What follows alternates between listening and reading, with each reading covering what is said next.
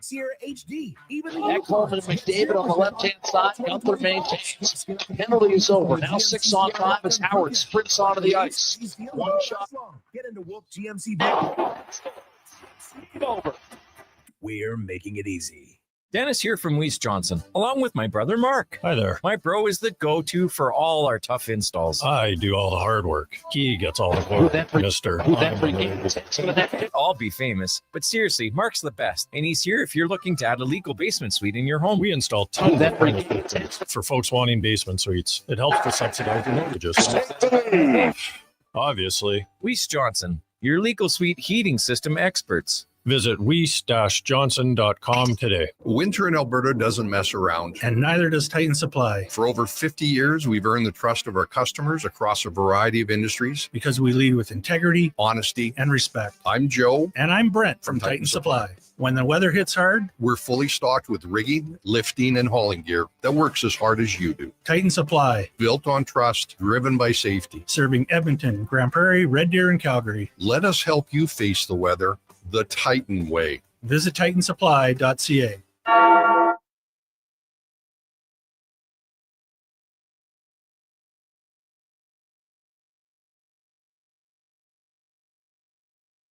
The Jason Gregor Show. Penalty is over. Now 6-on-5 as Howard sprints onto the ice. One shot on the power play. McDavid has the net empty. He hits for the Utah. Shoots. Over. On Sports 1440. Who then regains hits for the net. What did it go? David the Nugent Hopkins. Back to the captain. 5-3. That's it. Presented by PlayAlberta.ca, Alberta's only regulated online gambling website. Hit well to deep left center. And this one will go. Guerrero Jr. runs one into the seats in left center, and the Blue Jays take the lead.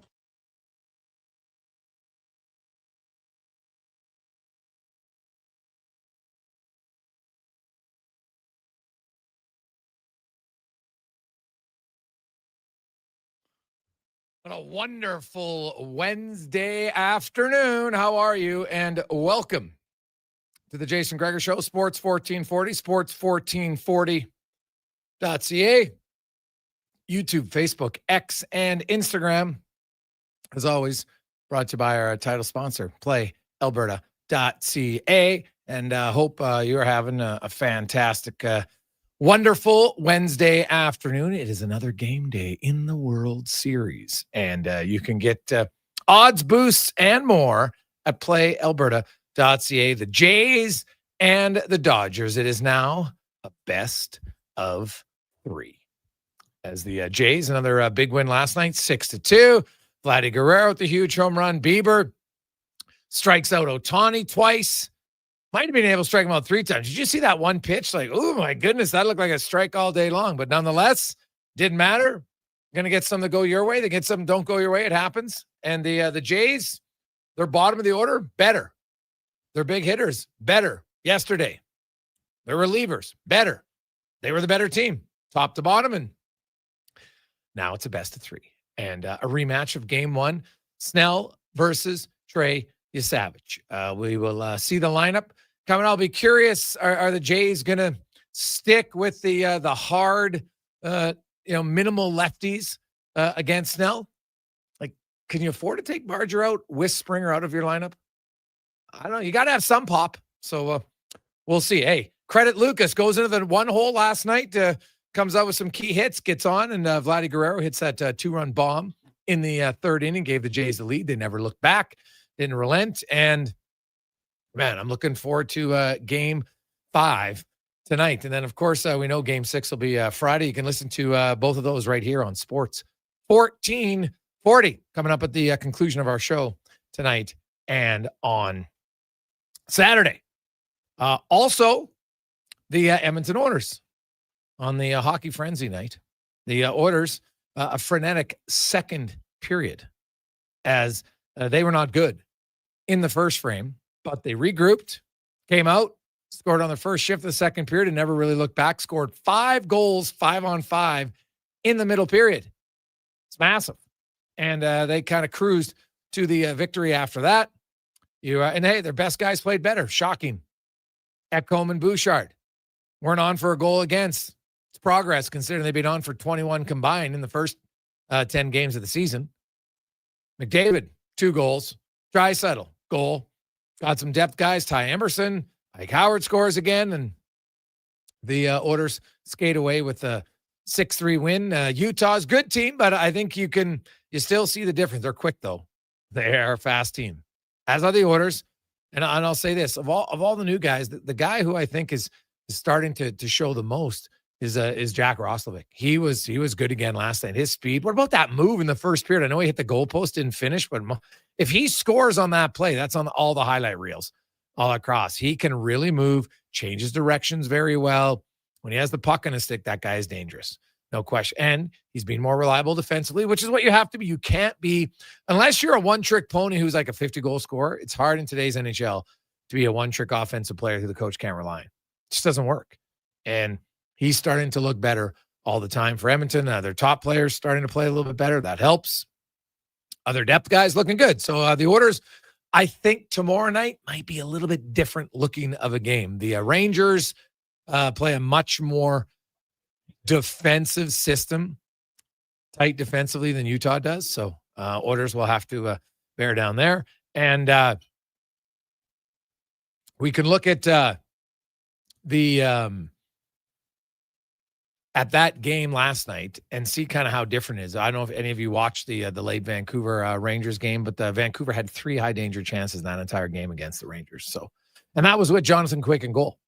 So Quick turning back the clock, getting himself for the when he was in Vancouver on the road. Used to do it for fun as a member of the Kings, and gets another one as a member of the Rangers. And now you'll have Shesterkin versus Skinner for the second time this season. Skinner was really good. That was his best game of the year earlier this year against the New York Rangers.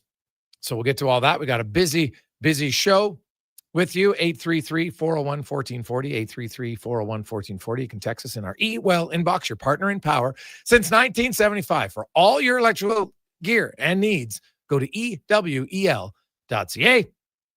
Mike Rupp's going to join us momentarily from the NHL Network. We got Dave McCarthy from SiriusXM. Business of Sport today. Rich Winter will be by. We've had now a month of it, and we're going to talk about the business, because the business of sport changed a lot at the levels below the NHL. Now, it did impact the NHL too, because they had to change how long you maintain draft status for players now. It's the same for CHL and NCAA players, which is a good thing. But also recruiting, everything else has changed a lot. So you've had a month now, and you're seeing some players stay down there. How many are coming back? How's that landscape changed? So we'll talk to the GM of the Oil Kings, Kurt Hill, in the business of sports. We got Speck and Yaremchuk, another edition of the 2-Minute Warning with Cam Tate. Also, Grant Fedoruk, because Zach Hyman getting closer. Could see Hyman returning to the lineup very soon. And we'll see also Trey Ford, not Trey Ford, but Terrell Ford. You see it. And they've got the decision for him to sign an extension with the green and gold. So that's pretty good. And you know what? Hey, it's never personal in business. Even though it's your twin brother, he obviously wants him to play. I don't think Trey Ford is going to be here in Edmonton next year. I know his brother just re-signed, and you might think that means something. I don't think they're connected. So we'll see. But let's get in the room, brought to you by Action Electrical. Take action on your savings if you're looking for solar for both your home or your business. It's a great place to start. They can get you all the grants and save you a lot of money. And not only in the installation, but long-term, actionelectrical.net. As we welcome back our regular Wednesday guest, Mike Rupp, former NHLer, Stanley Cup winner, Game 7 hero, and analyst on the NHL Network. Mike Rupp joins us. Rupper, how you doing? I'm doing well, Greg's. Did you watch all 16 games yesterday? Are you tired today? I did not watch all 16. I was on air for a few of them. And to be honest, the World Series was getting a little bit more time for me yesterday. So I watched. I watched a lot of the highlight packages. Like you can watch all 5 minutes of every game and see the different plays. So I definitely went through, because usually on a night I can watch, a period or two of certain games, but last night was definitely World Series night for me. Yeah, it was. It's overwhelming though, because I Yeah. was so excited to watch all the games, and I did the same thing. I'm like, then I don't know which game to go to. Am I bouncing around? Am I going to stick with one? And then then I'm like, I kind of want to watch a baseball game too. It was a good night, but kind of a stressful night, to be honest with you. Yeah, no, totally agreed. Now, a few things from last night. The Chicago Blackhawks got Connor Bedard. Hey, we all knew Connor Bedard could shoot the puck, and we saw his last night a pretty good performance from him. 3 goals. The Blackhawks, it's early, and I always like to preface that. It is early, but they do look significantly more competitive this year, 5-3-2 in their first 10 games. Yeah, I mean, they've been impressive, and their competition or their compete level is found another level in itself. So I think that's the biggest thing with a young team. You have a lot of players that we know that the talent's been there, but we needed to see, can they find ways to, I mean, they're showing a lot of character too. I mean, they're not disappearing in these games, especially the first few. Even that opening night game, like they had a little battle in them, and I love that. So they've been fantastic in that regard. I think it's a work in progress. I don't know what that looks like come game 30, come game 50, but right now it's all good. I think for Chicago, you're happy with that. Yeah, and Knights played great for them. We'll see them in Edmonton on Saturday, so looking forward to it. Philly and Pittsburgh last night. I just want to preface something. I see people writing brawl. Stop it. Okay, it's a wrestling match.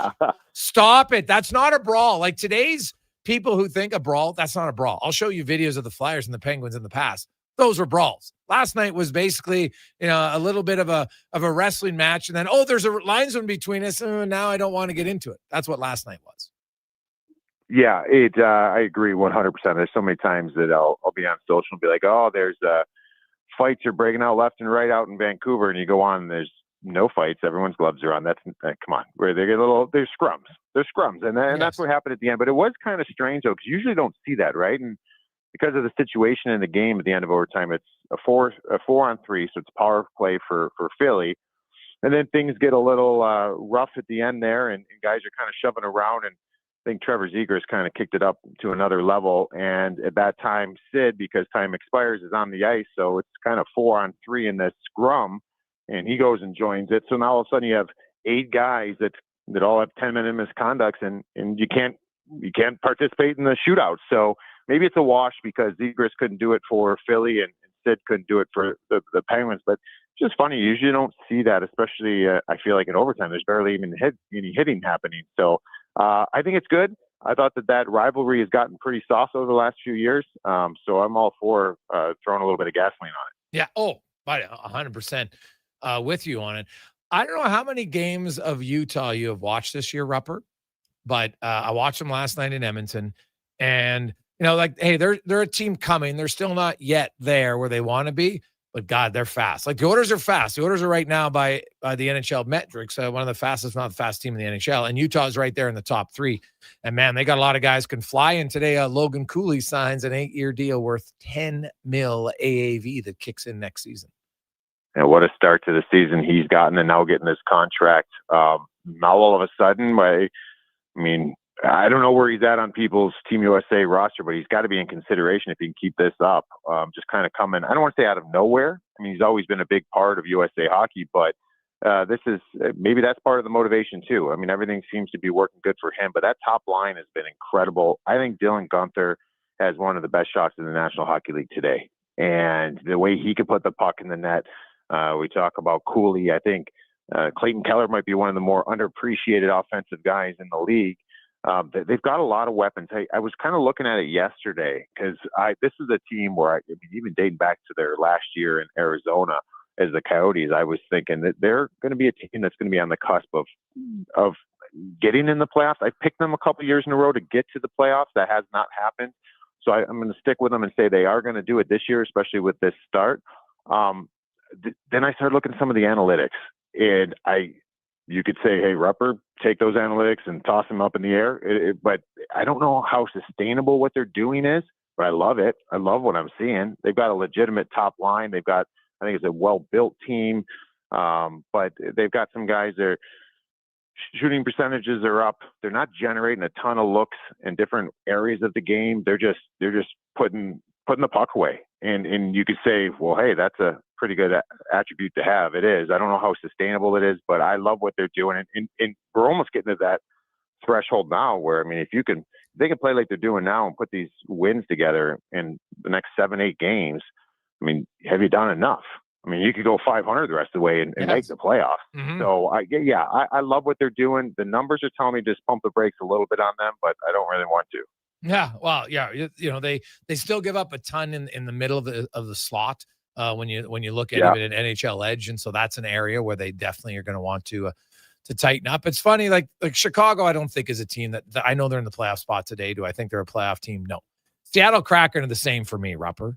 Do you feel they're a playoff team, or are you like, man, good start, not convinced?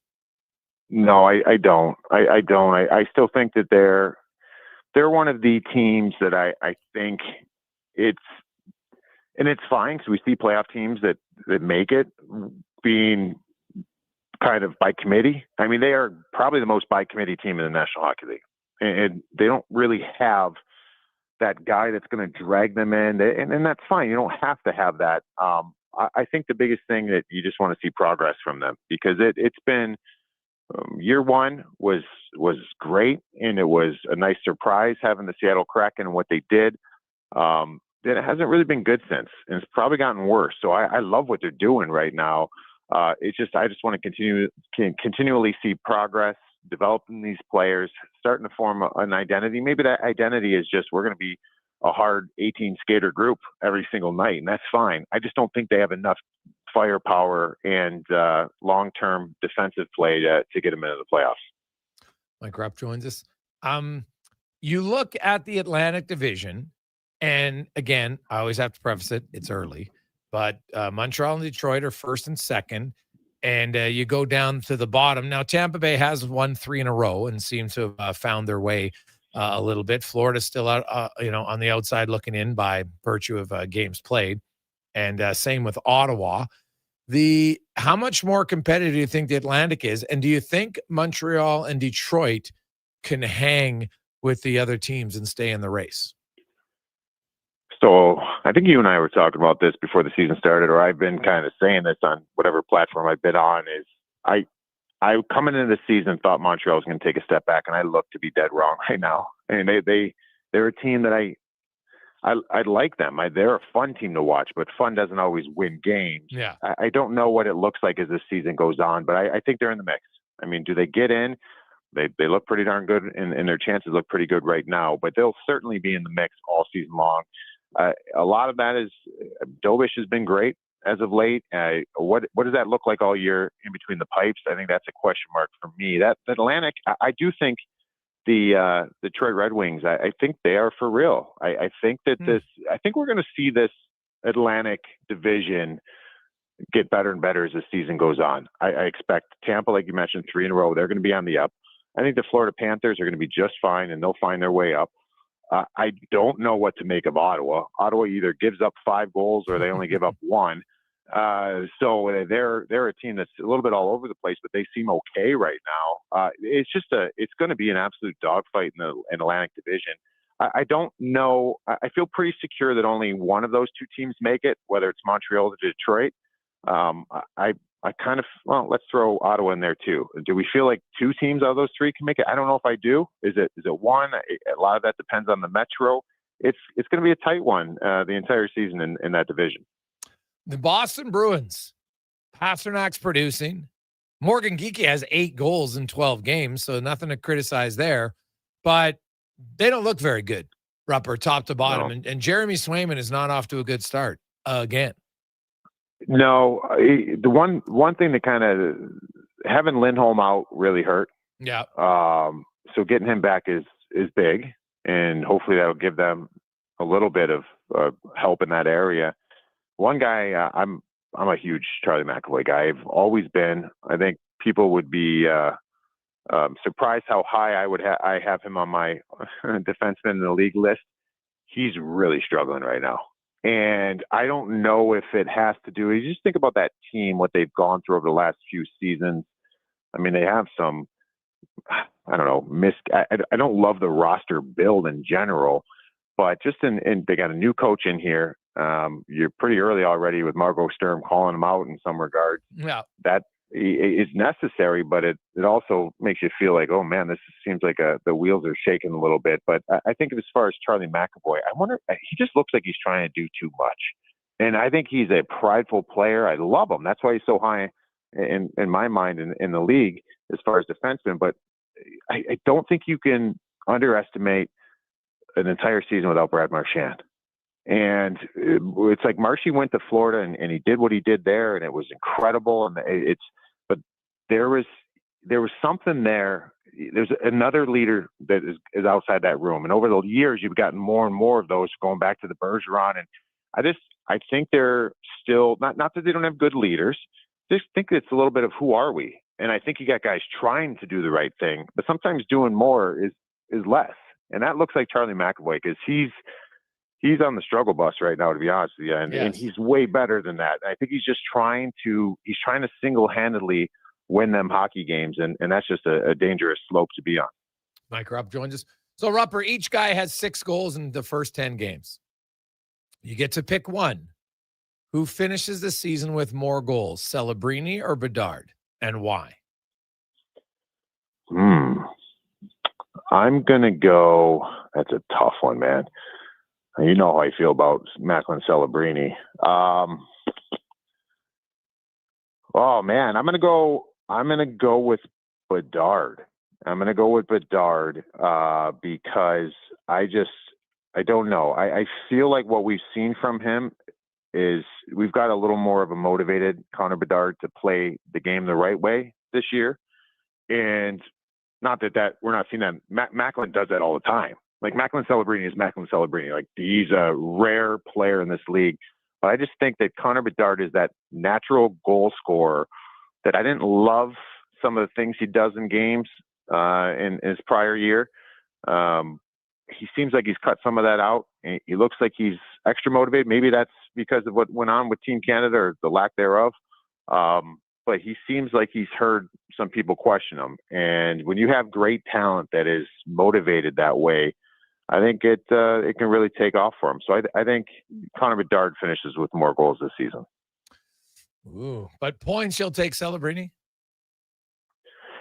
If you were asking me who I want to build a franchise around, I'm taking Macklin Celebrini. Okay. Yeah. You like him better? Why do you like Celebrini's game better? I did. He's a guy. You know how Paul Maurice talks about Sasha Barkov, and I'm not saying Macklin's going to win a Selke, but just you need compass, guys. When your best players are players that do the right things on off the ice, compete, they're just dog on a bone.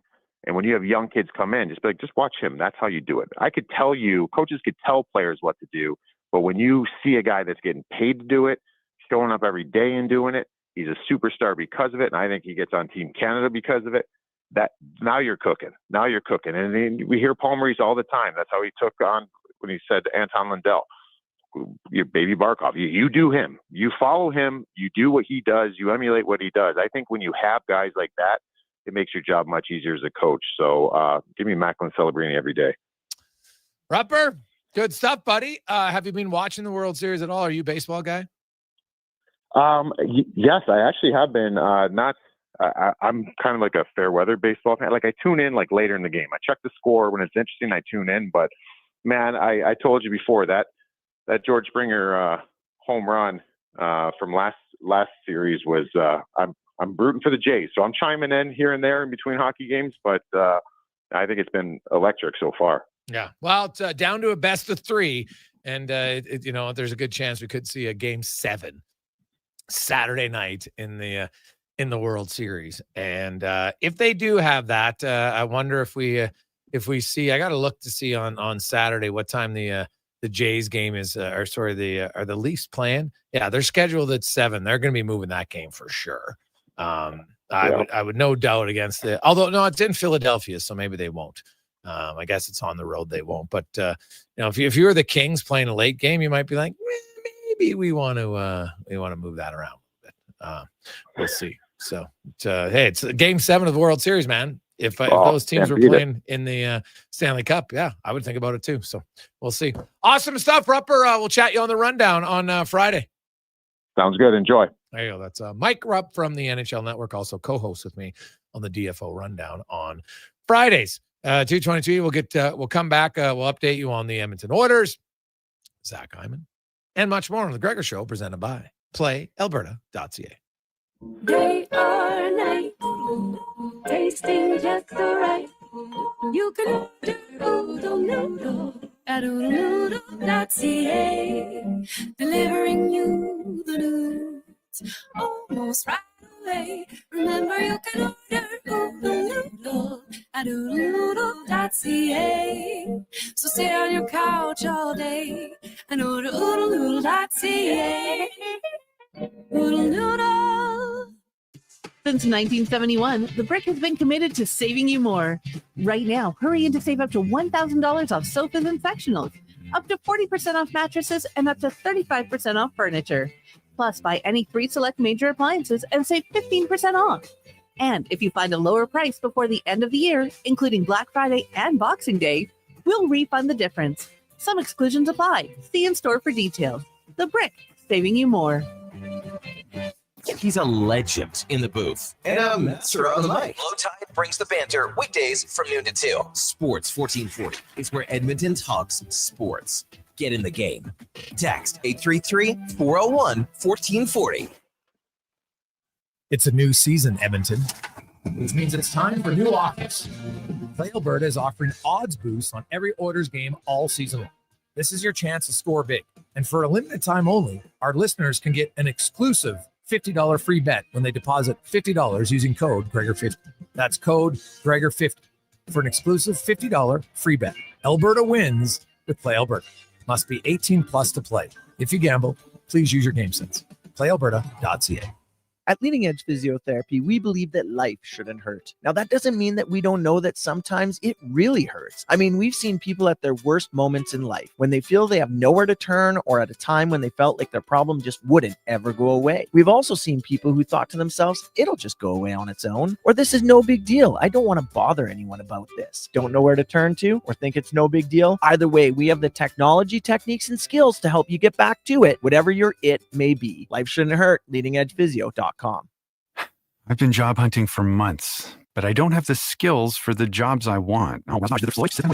I've been job hunting for months, and with the help of Work First Alberta, I got hired. Work First Alberta can help you change your story. It connects job seekers with training and resources to find meaningful employment, and it can help employers find qualified candidates. Learn how you can change your story at workfirstalberta.ca. A message from the Government of Alberta. Winter in Alberta doesn't mess around. And neither does Titan Supply. For over 50 years, we've earned the trust of our customers across a variety of industries. Because we lead with integrity, honesty, and respect. I'm Joe. And I'm Brent from Titan Supply. When the weather hits hard, we're fully stocked with rigging, lifting, and hauling gear that works as hard as you do. Titan Supply. Built on trust, driven by safety. Serving Edmonton, Grand Prairie, Red Deer, and Calgary. Let us help you face the weather the Titan way. Visit TitanSupply.ca. Albertans celebrate a bounty of beautiful places to visit, boundless adventures to take, all in driving distance. And Sherwood Honda has the fuel-efficient vehicle that helps you go even further and appreciate more. Hybrid CRVs and Civics mean more thanks in your tanks, more great trips to be grateful for. And of course, Sherwood Honda is thankful for the chance to help you get there. It's a beautiful time of year, and it sure would be nice to hit the road with Sherwood Honda.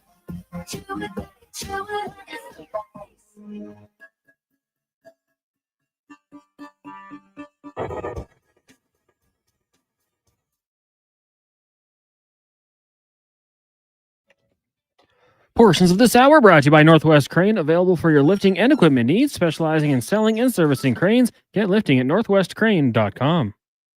The Jason Gregor Show, the best of Edmonton sports talk and beyond. This is Sports 1440. Presented by PlayAlberta.ca, Alberta's only regulated online gambling website.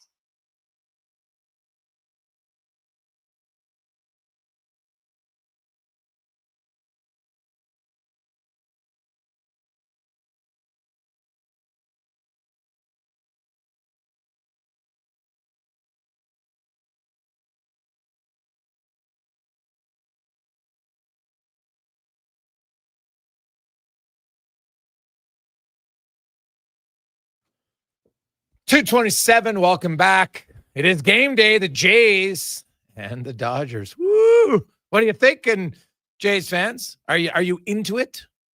You nervous? Excited? What are your thoughts? 833-401-1440. 833-401-1440. So we'll discuss that game. Of course, the Edmonton Oilers, big win last night against Utah. They got the New York Rangers, who were victorious in Vancouver last night, a 2-0 shutout victory that included an empty net goal by former Oiler Sam Carrick to salt that away. The Rangers were in real control of that game. They only gave up 3 high danger chances the entire game. So we'll see how the Oilers and the Rangers fare. Shesterkin versus Skinner. Skinner was excellent the first time they played. Oilers would obviously prefer not to get out chance 10-3 high danger like they did in that game. So maybe limit those and ideally create more than 3 high danger chances. That's all you're creating against Shesterkin. Chances of winning are going to be rather slim. So Zach Hyman, that was the question of the day. Zach Hyman skating with the team. He was there yesterday, but skated today. And he is eligible to return this Saturday. Will not happen. The Oilers play Saturday at home, and then they are on the road in St. Louis and Dallas on Monday and Tuesday. He will not play in either one of those games. So Hyman's going to miss at least the first 15 games of the season. So he's not going to play in any of the next 4. First game he might be eligible to return is the 8th of October against Colorado. But even that, not for sure. So we'll get to the oil report brought to you by Go Auto, where not only do they have best selection of vehicles with the 27 different types, over 69 locations, 15,000 vehicles. Also, great place to buy your winter tires right now. GoAuto.ca. And Chris Knobloch gives you his update on Hyman. He looks ready to go. Yeah. I want to put him in. Yeah. Our medical staff's holding him back. I don't think it's fair. He'll be still week to week. Yeah. Still week to week. And we said it was bare minimum November 1st, and it won't be November 1st, but it'll be at least a week after that, and hopefully shortly. I don't know. We want him back. I think he looks ready, but obviously we're looking long picture and making sure that we don't have any setbacks. Well, yeah, we're going to talk to Grant Fedora coming up about rehab. Being, when you have the dislocated wrist, but also the ligaments that go around it, and how you have to properly rehab that. What are the challenges? What are the concerns? We'll talk to Grant about that coming up. Knobloch was asked about, did he see a more urgent effort, or was it just simpler effort from his team after the first period? Yeah, he's gotten better. Absolutely. It starts with Leon getting the puck in the first period and driving it down and finding Eki coming in. And, that gave us a little bit of energy, gave us a boost to see that happen. But, every time we come into the zone, we're looking to make a play and score, it's nice if it's there. But if they're checking you well and there's no space, unfortunately, you just have to put it in a place where you can establish a forecheck and try and work to get it back. And in the first period, we just shot ourselves in the foot way too many times. And we just had to defend the entire period, where if we were playing a little simpler, we wouldn't have to do that. And, I think in the second and third periods, we played a simpler game. We didn't turn the puck over. We made them defend. And when you make the other team defend, it's just such an easier game to play. Well, that's true. And especially when you attack more. What about Jack Roslovic? His last few games, I think, have clearly been his best. What has the head coach noticed about his game? Yeah, he's gotten better every game. And, that was expected. When you don't have a training camp, you don't have any exhibition games, it's tough to find your game. But without him having that, I thought he was fine starting, but he's been getting better and getting more comfortable with our systems, his line mates, what we're expecting from him. And he's contributed a lot. So yeah, I just hopefully he can continue progressing, and because I think he's a really good player. Well, don't expect, I think the lines you're seeing right now, now obviously they only had 11 forwards, so you could see one guy come back in. I don't think they're going to go 7 defensemen all the time. They might, but we'll see what they do for tomorrow's game. But with Zach Hyman not eligible to return for at least 4 more games, I don't see much change in the top 6 for sure, and I'm not sure they're going to change a whole bunch on the Savoy, Frederick, Henrique line either. It's just a matter of, does Noah Philp come back in the lineup, and then you play him between Tomasic and Howard? Like, that to me would seem like the obvious move if it was me, right? I think Philp's done more than Curtis Lazar. Although I will say this about Curtis Lazar. Like, Curtis Lazar has only played in 2 games. Played probably like a total of 20 minutes in a month. It's pretty hard to evaluate any player. And it's really hard to expect much of a guy when he plays 20 minutes in a month. So keep that in mind.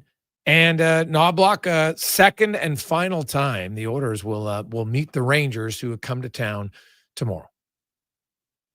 The Rangers played us very difficult, and we didn't have many scoring chances, and I think that a lot of that had to do with our puck play, not being able to make passes or not skating the puck up the ice, and Stu came up with a lot of big saves, and probably one game where, maybe it could have went the other way. But, we expect Stu to pull those games out for us once in a while. And,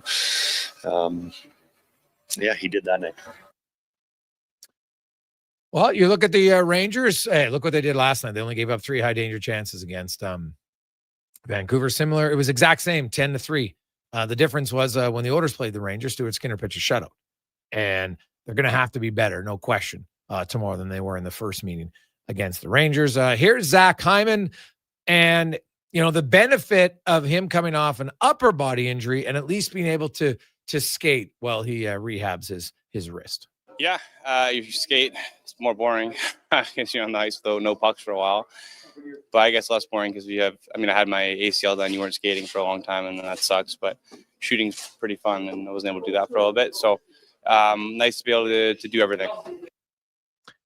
Hyman also just update on where he's at and how he feels, like how close he is. We know he's not going to play Saturday and he's not going to play on the road, but is it the 8th? Is it going to be longer? What's he feeling here on the 29th of October?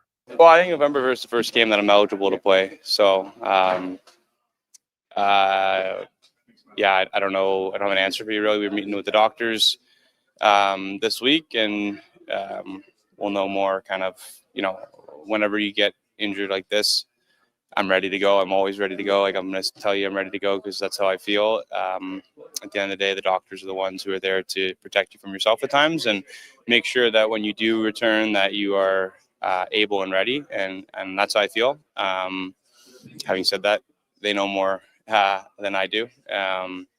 But to answer your question, I feel really good. I feel close. Don't know if it'll be the first, but I feel close. Well, it's not the first.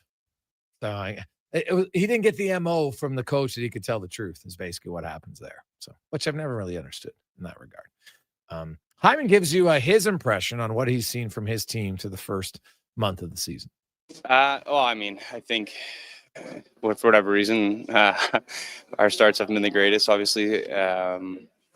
But I do see a lot of positives in our group, a lot of resilience, guys finding their game of late. And I think the last week has been really good. Even though we haven't won necessarily every game, last game was a huge second and third to kind of just get us back on track. And I feel like the new guys are settling in. Like, we've had a lot of turnover to our lineup, whether it's guys leaving or guys being injured. So it's not easy when you have that much turnover to find your role, your place, where you fit in the lineup. So I think we've got a good mold of kind of where everybody fits right now. And I'm excited to come back and to join the group and bring some new energy whenever that is. Hey guys, when Hyman comes back, where do you see him playing? Well, if it's me, I'm going to play him with McDavid right off the hop. It's not like the wingers there have been absolutely murdering it. So I'm going to, that's what I'm going to lean on. So I don't know. What about you, Cons? What would you do? Yeah, I mean, I think physically he's going to be good to go. I put him right there with Connor McDavid. That's where he should be. Provide that scoring punch. I know last night we saw the 5 goals in the second period, but you're always going to want more of that. And I think that can, slide guys down into spots maybe they're better suited for. For me, you don't lose your spot to injury. I'm going to put him right back there with Connor McDavid. All right. That's fair. So who are you taking? Are you putting Nugent Hopkins down or are you putting Mangiapane down? Ooh, starting, I'll go Mangiapane down. Mangiapane down. Yeah. I'm assuming you're not touching the Draisaitl or Roslovic Podkolzin line. So then that means not at this moment. You've got Frederick, Savoy, and Henrique on your third line. Who you bumping down from there?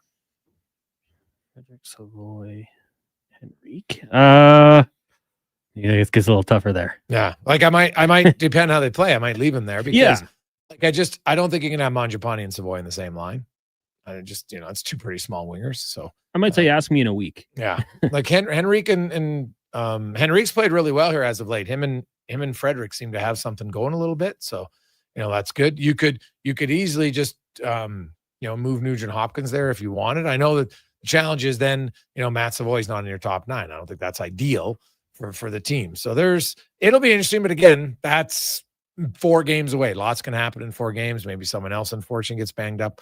We'll see. But to me, I'm putting Hyman right into the fire when he comes back. He's comfortable playing with McDavid.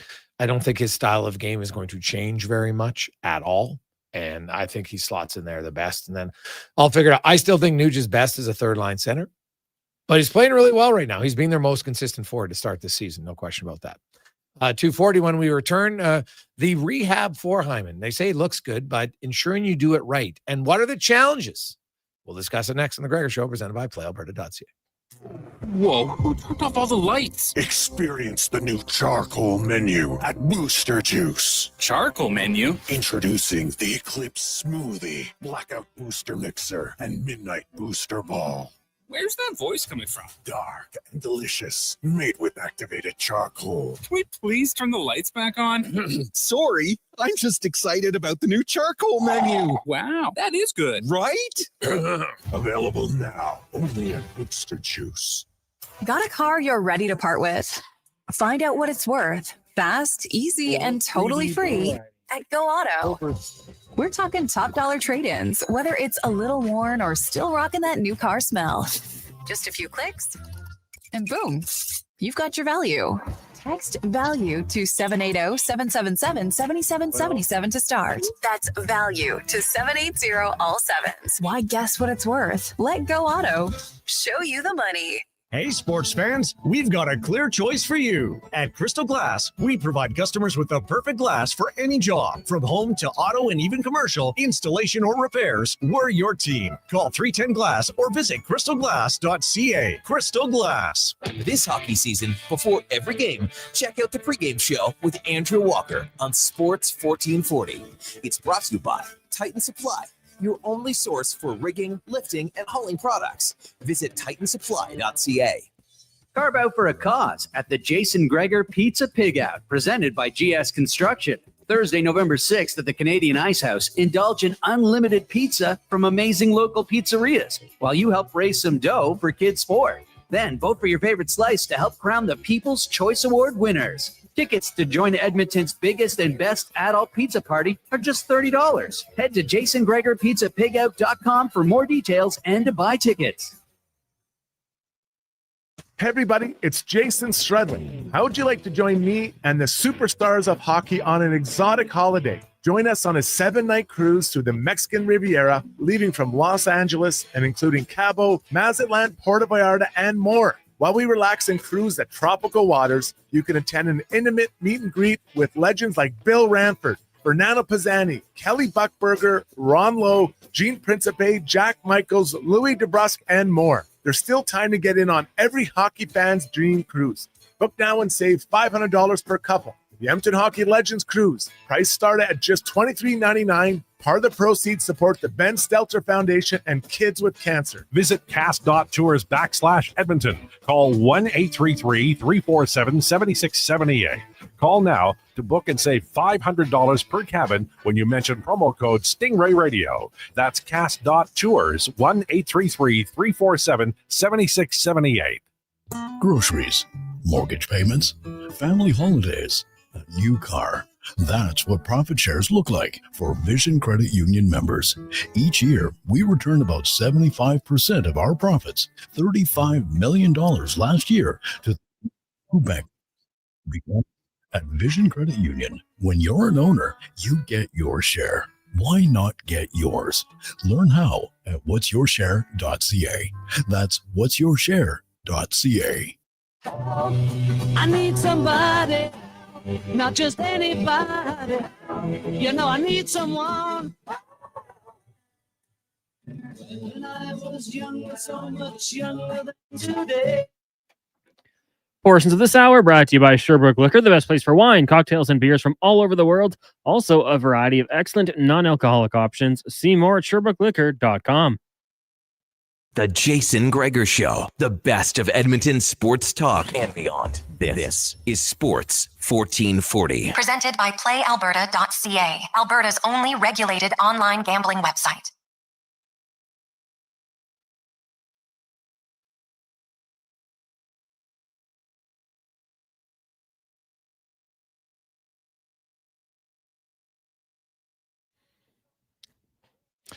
$2:45. Welcome back. Gregor Halley, Sports 1440. Hey, you know that the team's in a loose mood when one of your starting pitchers, who is not pitching tonight, but will be pitching on Friday night, Kevin Gausman, Magic Johnson tweeted out earlier today. Here's his exact tweet. With the series being 2-2, Game 5 is very important. Whichever team wins takes control of the series. Exclamation point. And Gausman, you know Mugatu? When Will Ferrell's playing Mugatu, and it was like, he's absolutely right. And that's the meme he used. I always laugh at Mugatu just because of his hairstyle in that movie, Cons. Oh my God, so funny. But I love that they use like an LA guy in Will Ferrell in that one. He's absolutely right. Yes. And Magic, hey, great guy, loves the sports and everything. But hey, guess what? Game 5 is very important. Whichever team wins takes control of the series. What? Didn't know that. Thanks. Oh, it was a classic. 11 years ago, Magic tweeted, the only way San Antonio or Miami don't win a championship is if neither makes the finals. Some good insight from this guy. Oh, that's awesome. If it neither makes the finals. I love it. 2:46. Let's get to our injury report now, brought to you by Leading Edge Physio, weekend warriors, professional athletes, kids playing soccer, grandparents in the guard-tator. Rotator cuffs, tendonitis, post-surgical knees, and hips. They fix your body. Life shouldn't hurt. LeadingEdgePhysio.com as Grant Bedorica joins us once again. Grant, how you doing, man? Good. Maybe I should rename myself to Captain Obvious too, and I'll just start throwing out some facts as well. The only way Zach Hyman doesn't come back to play hockey is if he doesn't lace up his skates again. Yeah, good one. Hey, we heard from Hyman, and he's not going. He was first eligible this Saturday, but he's not going to be out at least another week. Now, he had a dislocated wrist, and I know when I talked to you, like, man, when I saw him, you're like, it didn't look good right off impact. Most people thought, geez, it kind of looked harmless, but all the ligaments were also damaged in that injury, Grant, and that in itself seems to be the harder rehab. Kind of take us through the rehab and why this wrist rehabilitation off the ligaments is so challenging. Well, first of all, you don't dislocate anything without damaging ligaments. I mean, the ligaments are what are holding the bones together, essentially. So for a bone or a group of bones, like in the wrist, to dislodge from their position, which is a dislocation, then there'll be significant wrist ligament issues. And we're talking third-degree tears through some of the ligaments. These are little tiny ligaments that play a massive, important role in the stability of the wrist. And I think people need to understand the importance. I think anybody who's held a hockey stick or has tried to do finite movements, small movements with their hands or wrists, realize how important it is to have full mobility, pain-free mobility, and that it comes at a cost when you've got issues with the ligaments, which are supposed to provide stability. So with the surgery, with the things that are done to provide, obviously fixate some of those bones and deal with the ligaments that were torn, he's going to have a considerable rehab to regain mobility back, because particularly after the immobilization period where they want it to kind of get stiff and they want the stability of the wrist, now you've got to regain that mobility. So there's all kinds of things that he'd be dealing with. And now we're into the stage where I think if anybody who's gone through a rehab will understand that last stage is really about the like performance characteristics of his wrist. Can he get it into the positions he needs to? Can he get his hand and speed too? Like we're not talking just being able to get his wrist into full extension and we talk about ulnar, these different motions of the wrist. It doesn't just go up and down and side to side. It needs to combine those motions in order to take a proper wrist shot, even to stick handle, and to get into those positions without pain and do it at a high pace and perform without pain. That's where he's at right now. So they're putting him through his paces, I'm sure, and until he's comfortable, 100% comfortable at speed, he's probably not going to be back out on the ice. And so with the wrist stability, Grant, obviously in hockey, it's super important, right? Like there's lots of sticking and slashing around your wrist. There's lots of torque and tension on your wrist getting hit, absorbing a hit. Are there ways to test it to know? Like, because people, hey, I feel good, but I don't feel good enough to play yet. Like, what's the final determining factor when you get a green light? Okay, yeah. So there's a few things to unpack there. Yes, there are ways to test the stability of the joints. We do passive testing on the actual ligaments themselves and isolating that ligament. And basically, we can stabilize two different bones and move them one on another in order to test the stability of that ligament. Often, pain is one of the guiding characteristics. The patient will tell you pain, but there's also what we call end feel, like how much movement should there be and how much are we feeling back. So that's from our perspective. Then there's the patient and functional motion and functional movement screens. Can we put them into positions that are awkward and unusual? Can we do that at high speed? And then what are they feeling? And oftentimes these athletes at this level, they'll tell you right down to, I am good except for exactly in this movement when I do exactly this. And oftentimes that's what we're trying to achieve early in the season. Let's go for 110, no such thing, but let's go for full and, unimpeded return to sport before he does go back and puts that wrist at any risk of further injury. So those are really important. I would say, the benchmark is comparing to the other side. We've got two wrists. So his team of orthopedists and stuff are comparing to the other side, but then he's getting out on the ice, I'm sure at this point, and putting it through its paces. Speed is the name of the game with these athletes, though. Speed and strength and the combination of their ability to perform all go hand in hand, pardon the pun. So it's not a simple recovery in the wrist. It's a complicated joint. It's not a joint. It's multiple joints. The carpal bones are a group of bones that all need to be able to move in the right directions at the right times in order for him to perform.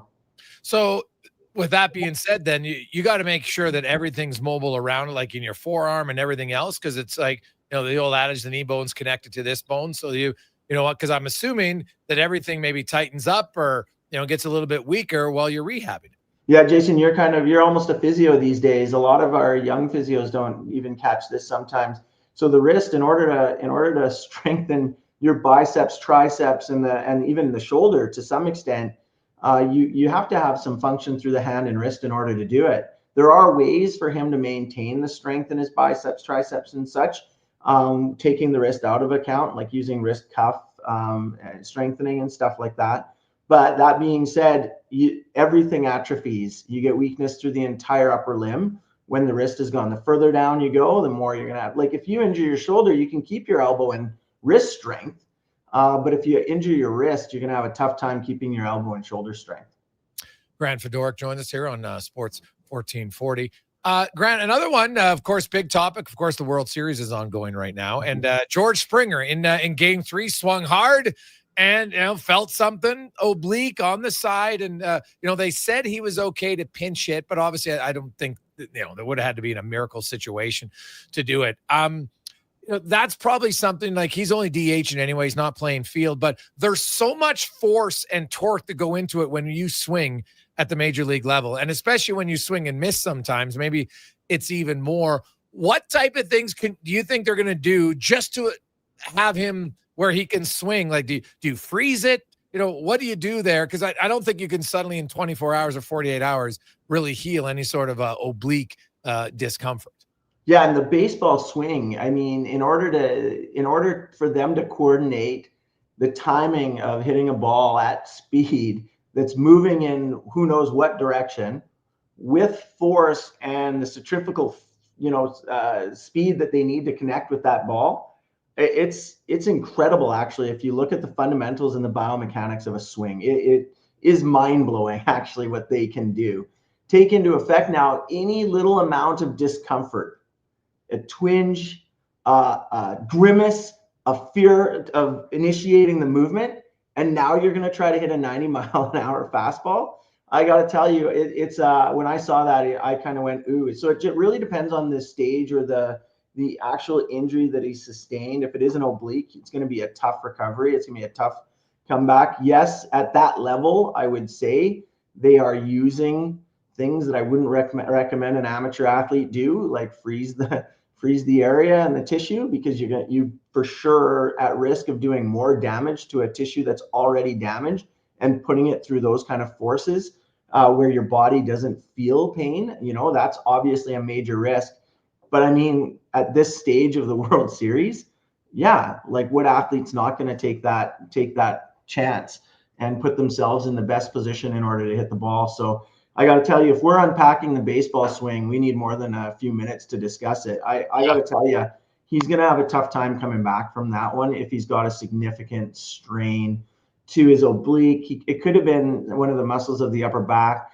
The best case scenario is he's got a facet joint, like one of the little joints in the spine that's just not moving very well for him at that moment, and he got an acute spasm as a result of that. That is something that can be dealt with in a fairly short fashion. That's best case scenario, but based on the way he was reacting, I don't think that's what happened. And Grant, another guy who's playing injured is Bo Bichette. And we see it like when he's running, he's not running. He's not trying to, like, he hit a double yesterday, the clear double. He only runs to first base, right? So he's clear. He's able to swing, and he's even able to play a little bit of defense for some innings in this series, and which was remarkable in itself. But you look and just how much a guy is limited, yet he's still able to put in good swings at the plate, because you need your whole body to swing properly.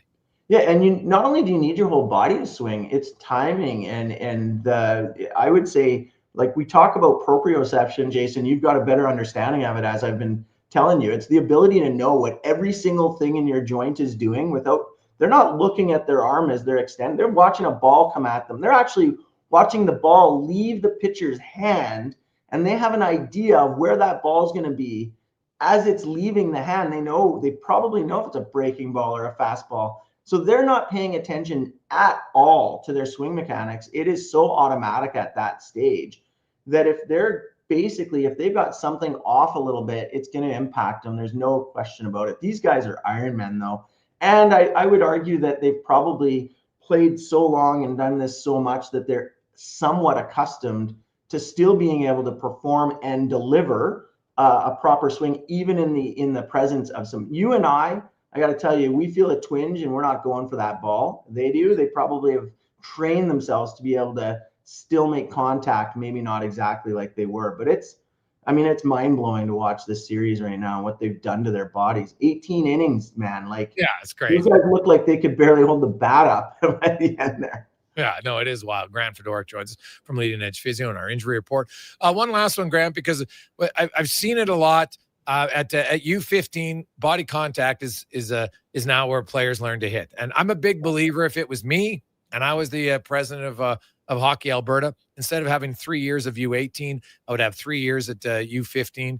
And the first year, like all the 13-year-olds, they would learn body contact together. And then the 14 and 15-year-olds, and then if you wanted to play major, minor, however you want to do it, that's what I would do. Because the one thing, broken collarbones, and dislocated / separated shoulders are very prevalent in first and even second year players when they're learning body contact. I know their body's growing, so that takes a part in it. So my question is, I know it's not 100% preventable, but are there activities and things that parents, coaches, associations should be doing for young boys 13 and 14, that first year and second year of contact, to help hopefully try to reduce the amount of broken collarbones and separated and dislocated shoulders? Yeah, like let me start by saying I agree with you on that, Jason. I think that's would be a very smart move to move up that third year and have the extra year of training and preparing the body. There's no doubt that shoulder and upper extremity injuries are the vast majority at that age. I think the statistic I saw was something like 50% of upper extremity injuries are the AC joint, which is that joint where your acromion, your shoulder blade, meets your collarbone. And then the next is fractured collarbones. Those are the two top injuries that you're going to see. So, as far as parents listening to the show, we have done a great job as a profession in prehab kind of a thing, or getting ahead of injuries for soccer, lower extremity sports, like prevention of ACLs by doing specific type drills, training, strengthening, proprioception, balance drills for the knee. I think that there's a huge area that could be played for, a big area in the area of shoulder prehab, giving people that same proprioception, these kids the strength in the upper body, particularly around the rotator cuff and the stabilizers of the shoulder, much like the knee. So I do think that there is a role to be played by somebody. Maybe it's us, but definitely those kind of programs, get your kids involved. It's not just strengthening. It's not just dry land training and going and, doing upper extremity strengthening. It's actually getting good neuromuscular control and coordination of the shoulder. That's strengthening specific little muscles around the shoulder, like the rotator cuff. And more important than just the rotator cuff, actually teaching how the shoulder moves properly with there's these muscles, these neuromuscular control muscles, basically, that stabilize your shoulder blade, kind of like core stability for the shoulder that we do with patients that have AC injuries and rotator cuff injuries. And there is definitely a role for these to be done, and this kind of exercise program to be done with athletes at that age group. Very safe and a smart thing to be doing. I love the question because, quite frankly, I don't know why it hasn't dawned on me before. Yeah, no, it is something. I think that, we're always looking to change things, and it makes sense. Like, I think a lot of people in Alberta don't realize, like, in a lot of places east, they have 1 year. Everybody's 1 year. That's their whole birth year. That's what they play. And I know the argument is, wow, we don't have enough population. I'm like, have you been to Northern Ontario? They figure it out. They find ways to do it. So and I would say also for parents, making sure that that the coaches are teaching proper checking techniques, and that's delivering and taking. So it's just as much the player who's initiating the hit that it can often have the injury to them. So just because you're initiating it doesn't mean that you're not the one that's going to end up injury. So those stabilizers, and then obviously the equipment, I think that it's a huge role to play for parents to pay attention, teaching their kids, make sure that they're not wearing those shoulder pads loose, that they are properly positioned, that they're the right size. And so they can reduce the risk of injury, they're not going to eliminate it. It's a high-speed sport. By the way, parents, most of these injuries don't happen in practice. They happen at speed in a game. So same thing when they're training to properly deliver or take a hit, they have to start to practice and be aware that it's different from a practice to a game because it's happening at speed. So if you got kids that are in this sport, one, be prepared for these injuries to happen and make sure you rehab them properly so they're not a problem down the road. And number two, make sure that their coaches are teaching proper technique, and that's delivering and taking a hit. So make sure they're not, and I would say the number one thing, and I still see it with kids turning their backs at the last second, and it's just a bad idea. You're going to be prepared to take the hit, know it's coming, protect the puck and stand there and be ready for it. Don't turn your back, which just ends up with catastrophic injuries time and time again, with shoulders going into the boards the wrong way. Yes, very true. Grant, awesome stuff, buddy. Great to catch up with you, man. Enjoy the game tonight. Jeez, I'm looking forward to it. I don't know. I can't do another 18 innings, though. I got to tell you. But that was a tough one, especially at a 6:30 practice on Tuesday. It's tough. Yep. Awesome. Thanks, man. Have a good one. All right. See you, Jason. There you go. That's Grant Fedoruk from Leading Edge Physio. I just think it's something that I would look at if I was Hockey Alberta. I don't see that. If anyone can explain to me why that's a negative, right? Well, like why? We've got the 3 years, so why not just put the 3 years for the first year of contact, and all the first years can play together? And please don't tell him, wow, my first year, he's just so good. It's going to stifle his career if he doesn't play against second-year players. I don't think so. Hockey's still a late developing sport. He'll be fine. You know what derails their career more than anything else? Injuries. The number one derailer of careers in sports. Let's get to the con man and a Sports 1440 update brought to you by Legacy Heating and Cooling. They will not derail the heat in your home. They will help it. Guess what? Sometimes your furnace just needs a little TLC. Make sure that your furnace gets a good cleaning. LegacyHeating.ca. This is a Sports 1440 update. Game 5 of the World Series goes tonight down in Los Angeles. First pitch just after 6 o'clock. Trey Savage gets the call for the Jays. Snell for the Dodgers. We have the one for you right here on Sports 1440 radio feed only on the ice. Just one game at the NHL level. Jackets and Leafs at 5:30 off the ice. Utah Mammoth and forward Logan Cooley agreeing to a contract extension, 8 years with an AAV of $10 million. Cooley has 53 goals and 68 assists in 168 games in his NHL career. In the WHL, the Oil Kings in Lethbridge taking the Hurricanes. Puck drop in that one set for 7. The Toronto Raptors are in action, hosting the Houston Rockets. That one will start at 4:30. The Edmonton Elks have locked the key piece of their secondary today, signing defensive back Tyrell Ford through the 2027 season. Ford appeared in all 18 games of the Elks last season, recording 56 tackles and 2 interceptions. And south of the border, the New York Jets have acquired wideout John Mechie and a 2027 6th-round pick from the Eagles for cornerback Michael Carter II and a 7th-round pick. Canadian Mechie had 4 receptions in 18 games in 7 seasons with Philly so far. Coming up in hour 2 of the Jason Gregor Show, we'll hear Cam Pig's 2-minute warning, be joined by Dave McCarthy from Sirius XM, and ask 5 questions. I'm Connor Halley. This has been a Sports 1440 update. It's Sports 1440, a Stingray radio station broadcasting on Treaty 6 territory. Download the free iHeartRadio app and listen to CKJR wherever you go. Scott McGilvery here, HGTV host and renovation expert. The one upgrade I know homeowners will love: better, fresher Culligan water straight from the tap. Culligan's Aquasential reverse osmosis filtration system takes your water to the next level. With up to 7 stages of filtration and 14 filter options, they're certified to reduce over 90 contaminants. Your tap water is about to get a major upgrade. Safer water that tastes great. Get started with a free in-home water test at Culligan.com. Culligan, water you love. Wow, get ready for a silly hockey fans. Your partner in power just skated onto the ice. EWEL.ca, the new e-commerce website for electrical wholesalers Edmonton, is ready for the power play 24/7, 365.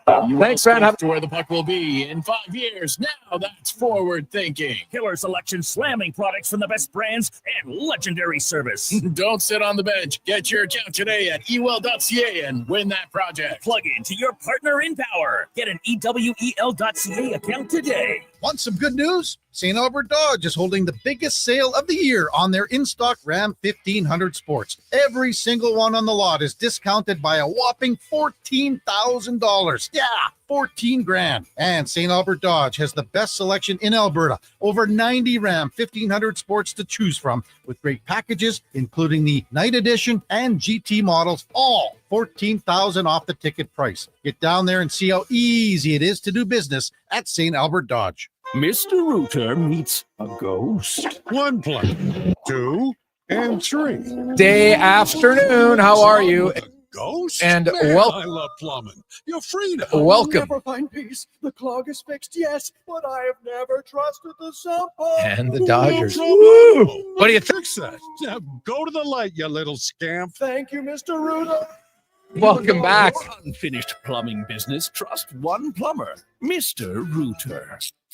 Get ready, Edmonton. Glow Christmas Festival returns to light up the Edmonton Expo Center from December 4th to 31st with dazzling activities for the entire family. Wander the glowing trails, meet Santa in his sleigh, and shop from over 30 local artisans and vendors with handcrafted gifts and holiday treasures, perfect for everyone on your list. Get your tickets and learn more about what's on this season by visiting the calendar of events at edmontonexpocenter.com today. You got a go-to coffee spot, a trusted barber, even a lucky game day jersey. But when it's about looking your absolute best, there's only one name you need. Mr. Dirk, family run since 1939. We're experts in crafting impeccable tailor-made suits and offering a wide variety of everyday styles. Pair that with personalized one-on-one fittings and the convenience of on-site tailoring. Mr. Dirk elevates your style game. Visit our Edmonton store or explore MrDirk.com. Score big on style with Mr. Dirk.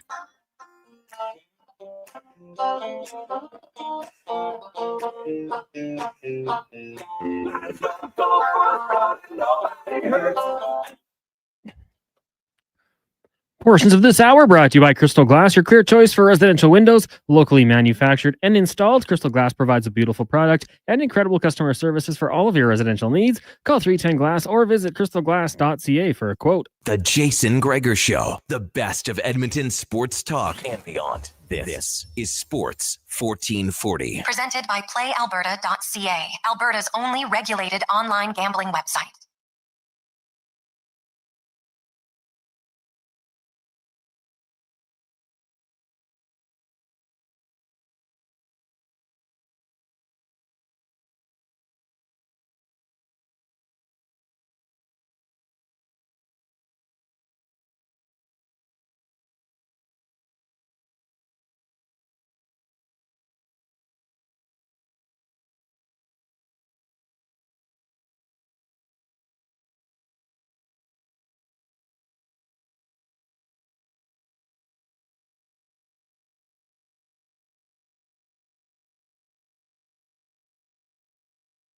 Oh, just after 3 o'clock, Sports 1440. I just out of nowhere. Mike Rupp shows up on our TV screen here in studio, and he's got this huge stash. Oh, I can't wait for the rundown on Friday. Where did that come from? I love it. Oh,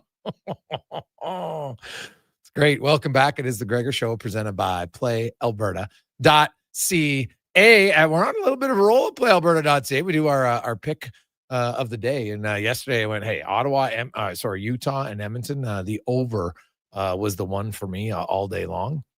And with both teams, especially Utah had scored a lot, but they'd given up a lot. And the Oilers hadn't given up that much, but still, 6.5. Thought it was a pretty good opportunity. You look at, probably have to look at some NBA right now. And I know the NBA is kind of in the back of a lot of people's minds right now. I understand it. You got the World Series, you got hockey, whatever else, but my goodness, it is super early on. But Wembanyama and what he's done in his first few games, ridiculous. The guy is literally scoring a point per minute. Wild. Absolutely wild. And he's the biggest difference is he's not shooting a three ball. But last year, 47% of his field goal attempts came from beyond the arc. He's at 11 this year. So he's changed his game, and teams can't score. That guy is a blocking machine. If he's a freak. We look at Ohtani, and Ohtani's a freak in baseball right now. You look at Wembanyama and what he's doing early on in basketball. It's only his third season. Oh my goodness. Once this guy really figures it out, and obviously last year, unfortunately, due to the heart issues, and he was out. But I'm telling you that if you're ever to watch a game, Cons, have you watched any of the Spurs this year? Yeah, he's a freak in the kindest way. You watch him control the ball too, slow motion, the crossovers he's doing. The only thing that can stop him is injury, I think. And like you said, he's doing this with not even the full entirety of his career under his belt because he missed so much time with the condition last year. He's unbelievable. That's why he was my shot for an MVP, because when he's out there, and trust me, Declan tells me it all the time too. So it's not just me thinking it. He's crazy. It's fun to watch him, and he just you look at him and he's just, how does he move that well? It's wild. Yeah, and it's super early on, but man, OKC looks really good. They have dominated all 5 of their games. The Spurs look pretty good as well. And then you've got the Rockets are, the Rockets playing the Raptors tonight, and Raptors are 1-3, not a great start. They won their first one. Now they've lost 3 straight, and Houston's underperformed a little bit. And but you watch the highlights, and you can't watch all the sports. It's my job, and I can't watch all the sports. So, I haven't watched much full NBA games, but man, I've been watching you can go online, you can go on YouTube, and you can find 12, 20-minute recaps of games for different teams. And my goodness, watching Wembanyama, like it's unlike anything I've seen before because he's so big and he's so long and he's so mobile. It's just wild. It's like when McDavid first started, hockey fans like, we haven't seen a guy skate this fast with the puck. Although Pavel Bure, his was more at certain times. He was super explosive, but we've never really seen anybody like McDavid. And what Wembanyama is doing in the NBA right now is pretty spectacular to watch. So is OKC, though. The Thunder, led by the Canadians, are looking very, very good. 833-401-1440, 833-401-1440. You can always text us on our email inbox. Is the Gregor Show presented by PlayAlberta.ca. If you missed it, Zach Hyman will not return on Saturday. It's going to be another week at least. So he won't play Saturday. Then the Oilers have a brief 2-game road trip in Dallas and St. Louis next Monday and Tuesday. Then they have 3 days off, Wednesday, Thursday, Friday. And then they are home for 2 games. Colorado on Saturday the 10th, Columbus on the Monday, and then they head out on a 7-game road trip. So when you look at the Oilers' upcoming schedule, getting some wins here on home ice. Last night was a good start to this 3-game homestand. They'd like to continue it against the Rangers on Thursday, and then you have the Chicago Blackhawks who come to town on Saturday. Hey, Gregor, what did you think of Skinner on the first 2 goals? Obviously, the third goal, I think, is probably an unlucky bounce more than anything else. But what do you think of his play on the first 2 goals? Well, the Cooley was a high danger, high slot play, unsettled offense. Like and it's off the post and in. Like, I get people get upset. Like, you think the goal is supposed to make every damn save? I didn't have a problem with that one. Now, the JJ Peterka comes down, and that is a great shot.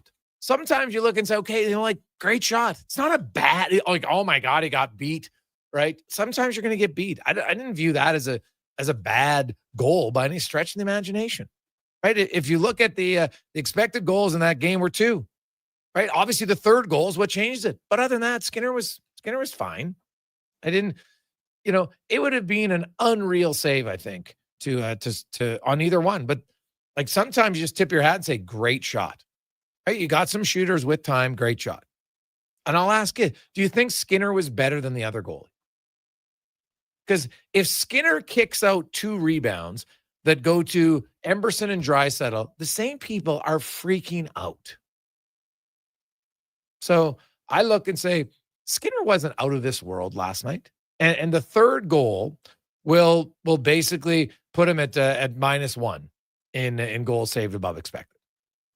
Now, anybody looks at it and says, okay, it bounced over a stick behind the net. Now, would you like the goalie maybe get his body in there? Probably. Little bit unlucky. I'd still like to see it happen, but I didn't have an issue with the first 2 at all. And then, you know what I like, though? After the third goal, no. It was 3-2. He didn't allow another goal. He made some key saves. Rob Peterka right on the doorstep once. Made another good save on the breakaway. So at that point, you're like, hey, he made some. He made the saves he needed to make afterwards. But sometimes you're going to allow a goal you don't like the third goal, for sure. Didn't like it. Hey, Gregor, you mentioned, do you know where Skinner ranks amongst the averages in the league? Well, yes, I do. Because I think some people at times, like, they forget that there's other goalies in the NHL. And, you're so focused on your team, as you should be. It's not your job. It's not your job. It's my job to give you the information around the league. And so I like to look and say, okay, let's look at goalies who have started. Goalies who have started 6 games. Because to me, if you've started 6 games right now, you're pretty much a starting goalie on your team. And if you look at it, there's 30 goalies who have done that, right? And so now, even if you want to go to 5 games, because some teams have a little bit of a split, let's just even go to goalies who have played 5 games. All right, and actually started 5 games. I don't want to do anything. So you look at that. There's 35 goalies who have done that, and out of those 35 goalies, Stuart Skinner's 16th in save percentage. You know what the league average is? He's above league average. League average right now, it's early in the season, is 895. He's at 898. He's ahead of Darcy Kemper. He's ahead of Vasilevsky. He's ahead of Freddie Anderson. He's ahead of Vejmelka. He's ahead of Philip Gustafsson. He's ahead of Aiden Hill. He's ahead of Dustin Wolf. He's ahead of Stolars. He's ahead of Jeremy Swayman. He's ahead of John Gibson. He's ahead of Sorokin and Binnington and Linus Ullmark and Sam Montembeault. Now you look at goals against, which at the end of the day, I think is more important than save percentage, and I'll get into that why. In goals against, you look at where Stuart Skinner ranks? 9th at 2.41. Ahead of Ottinger and ahead of Decord and ahead of Hill and Vejmelka and Kemper and Vasilevsky and Dostal and Anderson and Gibson and Binnington and Stolars and Gustafsson and Ullmark and Wolf and Swayman and Sorokin, Montembeault. Like the 8 goalies who have a better goals against right now, Logan Thompson, Jake Allen, Dobich in Montreal, Spencer Knight, Thatcher Demko, Shesterkin, Hellebuck, and Bobrovsky. All right. Like, yeah. And Stuart Skinner, when you look at some of the goals, like behind the net, it bounces over a stick. Now, but I've maybe like to get your body behind that, probably. Obviously, we know the first game against Calgary. But other than that, like, I don't know what people's expectations are. Like, have realistic expectations. Are you expecting, like, you're like, I don't think Stuart Skinner's that good, but I'm going to get so mad that he's not top 5 in goals against average. It's not like the Oilers have the best defensive system so far through 11 games. He's been okay. They won 6-3 last night. His play was really a non-factor in the game. The first period, the Oilers had 16 turnovers at the offensive blue line. 16. And you guys are worrying about the 2 goals? I find sometimes people worry about the wrong thing. I'm like, are you watching the game? The Oilers were a pastry chef at the blue line. Oh, here's another giveaway. Here's another giveaway. The coach talked about it. The players talked about it. Those 2 goals, I had no issue from the goaltender there. Neither one's considered a bad goal for me. And, I text Kevin Woodley about it because, he looks at the expected goals. And this is what Woodley's response was. I want to read it. It's on my phone. He says, you have to remember that sometimes it's not about how he played. It's a great shooter who made a great shot, and the numbers are based on total shots. Sometimes great ones go in and still get recorded as a mid-range chance, but we know better. So there you go. Even their system because I always ask people, I'm like, you guys chart expected save percentage, but you don't even know the formula, but you chart it. It's like, it's impenetrable. You can never question it, right? Like people still, even though I've said natural stat trick has so many flaws that I don't use it anymore because it's not accurate. It's not close to accurate. So why would I use it? Doesn't make sense. And even the ones that do, Kevin Woodley, and he's a goalie guy. He says, hey, goalie union card. He admits it that, well, it lists it because it's a straight line scoring chance. When a player makes a perfect shot, it's not a bad goal. So I think sometimes there has to be a little bit of common sense to look at it and say, hey, it was good. Hey, Gregor, what do you think about Bouchard's game? It was all right. I know people, hey, it's nice to get assists. Great. I don't think any of those assists were like, oh my God, they're unbelievable. To me, what's more important is it wasn't that's 2 games in a row now. It hasn't been on the ice for a goal against 5-on-5. That's progress. Right? Same with Ekholm. Right? Like as a pairing, that was their best game of the season. They didn't give up a goal. They didn't give up a ton of chances. And they produced some offense. So that's a win. Right? It's not a perfect game by any stretch of the imagination. But again, I didn't have much of an issue with Evan Bouchard's game last night. Like if you think a player is going to go through the game and never have a turnover, then you probably should turn the TV off. Like there's going to be a turnover. And I think now when Bouchard makes a turnover, people are just waiting. Turnover. Even though he makes like other good plays, they see the turnover and that's all you remember. Right? It's like Skinner. Oh, he got beat. He needs to make that save. Based on what? Like, what are you basing it on? It's an opinion, but you're not backing it up with anything. Like, tell me why he should have made that save on Peterka. Why was that such a savable shot? It was a great shot. Peterka put it in the really smallest window that you could get. So Skinner, hey, the third goal, I didn't like it. I even tweeted about it. So to me, that looks like a little bit of a lack of focus there. Now, I could be wrong. Maybe it's just the puck bounces over your stick and 99 out of 100 times, it's going to stay flat on the ice. It might. But it was just, the timing of the goal, everything. That one's not as bad as the Calgary one for sure, because it literally did bounce over his stick. But I had no issues with it either. To me, I look at the the first goal was the bigger play in the first goal was the giveaway by Nurse. That's the issue, right? And I don't like Draisaitl's read on that play either. Like those are the bigger areas. If you want to break down the goals, then it's at least look at the culprits on the goal, right? I didn't like Nurse. I didn't like Draisaitl on the first goal. Sure. Let's take a quick break. Dave McCarthy from Sirius XM will join us. It's the Gregor Show presented by PlayAlberta.ca. Legacy Heating and Cooling is the #1 furnace replacement company for zombie hunters. Those who know their old decrepit furnace passed away years ago. Its decaying husk shuffling around now as the furnace. Legacy Heating will send your undead furnace to its grave, replacing it with no payments and no interest for 1 year. Protect your legacy from the beast in the basement. It's time to destroy the furnace of the dead. Legacy Heating and Cooling. When pumpkins glow and night turns chill, there's one fall treat that fits the bill. A pizza shaped like a jack-o'-lantern with smiling pepperoni pattern. Thin golden crust, so cheesy and tasty. Get yours now, better be hasty. It's only around for a limited time for a spooktacular price, $17.99. Better ingredients, better pizza, yes, it's true. Papa John's Jack-o'-lantern Pizza is coming for you.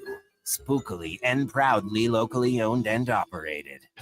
I'm Colin Livingston, president of Cantork. Since 2016, we've been at the forefront of hydraulic torque wrenches in Canada. I'm delighted to share our latest venture, in-house production for quicker turnaround, superior quality, and heightened versatility. Experience excellence at cantork.com. Are you looking for safe and professional transportation solutions for your group events and sports teams? Look no further than Silent Rides, Alberta's premier charter bus company. Whether your group is big or small, Silent Rides has you covered. We offer state-of-the-art motor coaches, first-class service, and affordable rates. Get your quote today. For more information and to request a quote, contact sales at 877-748-0991 or visit silentrides.ca. When it comes to sports in Edmonton, Jason Gregor is a must-listen. He brings you the inside scoop with guests from across North America. If it matters in sports, you'll hear it here first. Gregor rolls out weekdays from 2 to 6 on Sports 1440. It's a new season, Edmonton, which means it's time for new offers. Play Alberta is offering odds boosts on every Oilers game all season long. This is your chance to score big. And for a limited time only, our listeners can get an exclusive $50 free bet when they deposit $50 using code Gregor50.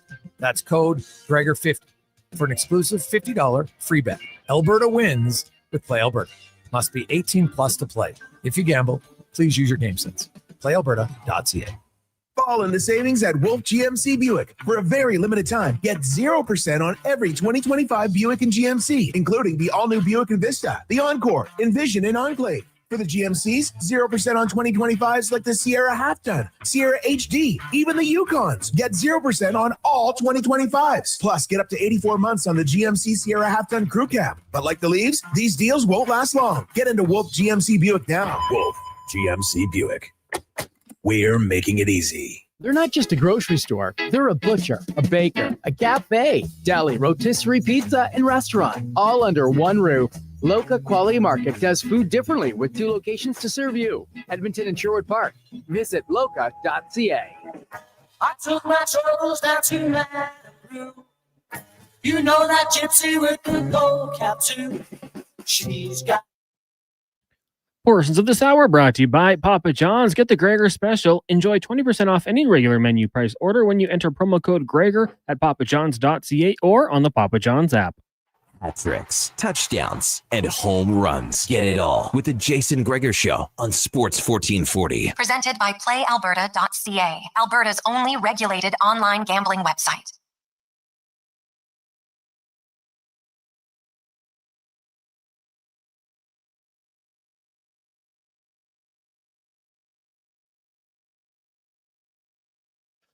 .327.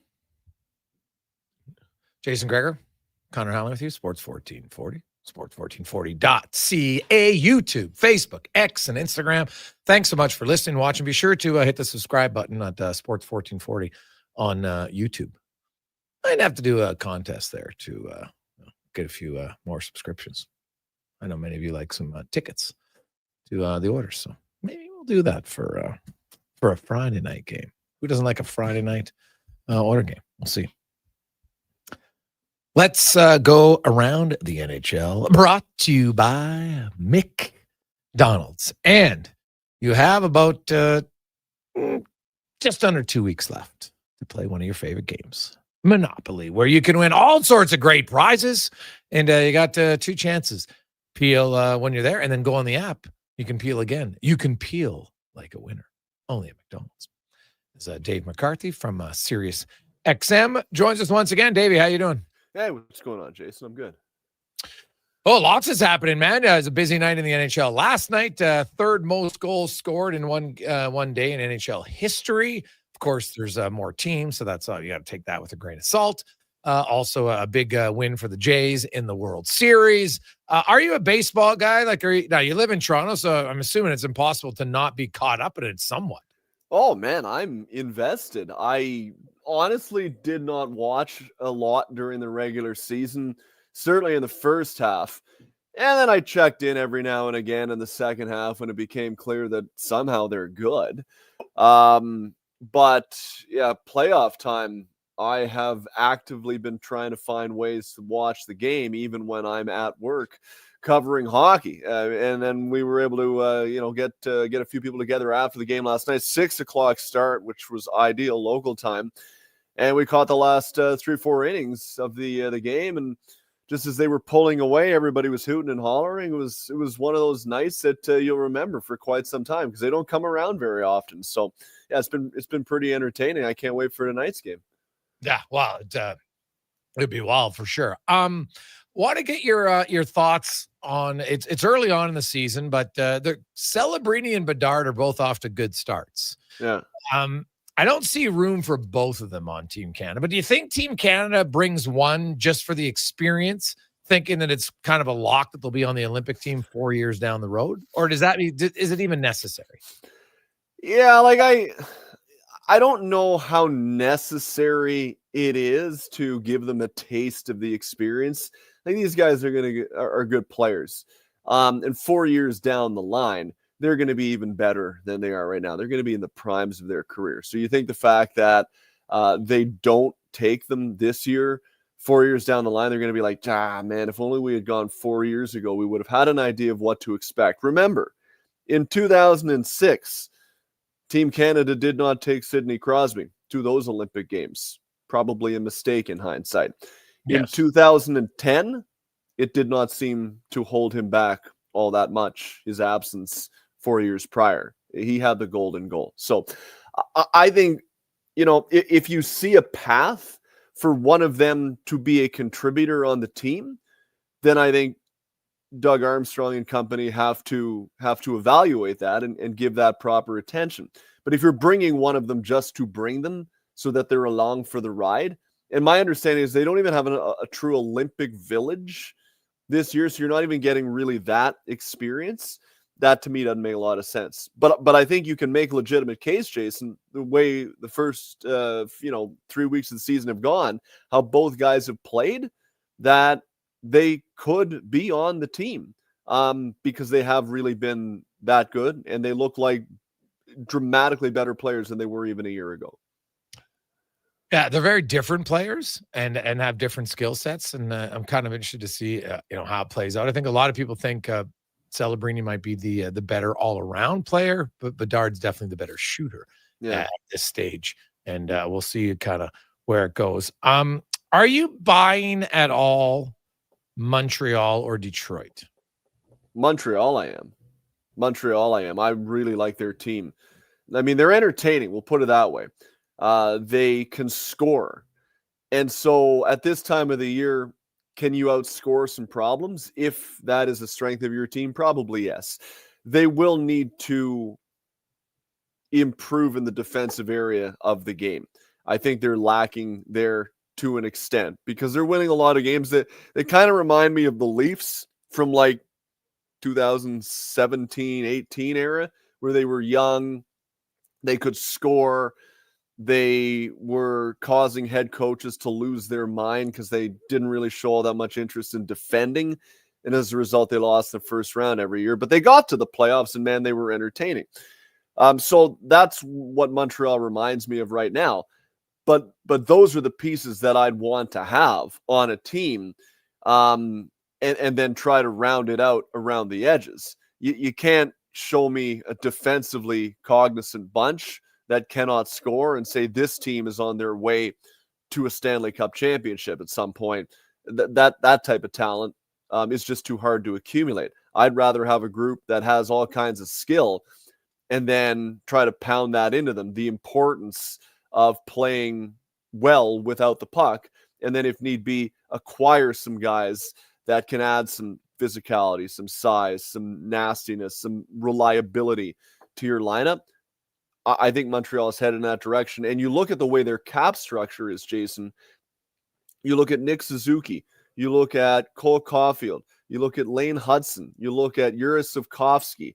Like, there's just 4 guys right there that within a few years, you could argue are making each individually $7 million too little. So you're looking at like an extra 28 to 30 million bucks potentially, while these guys are still under contract and in their primes, to build out your team. They're in a brilliant position right now in Montreal with the guys that they have locked up, the skill set they have, and the flexibility that they're going to have down the road. As for Detroit, I need to see more. I didn't expect them to be good coming into the year. They've been better than expected to this point, but I don't look at them the same way I look at Montreal. We need to revisit Detroit, in my mind, around American Thanksgiving. Yeah. No, I would agree wholeheartedly on that. Montreal, I'm still like, I've looked at their schedule. They played a lot of non-playoff teams from last year. It's not their fault, but so they haven't had a little bit of a tough sked yet, and you got to take advantage of it. And that's the key. I looked at it all last year, and teams' records against the non-playoff teams pretty dominant. And then you're kind of 2 or sometimes 500, 2 or 3 games above 500 against the other playoff teams, and that makes you a playoff team. So Montreal is doing what they should do, and that's beating the teams below them in the standings, no question. Logan Cooley, we saw him in Edmonton last night. The guy can fly. He is really quick. He's got 8 goals on the season. Utah has 8 wins. They suffered their first loss after winning 7 in a row to the Edmonton Oilers. And, I watched that game, and I see, hey, Edmonton's obviously got elite talent. Utah's got some really good young talented players, but they are still a team that's a little bit learning how to play defense. I talked to their GM on my show on Monday, and then talked to him in the press box, and he's kind of like, a little sloppy at times. And that's kind of where they're at as a team, but they're exciting. And what do you make of Logan Cooley's new contract extension with the Mammoth? Well, I like Logan Cooley. I still can't get out of my mind that goal he scored, I think, a couple of preseasons ago when they were still the Coyotes and they went down to Australia, and he scored some goal that was just bonkers. And I'm like, this cat could be something else. And he's steadily improved, and he's a big part of their team. So, like any deal that you sign out of entry level at big money, to an extent, you're placing a bet as the team on the guy, and you hope that he, at minimum, matches the bet, if not exceeds it. And I think that's what Utah has done with Logan Cooley. I think he's got the skill set to be a significant contributor on their team. And so they've signed him 8 years, $10 million, and say, hopefully, as the cap continues to go up, that'll look better. But I think it's a good bet to place because we've seen progression from him this year. Sure, like any young player, like a collection of young players, just like we talked about in Montreal, convincing them to play with as much excitement when they don't have the puck compared to when they do is a process at times. But much like Montreal, I like the collection of talent that they've put together in Utah, and it's starting to bear fruit. They've taken a step. Their season is not over 3-4 weeks into the year. They've strung some wins together. Now they feel like a good team. And now, when you're in a good position, then I think it gives the coach a good opportunity to say, okay, look, see what we're doing here is working. And here's how we need to continue to play to get even better. I think that message becomes receptive at that point. So I like Utah. I'm really excited about their group moving forward, and to make a commitment to a guy like Logan Cooley, get him locked up, nice, clean, easy, tidy, not contentious, is a good thing. An indication that the guy wants to be there as well, which is also a good thing for their group. I think Utah is heading in the right direction as well. And we're seeing it already this year.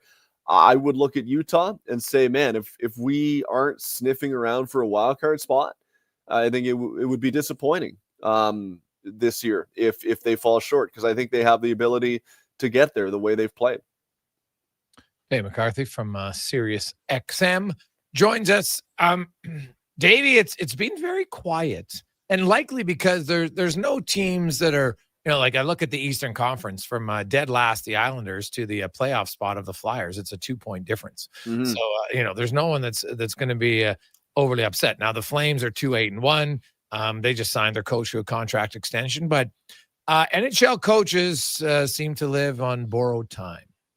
Do you see anybody cropping up in that at all, or is this going to be a year maybe where sanity reigns in the coaching ranks? Yeah, what was it? Was it 2 or 3 years ago? We went quite a ways into the season before a coach got fired. If I'm not mistaken, there might not have been a coach fired a couple of seasons ago. I don't know, Nashville, like you wonder where they're at. There's disappointment, to be sure. Like they last offseason went out and made a number of significant moves, and we all got caught up. I mean, I certainly did. I won't speak for you. I got caught up in it. And they were a profound disappointment last year. And they kind of stuck to their guns and ran it back, expecting that, okay, a lot of change, guys coming from markets where they were ingrained, like Stamkos in Tampa, Marchessault in Vegas, and sometimes they can be a bit of a shock to the system.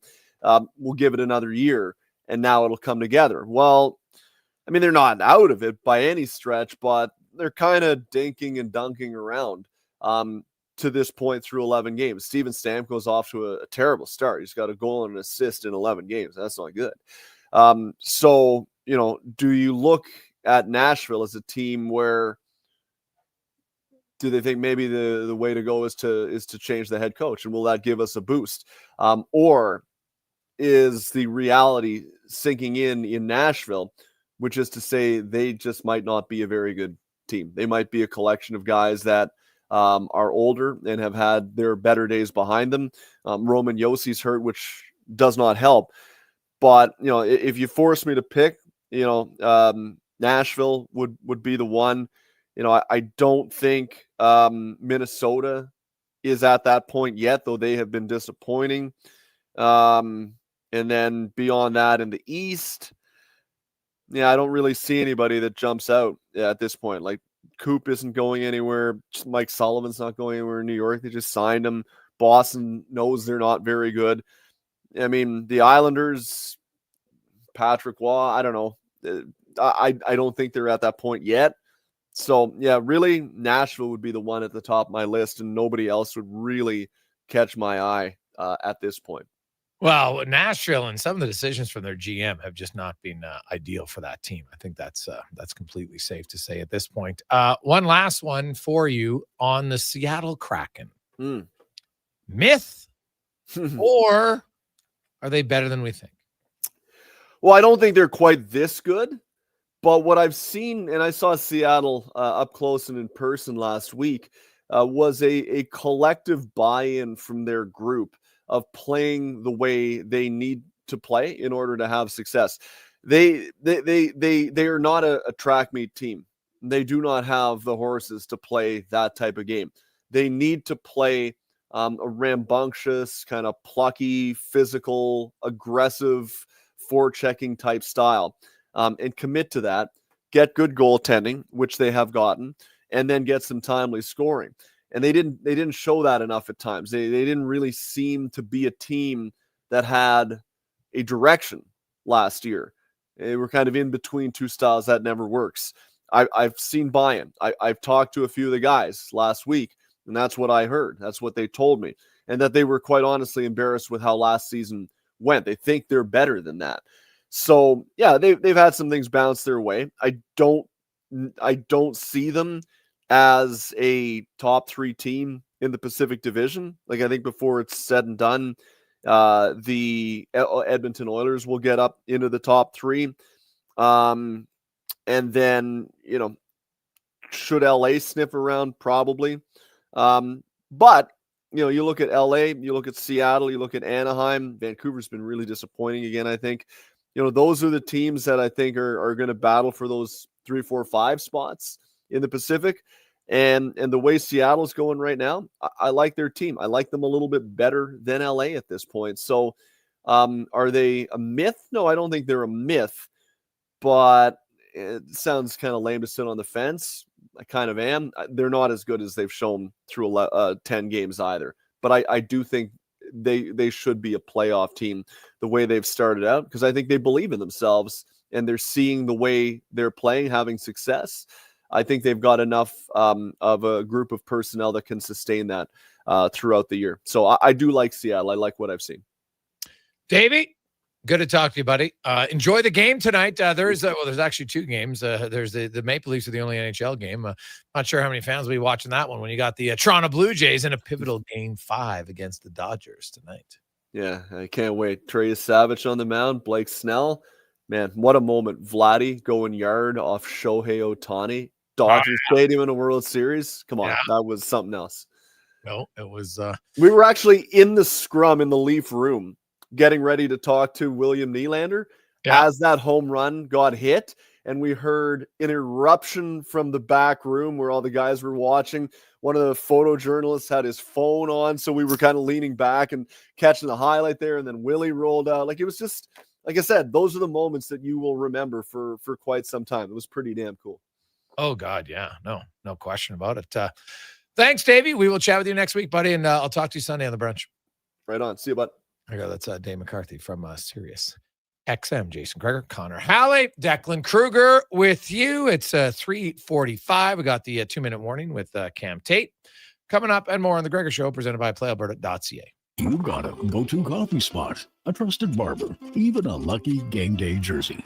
But when it's about looking your absolute best, there's only one name you need. Mr. Dirk. Family run since 1939. We're experts in crafting impeccable tailor-made suits and offering a wide variety of everyday styles. Pair that with personalized one-on-one fittings and the convenience of on-site tailoring. Mr. Dirk elevates your style game. Visit our Edmonton store or explore MrDirk.com. Score big on style with Mr. Dirk.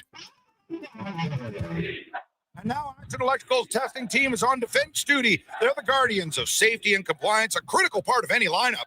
Precisely. They perform rigorous safety and code compliance testing for commercial operations.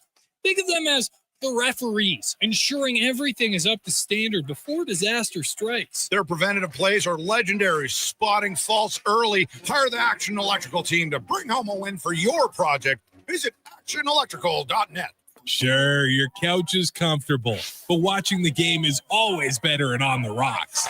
With crystal clear TVs, you won't miss a single play, and the specials are a major league win. Pre-game warm-up starts with specials 30 minutes before the puck drops. Get 69-cent wings and $5.75 Molson Canadian and Coors Light drafts. And play score and win every game for your chance to win big. Be part of the action this hockey season. See the menu online at ontherocks.yeg.com. When pumpkins glow and night turns chill, there's one fall treat that fits the bill. A pizza shaped like a jack-o'-lantern with smiling pepperoni pattern. Thin golden crust, so cheesy and tasty. Get yours now, better be hasty. It's only around for a limited time for a spooktacular price, $17.99. Better ingredients, better pizza, yes, it's true. Papa John's Jack-O-Lantern Pizza is coming for you. Spookily and proudly locally owned and operated. Excavators, loaders, lifts, compaction equipment, and more. Find the XCMG construction equipment you need. Available for rental or sale at Japa Machinery Group. Japa, helping build Alberta from the ground up for 50 years. Visit japamachinery.com. Albertans celebrate a bounty of beautiful places to visit, boundless adventures to take, all in driving distance. And Sherwood Honda has the fuel-efficient vehicle that helps you go even further and appreciate more. Hybrid CRVs and Civics mean more thanks in your tanks, more great trips to be grateful for. And of course, Sherwood Honda is thankful for the chance to help you get there. It's a beautiful time of year, and it sure would be nice to hit the road with Sherwood Honda. From the local rinks to homes and businesses across the province, Alberta's rural natural gas utilities are here to fuel life affordably, reliably, and safely. We're members of the Federation of Alberta Gas Co-ops, providing natural gas to keep our rural neighborhoods warm and connected every day. It's local, dependable, and it's ours. To learn more about the Federation of Alberta Gas Co-ops and our members, and how natural gas fuels your community, visit fedgas.com. Alberta's energy. Game on. Can't touch this.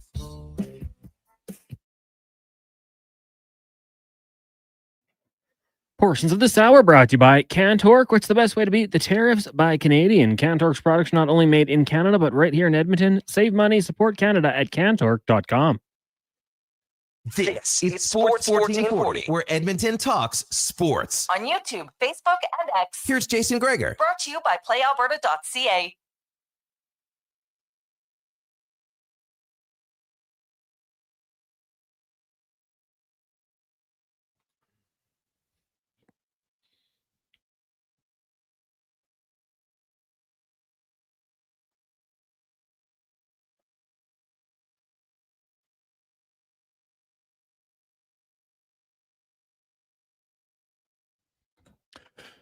.49, welcome back. Jason Gregor, Connor Halley, Sports 1440, sports1440.ca, YouTube, Facebook, X, and Instagram. Thanks for listening. Thanks for watching. As always, got a lot of texts. We want to get to those as well. We got the business of sport coming up with Rich Winter, our special guest today, talk about a vastly quickly and changing landscape in NCAA and junior hockey. So we'll talk about that. But first, let's get to 5 questions brought to you by The Brick. You can hurry in to save $1,000 off of sofas and sectionals and up to 40% off mattresses and 35% off furniture right now at The Brick and thebrick.com. It's time for 5 questions on the Jason Gregor Show. All right, Jason, question number 1. On a scale of 1 to 10, what are the chances last night's win is a turning point in the Oilers' season? I don't know.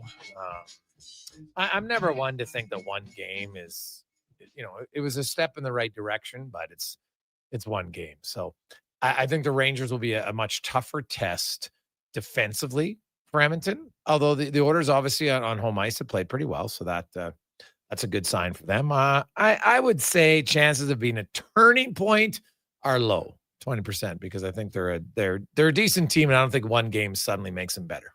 I'm going to say a 6. I mean, I hope there's hey, guys, 5 goals in a period. This is what we can do. Shots on net, winning battles behind the line. Like, those sort of things go a long way. So I'm going to be optimistic a little more so. 6 out of 10 that can be a turning point. Now, following up with that one, who or what was the biggest standout for you in that victory?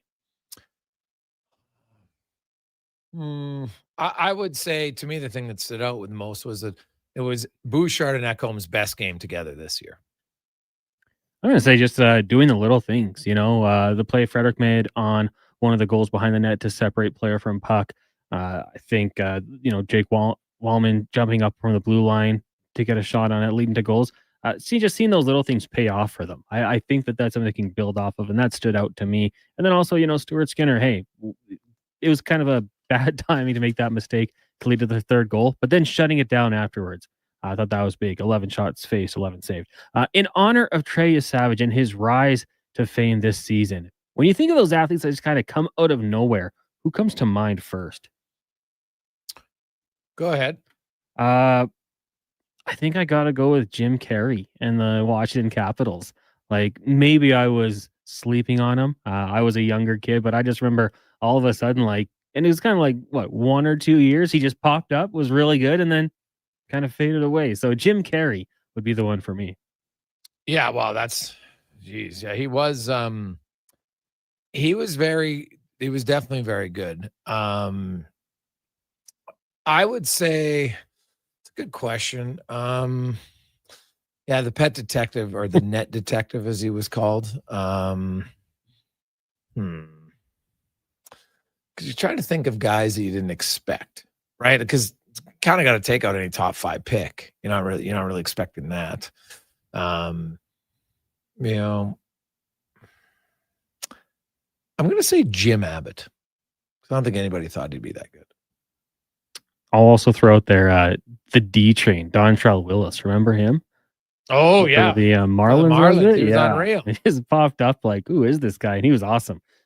Question number 4 for you. Aiden Hutchinson got a nice 4-year extension from the Detroit Lions today at $180 million. If we're talking strictly getting to the quarterback, pass rushers, who are your top 3 in the NFL right now?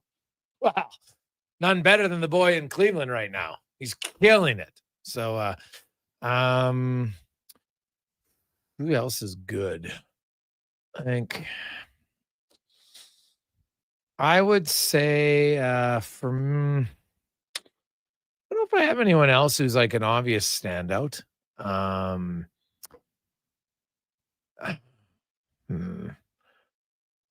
Best just a pure sacker con. Just get to the quarterback.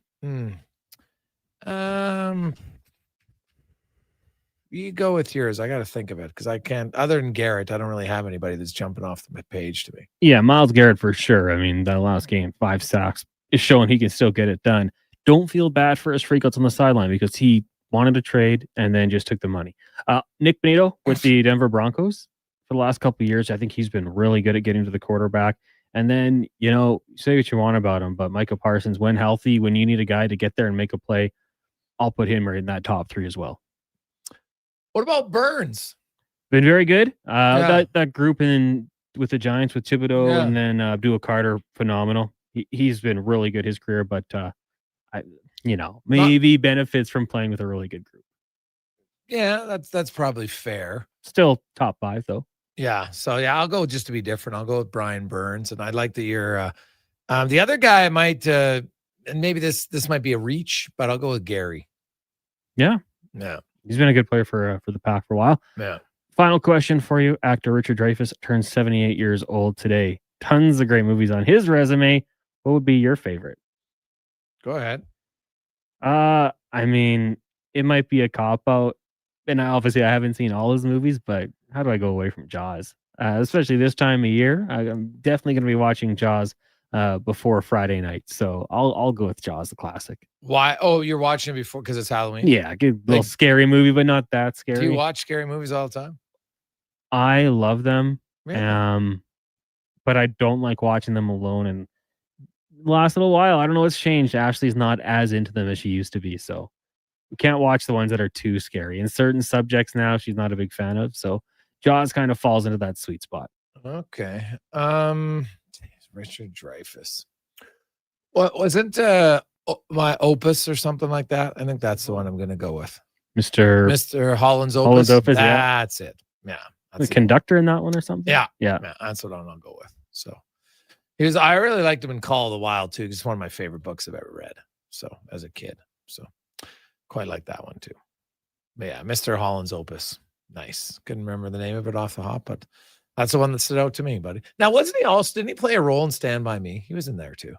Yeah. But he wasn't like he was in there, but he wasn't. I like it when he's more significant. So that's what I'll roll with. So what about Bob getting a lot of love too? Oh, yeah, that was actually pretty funny. Yes, that was that's pretty good. So I don't mind it at all. Looking at a few things. We got Rich Winter's going to join us coming up here in the Business of Sport. Kurt Hill as well. Oilers, in case you missed it, Zach Hyman is getting closer, but not close enough. He will not play Saturday. That's when he was first game eligible. He's not going to play on the road trip in Dallas and St. Louis. So if you're waiting to see a number 18, you might have to wait at the earliest next Saturday, which is 10 days from now, when the Oilers are home to the Colorado Avalanche. That's probably the earliest you could see him right now.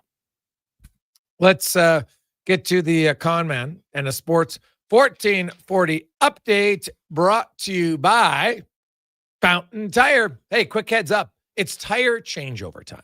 And right now at Fountain Tire, you can save up to 15% on select tires. Perfect excuse to get road ready and save a little cash. FountainTire.com. This is the Sports 1440 update. Game 5 World Series go tonight from Los Angeles. Dodgers and Jays tied at 2 apiece. First pitch, 6 o'clock. Trey Savage gets the call for the Bluebirds. Dodgers countering with Snell. You can hear it here on Sports 1440 right after the Jason Gregor Show.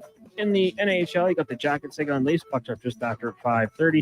The Oil Kings on the road in Lethbridge taking on the Hurricanes. That gets going at 7. In the association, the Raptors will host the Rockets. Tip off 4:30. Also, Celtics take on the Cavs. Magic in Detroit Pistons. Mavs up against the Pacers. Pelicans taking on the Nuggets, and the Timberwolves meet the LA Lakers. The Edmonton Elks have locked up a key piece of their secondary, signing Tyrell Ford through the 2027 season. Meanwhile, the New York Jets acquiring Canadian wideout John Mechie and a 7th or 6th round pick in 2027 from the Eagles for cornerback Michael Carter II and a 7th rounder in 2027. Coming up in hour 3 of the Jason Gregor Show, it's another edition of the Business of Sport with longtime NHL agent Rich Winter, and we'll be joined by Edmonton Oil Kings GM Kurt Hill.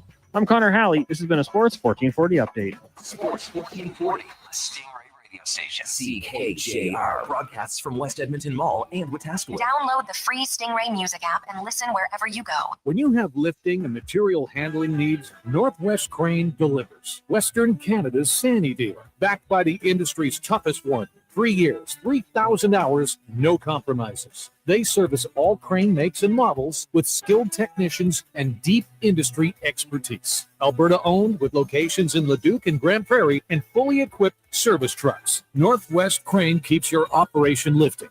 For more information on sales or service, visit northwestcrane.com or call today. I'm Gene Principe for Legacy Heating and Cooling. If you need a furnace this Halloween, it'd be a grave mistake not to call Legacy. Call Legacy. Need repair? Re-vampire your furnace. Just call Legacy. Call Legacy. Legacy has a skeleton of furnaces in stock. Call Legacy. Call Legacy. Plus, no interest and no prints of payments for 1 year when you buy with Legacy Heating and Cooling.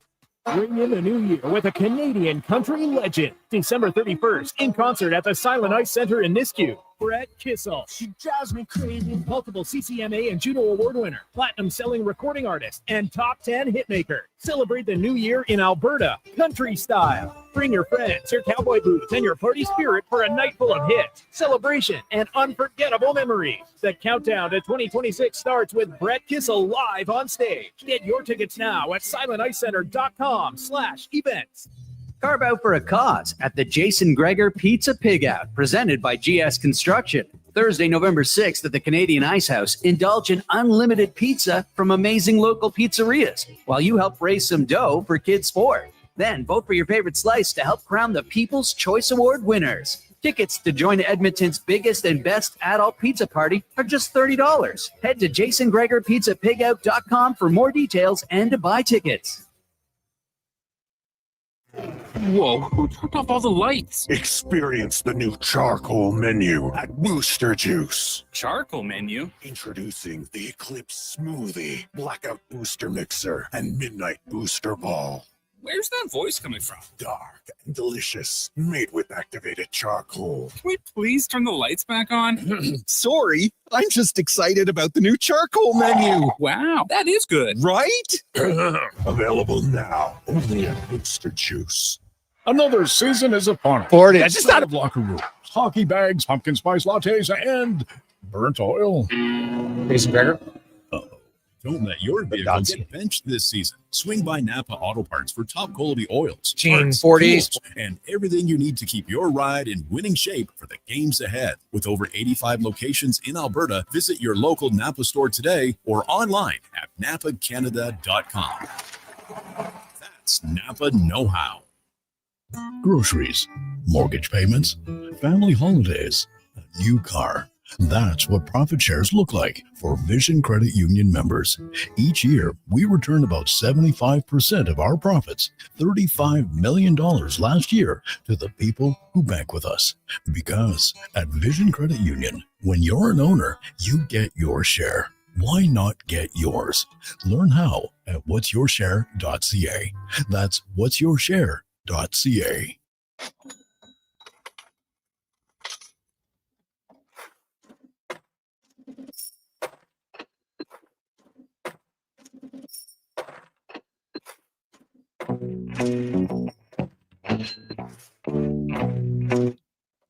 Portions of this hour brought to you by Leading Edge Physio from weekend warriors, professional athletes, kids playing soccer to grandparents in the garden, rotator cuff tears and tendonitis to post-surgical knees and hips. We fix your body. Life shouldn't hurt. LeadingEdgePhysio.com. The Jason Gregor Show, the best of Edmonton sports talk and beyond. This is Sports 1440. Presented by PlayAlberta.ca, Alberta's only regulated online gambling website.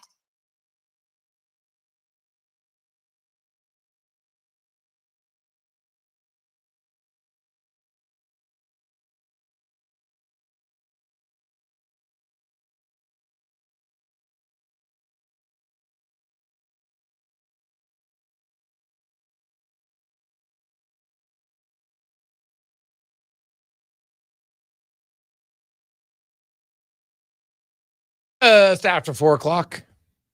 The Jason Gregor Show on Sports 1440, sports1440.ca, YouTube, Facebook, X, and Instagram. Also, Oilers Nation. YouTube, thanks for listening. Thanks for watching the show. We very much appreciate all the feedback.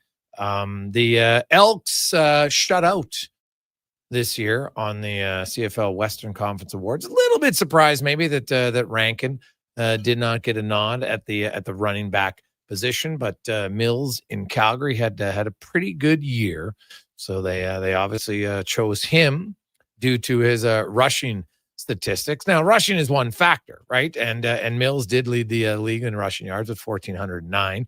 Rankin had 1,013, but Rankin had 191 carries. Mills had 250 carries. So their yards per carry were the same. But then if you look at receiving, which is last I checked, still part of the running back position, and Rankin clearly was better in the receiving spot. Mills had 292 yards, whereas Rankin for the green and gold, he was he ended up third. He had 713, so 500 more. If you look at their combined yards from scrimmage, Rankin's higher. So I think you could have made an argument for Rankin, but it's not anything like I wouldn't. It's not a hill I was willing to die on in that regards. Mills had a pretty good season, but no question, Rankin's the most explosive guy in the CFL this past season, and I hope that continues next year. Now, let's get to the business of sports as we're joined by a longtime player agent once again, Rich Winter, joining us in studio. Rich, how you doing, Matt? Good. I don't have a favorite Richard Dreyfuss movie, so I'm out there, but. Yeah, good. Life's good. It's really busy right now. I'm going to get you to lower your chair a bit. Just lower your chair a bit. A little bit more. Yeah. Are we? A little bit more. What do you want? There we go. What is it? A superiority thing? No, but no. You're talking down to me. Do you want your full head in the camera, or do you want to have half of it? It depends which half of the head. I like some parts of my head. Yeah. Well, not the you don't want the top part cut off, right? So it's not a cartoon character. Is the way to look at it. A few things in the the ongoing business world. We just saw like Cooley just signed that huge deal today. Yeah, 8 years. I think is the third highest contract coming out of entry level.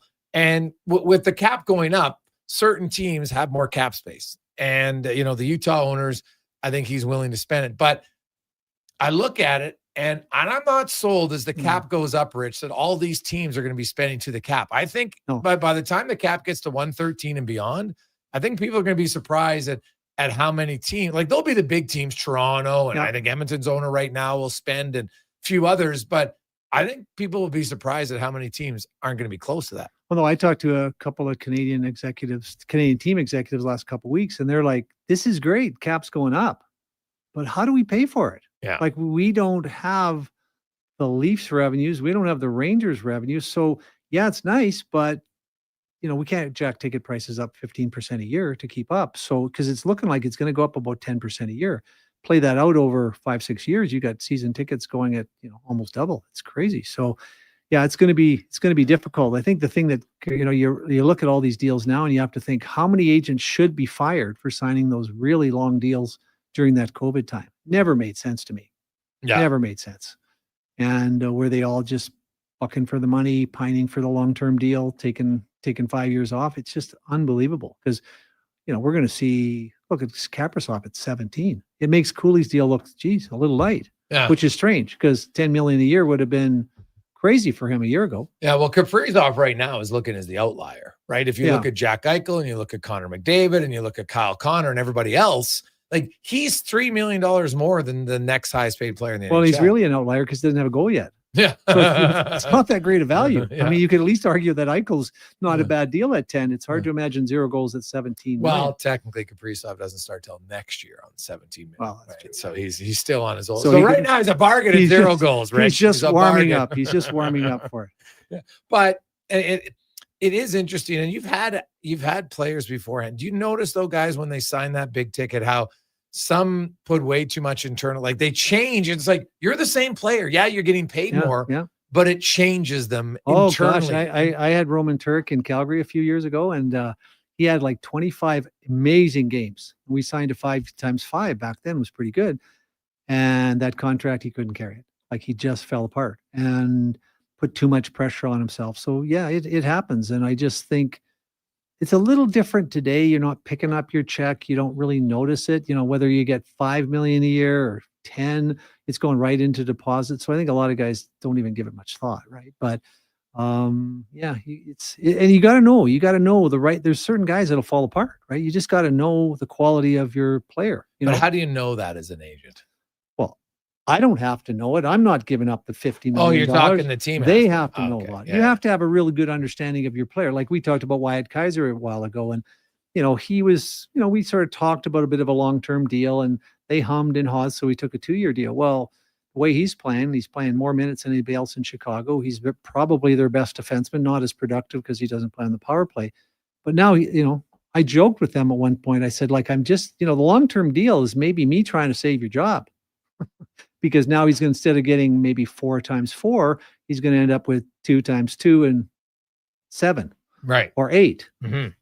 Well, by then, maybe 9. We don't know. So, but there's, these deals, whether I think they make a lot of sense if you're happy, right? Because at the end of the day, it's not just about the money. People forget things like, gee, yeah, your wife has to stay home while you're on the road and it's minus 40 up there in Winnipeg. So, like there's issues that go on where the family's happy, travel's easy for maybe their family. And, you don't belittle a guy, even though I was giving the agents a bad time for signing some of these long-term deals a while ago, you have enough at 8 times 8, right? To live pretty comfortable. Yes. Depends where you eat at. I mean, if you eat at the nice restaurant, you might run shy at the end of the deal, but there's a lot to do with being happy, enjoying where you are. Be careful what you ask for. Sometimes you might get it. No, that's very true. Ask Ilya Brzgala. Yeah. No, right? He's happy. He made $40 million for 2 years in Philly. At the end of the day, with his buyout, worked out okay. But yeah, he wanted to play and wanted to perform. Yeah. At the end of the day, like, you can have the money, but the memories sometimes are more fulfilling. And living in that, like competing and being in that moment and so obviously, hey, there's no guarantee. That's why, like, I always kind of chuckle, well, I want to win. Well, newsflash, every player wants to win. Like, it's not like certain guys want to win. Now, Well, I'm not sure that's true, Jason. you think some I think players don't care? want to, it's sort of by your actions, right? Somebody told me a while ago that Paul Coffey once said, what the average NHL player really wants? Just leave me alone. Just leave me alone. I'm happy. Things are great. And wanting to win is to be Kobe Bryant. Wanting to win is to act like Connor McDavid, Sidney Crosby, Michael Jordan. That's wanting to win. Not many guys really want to win, because wanting to win is putting in a level of work that most people aren't capable of. And that's, maybe the difference between, you look at Toronto and you look at and Edmonton, and you think to yourself, you look at the two superstars here, man, they work hard. Does that drag that team along to the Stanley Cup Finals? It's probably a huge part of it. Whereas, do they want to win in Toronto? Want to win? No. Like, have they been constructed well enough to win, right? Like, there's the defense core. You look at Edmonton, and McDavid and them have had, additions to, Bouchard's emerged as a young guy, but then they've acquired Matthias Ekholm. They acquired Jake Wallman. Yeah. Who have they acquired in Toronto? You know what I mean? Like, it's a valid question, right? Like Brandon Carlo? Yeah, but do you put Carlo? No, that's a tough deal. You give up Minton and a first-round pick for a guy that's in your second pairing, struggling to be in your second pairing. Yeah. So I know, but I do think there is an element. I joked with Bill Bill Scott at one point last year, because during the playoffs, I said to him, so who are those guys in this bottom six? Like, where did they come from? They weren't here all year. They never hit anybody in January. Like, what's going on? And I guess you get a sense that my feeling is that they were playing for Connor, that's what drug, because they know he wants to win. They know he needs to win.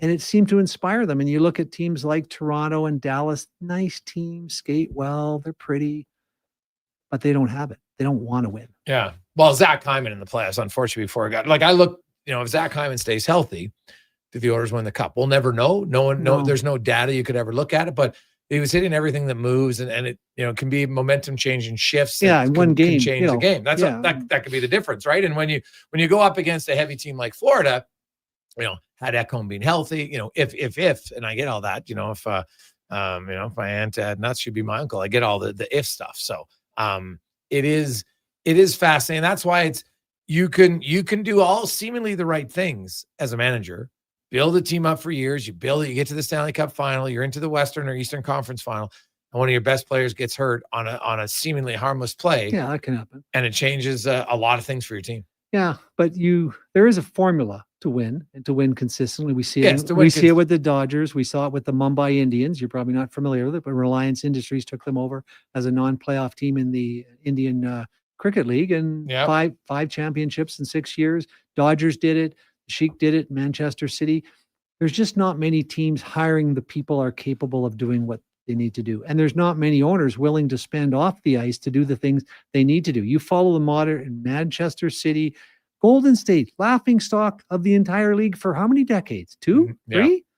Yeah. New ownership comes in, Peter Gruber and his hedge fund partner. Like, it's not that complicated to put yourself in a position to win. You're right that you might lose. Well, they also got like drafting Draymond Green, where they drafted him and him becoming that good. I don't know if that was their plan, because if it was, why would you wait and risk everybody else drafting him? So you always need a little bit of luck. You need a little bit of luck, but hard work. Yeah. They didn't only have Draymond Green. Yeah. No, well, right? And the other teams letting Steph Curry drop to where he got drafted too, right? Like sometimes just because other people are stupid doesn't make them smart. Smart. It makes you smart to take advantage of the opportunity you were given. Right. You got to look, but we know we always have to. I mean, the great teams look and they mine underdeveloped assets, right? They find them. Yeah. They find them. And at the end of the day, it's mind-boggling to me. In order to win in this league, you need to draft a fairly large number of what we call core players: top 6 forwards, third line center, top 4D, and number 1 goalie. Do you know what percentage rate NHL teams draft the core players they need to win the cup at? Oh, not very good. Like 13%.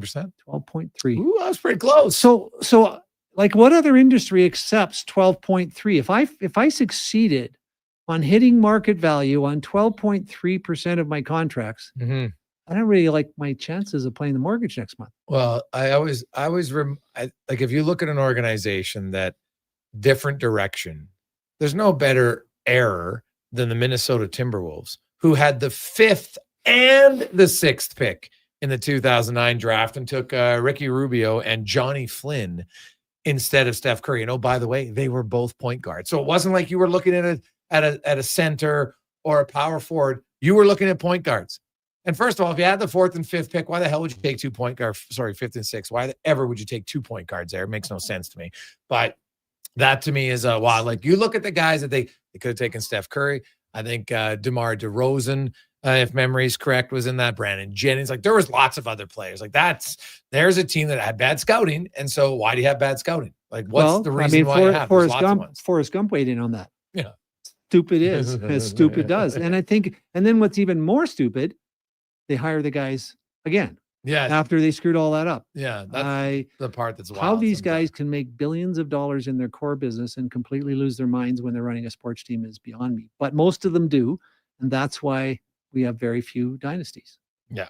Well, and very few dynasties, and it's hard to win now, right? With the salary cap, there are some limitations. No, it's not. It's not hard to win. Well, you just have to draft well. And at the end of the day, there are teams that are winning consistently, even in, with some of those restrictions. At the end of the day, do you have to draft? Well, drafting is part of it, but the biggest part. I would argue that not really. I would argue culture. I would look at Florida's trades. Oh yeah. But Florida, right. Now there's an outlier. What they needed was Brad Treliving's number. I I mean, that's the outlier. Have somebody's number who will give you Bennett and give you Tkachuk and take off your hands the two players you didn't want to sign in Uyghur and Huberdeau. Yeah. So there are outliers, Yeah. and they sort of there are not many of them. They had 3 draft picks on their team. Yeah, I know. This is crazy. Lundell, Barkov, and Ekblad, right? But at the end of the day, there's also a little luck Forsling on waivers. Oh God, yeah. But who passed up on him? I mean, again, it's Lots of look, there's a lot of businessmen that have made a lot of money in a lot of industries because their competitors weren't that smart. yeah. Their sport's not that different. It's obvious. Yeah. What we don't do in sports, it's mind-boggling what happens in sports. So coaches, the great coaches, never talk about winning.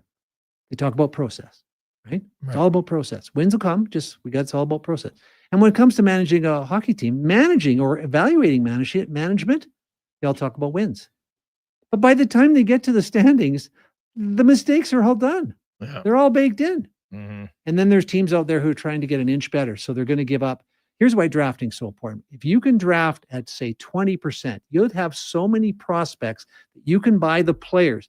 What are the cheapest players every year to add to your core to win a cup? The cheapest players are the expiring contract for a $10 million guy. The problem is, if you don't have enough prospects to be comfortable giving away a first-round pick or 2 young prospects because you got so many coming, if you don't draft well, you can't buy the least expensive players on the market.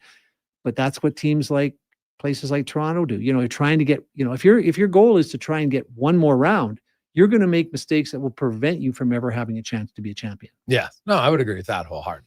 And But like the key is, drafting, because they traded some of their picks that led them to get other players, obviously, right? They traded Huberdeau, that got them with Chuck. So when you have good draft picks, but that was a giveaway. That was but they still took advantage of it either way. They used their draft pick capital to acquire a good player, right? It's kind of like I look at Utah. Like Utah has drafted quite well here in the last 5 or 6 years. They've kept some of their guys, but then they like Sergachev. Okay, we're going to trade JJ. But Moser. they had the prospects. Yes, that's what I mean. And the reason they had the prospects because they couldn't afford to pay anybody. Yeah. So they're kind of forced to. But Bill Armstrong is doing a really good job there. He's I spent a lot of time with Bill, and he's doing a lot of analytics. He's looking at things a lot differently. They're doing a good job in the management side of the business. And that's what people forget. I mean, most of the problems the teams that aren't making the playoffs have are sitting in the C-suite. They're not sitting on the bench. Yeah. Quick break. When we come back, a gentleman who it's a very different league because it turns over automatically. It's not one where you can build and have a plan for 15 years. You kind of need a 4 or 5 year plan. And that plan took a big change suddenly in the span of like right in the middle of a plan, potentially. So we'll talk the business of sport next here on the Gregor Show, presented by PlayAlberta.ca. Legacy Heating and Cooling is the #1 furnace replacement company for zombie hunters. Those who know their old decrepit furnace passed away years ago. It's decaying husk shuffling around now as the bird hits. Legacy Heating will send your undead furnace to its grave, replacing it with no payments and no interest for 1 year. Protect your legacy from the beast in the basement. It's time to destroy the furnace of the dead. Legacy Heating and Cooling. Day or night, tasting just so right. You can order oodle noodle at oodlenoodle.ca, delivering you the news almost right away. Remember, you can order oodle noodle at oodlenoodle.ca.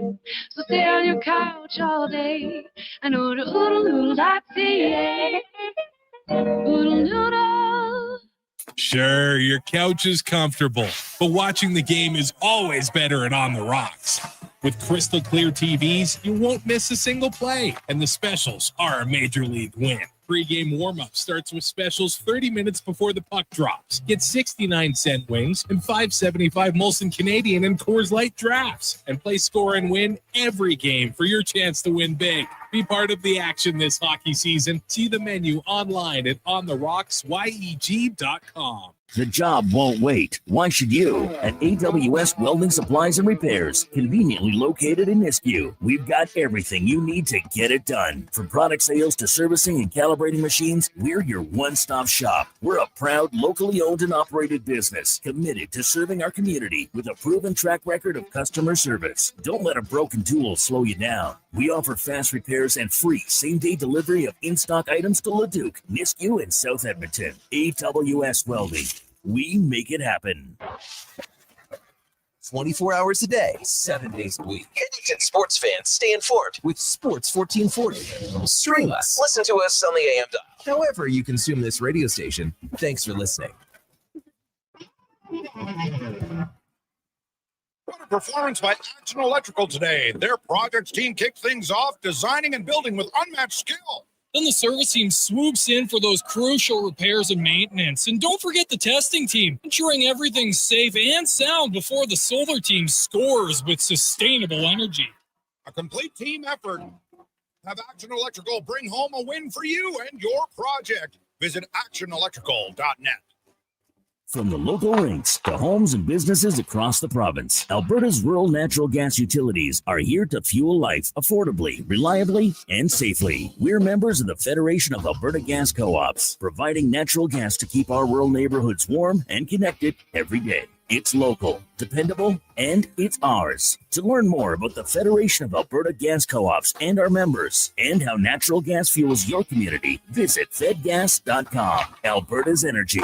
Game on. Hey there, this is your wake-up call. It's time to change to your winter tires. Unless you want to be sliding and swerving around icy roads like you're some kind of dummy. Head to Big Toy Shop and get it done right for a great price. We won't lie to you, inflate your bill, or waste your time. Time to change your tires. Big Toy Shop, 8315 Argyle Road. 780-298-2797.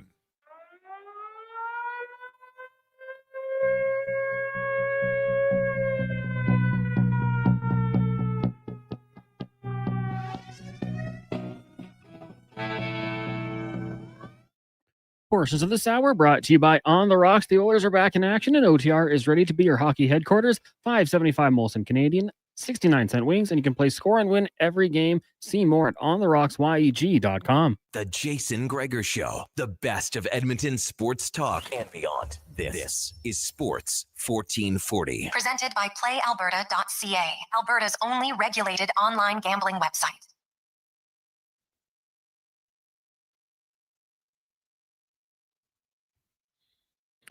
$425. Welcome back. The Business of Sport on Jason Gregor Show on Sports 1440, sports1440.ca, YouTube, Facebook, X, and Instagram. Of course, remember, if you missed any part of the show, you can always get the podcast anywhere you download your podcast, or go to jasongregor.com, and each individual interview is up there. So you always have a chance to go back and re-listen. Business of Sport, I think, has become pretty popular. People like it. We always have good guests, good conversation.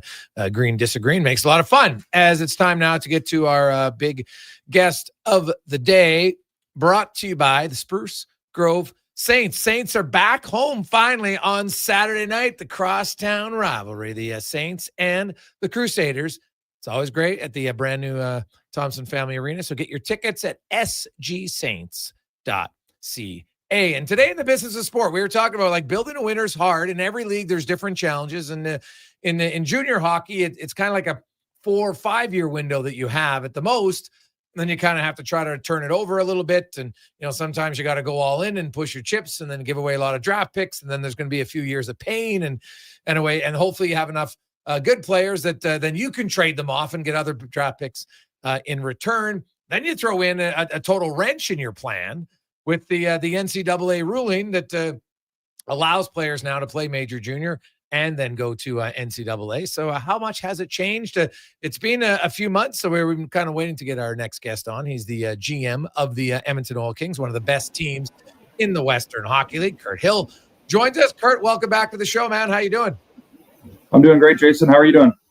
Hey, I'm good. I'm really good. It's I'm sure, you know, it wasn't a huge shock because I remember talking to you in your office a few times last year. I know there's the rumblings that it was coming and you try to prepare for it. You're always trying to prepare for different options. But now that it's here and, you know, you some teams lose some guys, you know, I think in your case, it looked at, you know, Medicine Hat and a few other teams lost. You said, well, now I'm maybe going to speed up my be aggressive on trades. And that's kind of, I think, how it affected your team maybe a little bit differently. But how has it for you as a GM?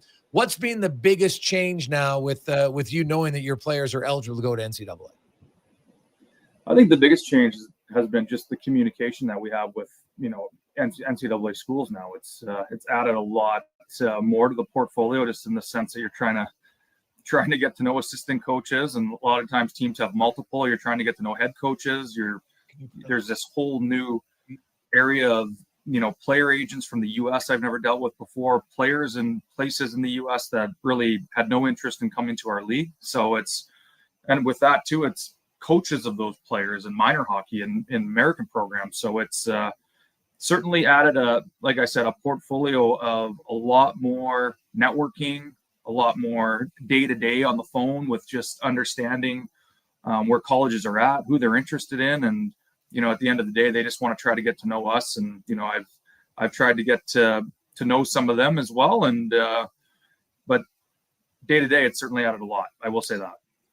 Do you work in a way where you say, like, because nowadays, like, they're not going to, I wouldn't think, try to get a lot of 17, guys to come there at 17 or 18, right? They're looking to say, hey, maybe we get some guys, they can commit while they're playing for your team, but we don't want them to come until they're 19 and probably ideally 20 in the grand scheme of things.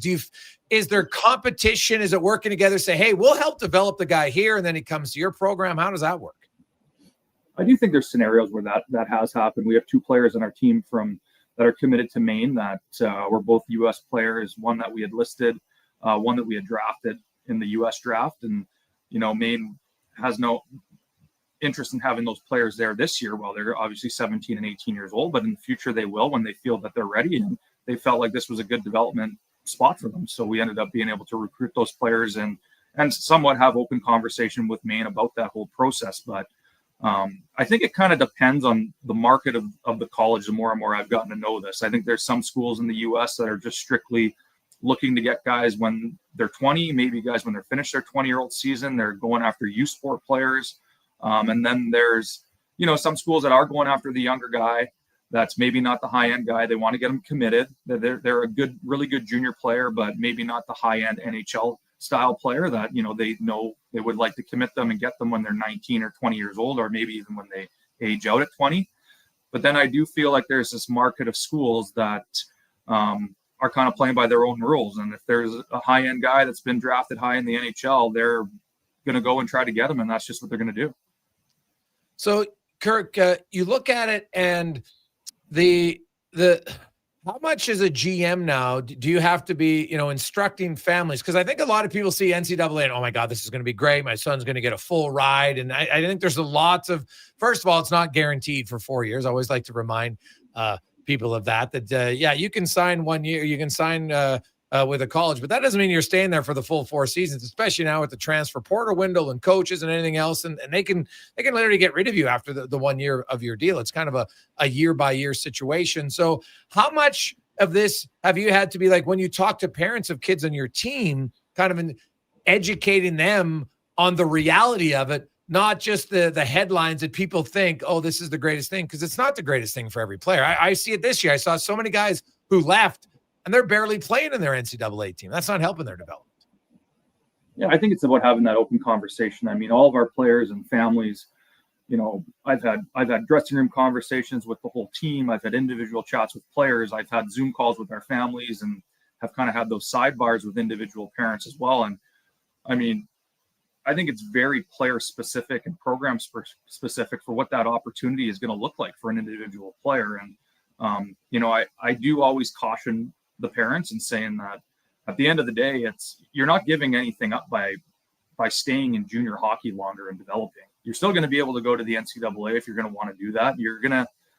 It's interesting that the whole, saying of the NCAA before, when we were in a recruitment battle with them, was, extend your runway and leave your options open, go to junior A, extend your runway. And now we want to rush guys when they're 18 and 19-year-old to get there as soon as possible. So it's interesting how that dynamic has changed on that side of the fence. It's Rich here, and it's changed in a positive way in some respects, because it does give kids who develop late a huge opportunity. And I remember last year we had conversations that I have never had in my life. You can imagine a call with a young Russian player who didn't take any schooling in Canada while he was here because he couldn't speak the language, and Max Murinov, then of the Calgary Hitmen. And, hey, Max, have you ever thought of going to college? And he just he looked at me like I'd lost my mind. He didn't know what a scholarship was. Now he's at Niagara University playing really well. I mean, it's changed his life. So there's real benefits. And I think you benefit a lot because you're really extending the runway in a sense. The old extend the runway, it now works in your favor, right? That argument, because you can keep him till he's 20. He can go at 20, play till he's 24, so you have the ability to, I think the recruiting is going to be a lot easier from that perspective for you, don't you think? Oh, certainly recruiting players in our league. I think every player that's drafted high, that's a Canadian player now, is going to come play in the Western Hockey League and the CHL in general. And I just look at our team this year to get 2 18-year-old rookies from the U.S. that have played, one played for the national development team, the other played in the BCHL, that we would have never seen those types of players come before. That's certainly an area where it's a recruitment advantage now. And then there's the other side too of guys that maybe didn't get drafted in our league and are having great years in the AJHL or maybe the BCHL, SJHL, whatever it may be, that maybe they didn't start developing until they were 18, 19 to be able to play in our league. And now those players could become 19, 20-year-old rookies in the Western League. And like you said, that runway is just extended for them as well. Yeah, see, I've always believed that. Decide what kind of player you want to be and never leave the level you're at until you've dominated in that role. And there's so many kids will, my buddies are playing for the Oil Kings, or my buddies are doing this, and they move along when they're not ready. And I just, I think there's got to be a lot more dialogue to make sure that we get the best out of the players. And you had a lot of pressure to sign these guys, earlier, because you want their name on that contract, right? Because that blocked them out of the NCAA.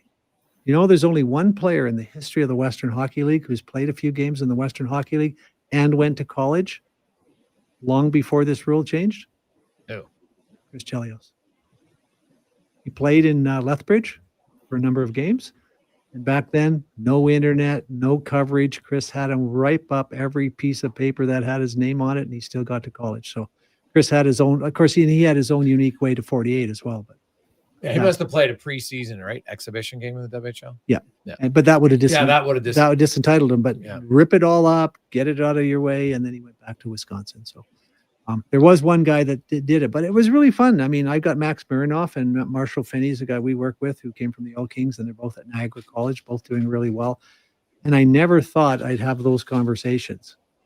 Canadian kid, and we actually had a kid from Prince Edward Island who was also recruited by them, but didn't have, for some reason, transcript didn't pair up and he couldn't go. So we would have had a U Sport player, Canadian CHL player, and a Russian player all go to one university. So it's been interesting dynamics for us. But you look at it, the opportunity for a young guy like Max Marinoff, instead of going to the second league in Russia and maybe wandering your way up someday to the KHL, now he's going to have a degree from an American college and a pretty interesting life ahead of him. And so from that perspective, it's been really good. Kurt, for you, for a guy like Ethan McKenzie, now you've had players, you've never really had guys who committed beforehand, right? So when they commit to a program and now they're still playing for you, does that program try to influence your usage of the player?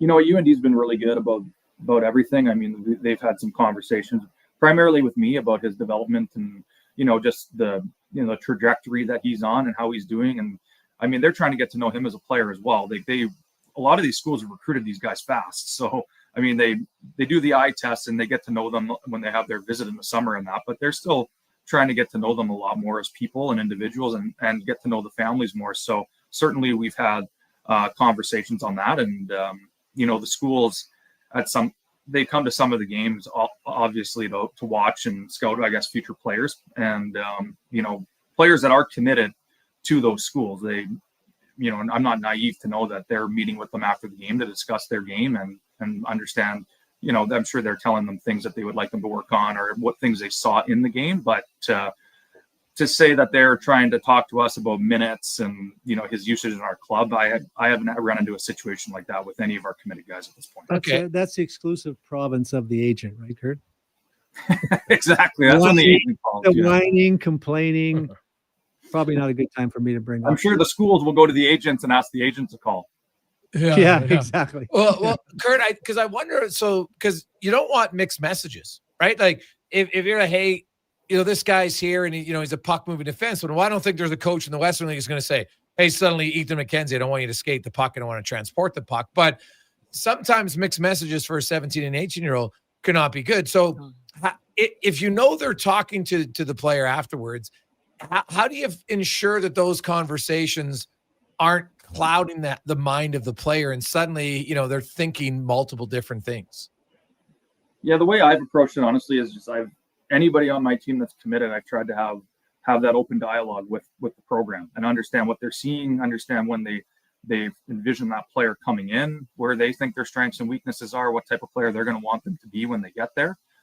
So I have a pretty good understanding of what they're seeing. And even if I know they're at games, I usually have whether it's a text dialogue or quickly meet with them at some point to see what they thought of their game that night and vice versa. Like that, a lot of that conversation is going. So you gotta, at the end of the day, these kids are committed. They're going to these programs. You have to have that dialogue with the program, or like you're saying, the mixed messaging. If I'm going to shut the door on them, then there's definitely going to be mixed messaging, in my opinion. Right. Well, see, I take a more proactive role because we do a lot of goal setting with our players, and our view of it, Kurt, is, and you may have seen little bits of it with Luke, is we try and get a clear understanding, largely what the coach wants from him.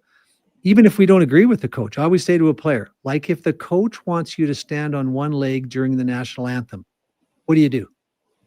And every player answers, correct, I stand on one leg during the national anthem, because I think it's detrimental for a player.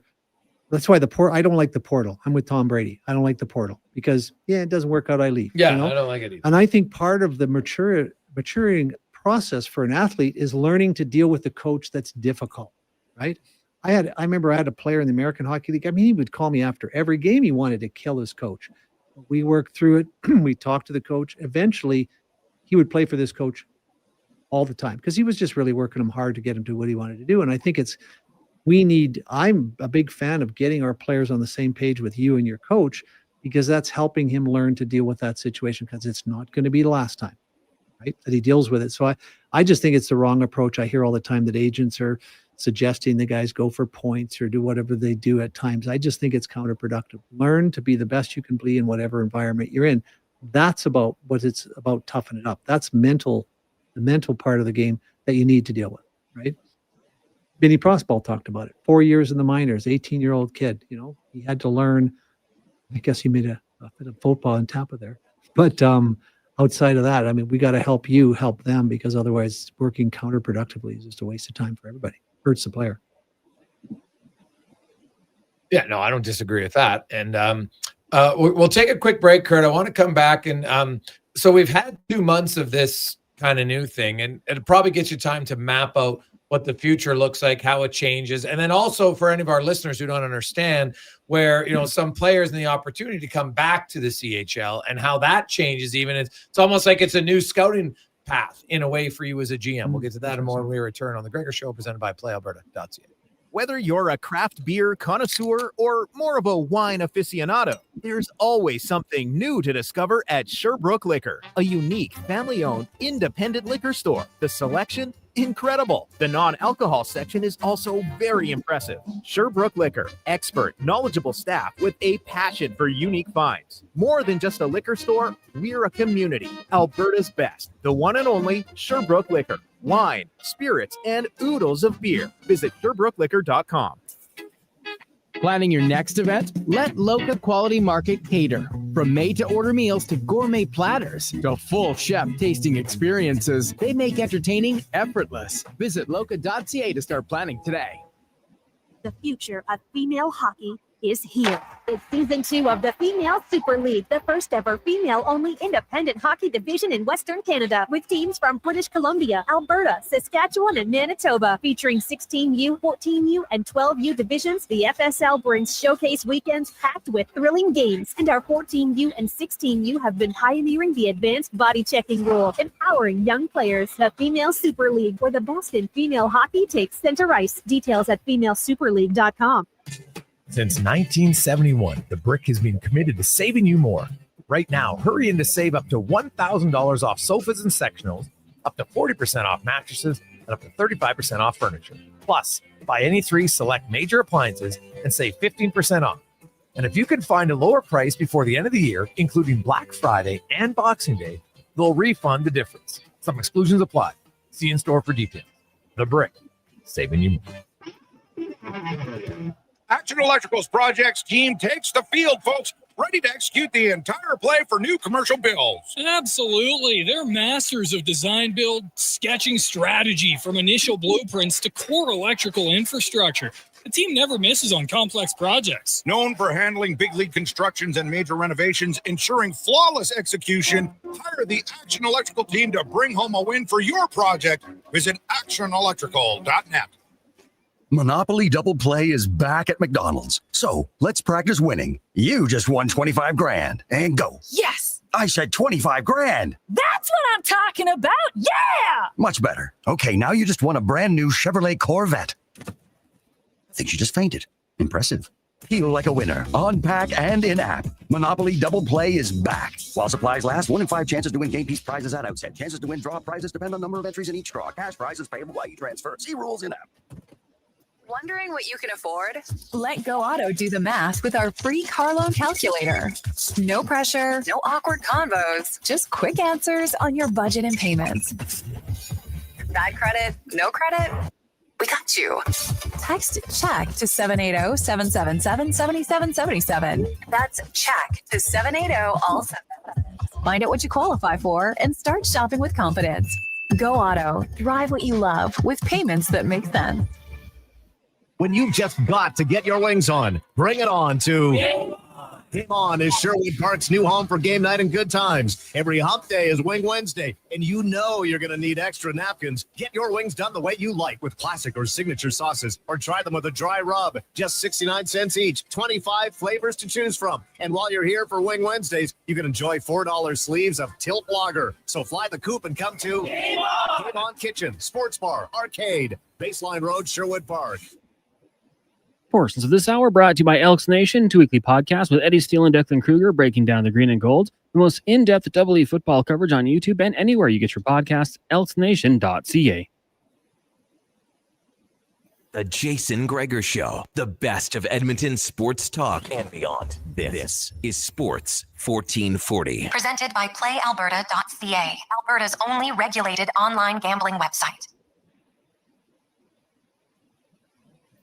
4:45, we continue on the business of sports with our guest, the general manager of the Edmonton Oil Kings, Kurt Hale, and we're talking about the big changes. And Kurt, now you, in a way, you know, you're kind of scouting, and I don't know how serious or not, but do you have to keep an eye now on NCAA because there's so many players that left here right away? They're not all going to be happy. They're not all going to get the playing time they want. They get promised certain things, and then reality kicks in, and suddenly, like, oh my God, I'm a third liner. I'm a fourth liner here. I'm not playing very much. How much does that play into it for you? Do you have to spend a little bit more time in your organization scouting there? Yeah, we've certainly been tracking all those players that left our league to join the NCAA this year early, and and further to that point, there's even more players because there's players from the U.S. that aren't potentially on teams lists in our league that are playing NCAA at a younger age. And there's potential, if they're not enjoying their time at the school right now, they could potentially come to our league too. So, a lot of the time that's something you would hear probably through an agency at the end of the day. If it's a player that's not on a list, that they'll say, hey, this player is maybe not getting the ice time. They might be interested in exploring something potentially. We'll see where, things get to by the end of the first semester. But, yeah, we've been tracking everything, and obviously this week was we saw a player come back, and Everett made a trade for Ryland Gould from Swift Current, and he's left Michigan Tech to come back, and that's a 20-year-old player in our league this year now, and just a player that wasn't happy with the experience he had down there. Yeah, it's interesting because I thought, I think initially we were all worried that the CHL was going to be in tough, and it just looks like complete reverse has happened, right? It's just opened up a whole pool of athletes for you. Now you're going to have the competition for some of them, but if you do your job well, you won't have much competition for them, and you'll have a whole pool of other talent to build. It's pretty interesting how it's turned out. Everyone was worried about the nil rights and some of that stuff, but it doesn't seem to have played out much, does it, Kurt? No, it doesn't. And I think one of the biggest things too, after once we see what happens over the next 2 to 3 months here, when we get to the end of December, is how many players did come back. And if it ends up being a lot of players, I think that's where families are probably going to take a lot closer of a look at it, and even talk to some of these families and say, well, why wasn't his experience good? And, it's going to be the old adage, the grass isn't always greener at the end of the day, but it's what we talked about earlier. It's that development piece. And there'd be nothing worse than you get through the Western League and you go through your developmental years here of potentially going through being a fourth line player, a third line player. And now you've worked your way up to be a top line player, and you decide to go there early, and you're back just to what you worked so hard to get out of. Yes. It would just be such an interesting decision for somebody. I think some of these kids, Kurt, they don't realize how, it's a big step up playing against 21, 22, 23-year-olds. They're bigger, they're stronger. I mean, the NCAA is it's really an unofficial minor league development system. I mean, it's tough. I mean, if you're 20, 21, you can handle it, right? But if you're, younger, it's not an easy go. And I think you need to be here to be developed, generally. Well, I think one of the tough things too that people don't, that is not thought about enough is the 2 games a week. And guys that have played in CHL, they're not used to that. Like to try, if your game isn't going the way you want it to go in our league, at least you're like, okay, I get to try it again on Tuesday. I get to try it again on Wednesday night. And then I got 2 games on the weekend. But down there, if you don't score the first 2 weekends of the season, it's like, holy smoke, this is getting pretty long now for a guy to try to get back on, to try to get that momentum going again. So it's, and another big one I heard from families and that too was just how long it takes to get the season going. Like a lot of players went down there at the end of August, and you're not practicing with your coach to the end of September. You're not playing games to the middle of October, and you're taking 4 courses. So it's certainly a whole different environment than. I talked about this young Russian player. I couldn't believe it. I asked him what courses he's taking. He's got accounting, finance, economics, and he hasn't been in school for 3 years. He's doing okay, but I forget. I played college sports as a volleyball player, and I remember one of my teammates when I went to law school the first year. There's no way you're going to play volleyball and go to law school because it's it's tough to be at practice, and we practice hard every day for a couple of hours, and that's a tough go. I think it's good for players in many ways because it keeps the brain activated, but it's a tough go. Yeah. Kurt, how has it changed for you and the dynamics of building your team?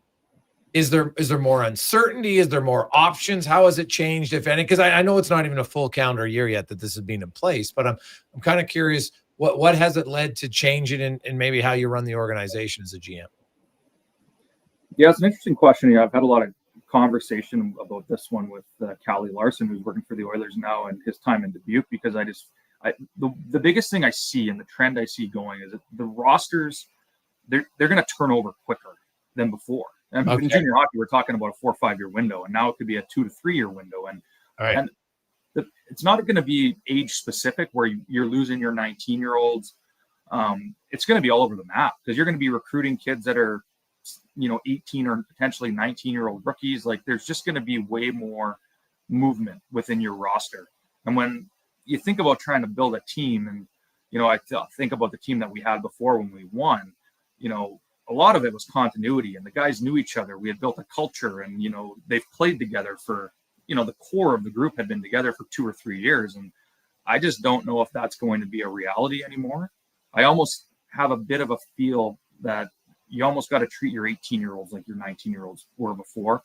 And if you have really good 18-year-olds and they're having great seasons in the CHL, I just feel like at the end of the day, there's potential you could lose those guys. And if you think your team's good enough, I think more teams are going to go for it when they have some high, maybe guys that are 18 having really good seasons, if they feel like they have a chance to win. Because at the end of the day, if you have long playoff runs, you're going to showcase your players more. I mean, we saw what happened to Medicine Hat with some of their guys, and there's probably just a better chance that they're going to end up getting a scholarship, or a school's going to come after them. Kurt Hill joins us, the GM of the Edmonton Oil Kings. So with that in mind, that it's a shorter window, do you have to be more aggressive when you feel you have a team that's competitive? Oh, I think you do for sure. I think at the end, actually, more aggressive. I don't know. I don't think you're necessarily going to have to be going out there and having to make multiple moves anymore. I do feel like everyone's gonna be after maybe making two big moves, because I think the player pool has increased so much now that I don't know if a lot of teams are going to be making moves for the depth of their lineup. I think now that we have every draft, all the high-end draft picks are coming to our league. You have Americans coming. We have 3-year import players now. I think there's quality in the depth of our league now. That I think it's the best depth we've seen in a long time. Really? Now we did lose some high-end players. Don't get me wrong, but the depth is there's really good players playing right throughout every lineup, and I see coaches playing 4 lines and 3 sets of D way more than I've seen in the past as well. So I can just tell the confidence in them, in the player makeup is really good. So I do feel like teams that are going to decide to go for it, I think it's going to be they're chasing after a couple big moves. I don't know if there's going to be these full overhaul roster, turnovers where you're trying to add 10 guys to go for it. I mean, unless maybe if you're hosting the Memorial Cup, that could be a little bit more of a challenge for some guys. For some teams, you need to add. Is it fair to say, like, when I look at the WHL compared, and, a lot of people are like, well, the WHL hasn't won the Memorial Cup in such a long time, and, yada, yada, all the reasons. And a lot of people feel that, the OHL and the Quebec Major Junior League, like, the teams who go for it, like, they really go for it, like, even more so. And it's almost like the league's like, okay, you know what, it's their turn, so we're almost going to help them go for it. Do you sense that at all, Kurt? Like, do you feel that in those leagues there's more willingness to help and let a team really kind of load up, not only to win their league, but compete for the Memorial Cup? Yeah, from watching it over the last since I've been doing it the last 7 years here, I feel that would be pretty accurate for the Q. I do feel like there is usually 3 or 4 teams, and maybe they just don't have the depth in the league, that there's 3 or 4 teams that kind of become outliers. They're the ones that are going to be the good teams. And it just seems like those are the teams that load up, and it ends up being a couple that end up making substantial moves to add a lot of players. I don't get that sense as much in the OHL. Like, I do feel like the OHL is maybe more geared towards population base and skill. And, I just feel like there's some programs there that, you look at a program like London, they do a phenomenal job with their players, and they continue to develop, and they do make trades, and players want to play there, and they find ways to get those players on their team somehow. And they're usually good. But I think, and I'm not just speaking to their program, but there are really good programs in that league that seem to just year over year have strong clubs. Okay. One last one for you, Kurt. With the, with the BCHL, it's like competition in a way, but they're not always for the same players. And now, of course, with the open ability for anybody, whether it's BCHL, AJHL, WHL, they can all go to NCAA. Is there, do you find, because you could have a player, you're like, man, like, this guy's good, but he's just not going to play a lot for us. Man, you talk to him, he's 17 or whatever. Hey, maybe you go to the BCHL or go to an AJHL team. Is there that open conversation, or is it still a real, like, well, we're direct competitors, so we don't work together? No, you know what? The league's done a great job, the head office, with putting together, it's called the Western Canadian Development Model, that works with the Alberta Junior League, Saskatchewan Junior League, and Manitoba Junior League. And that's really opened up teams having the ability to send players that, 16-year-olds that might not be ready, maybe even a 17-year-old that's not ready, to go and play in those leagues and develop. And those leagues have gotten younger. Now, some programs in those leagues have just chosen to go older still, but there's a lot of teams that are in those leagues now, and coaches that are excited to work with, 16 and 17-year-old players that want to move on to the Western League. They're not working with the older 20-year-old now that potentially isn't motivated, in the sense of, like, some of these young, hungry 16 and 17-year-olds that are going to be good players in our league. So I do think some teams have made that switch in that league, and it certainly has become a bit of a farm system for the teams in the Western League. And unfortunately, with the BCHL just being outside of the system, it's hard to send players there right now because you can't use them at all. You can't AP them. You would have to be 100% certain you're sending them to that league and you're going to keep them there for the rest of the season, because it's not to say that you can't get them back out of there, but to use them as an affiliate player, it's just not possible. So I think right now teams are just looking to work with, the AJHL, SJ, and MJ, and it's been a really good relationship with what the Western Hockey League has done with those leagues.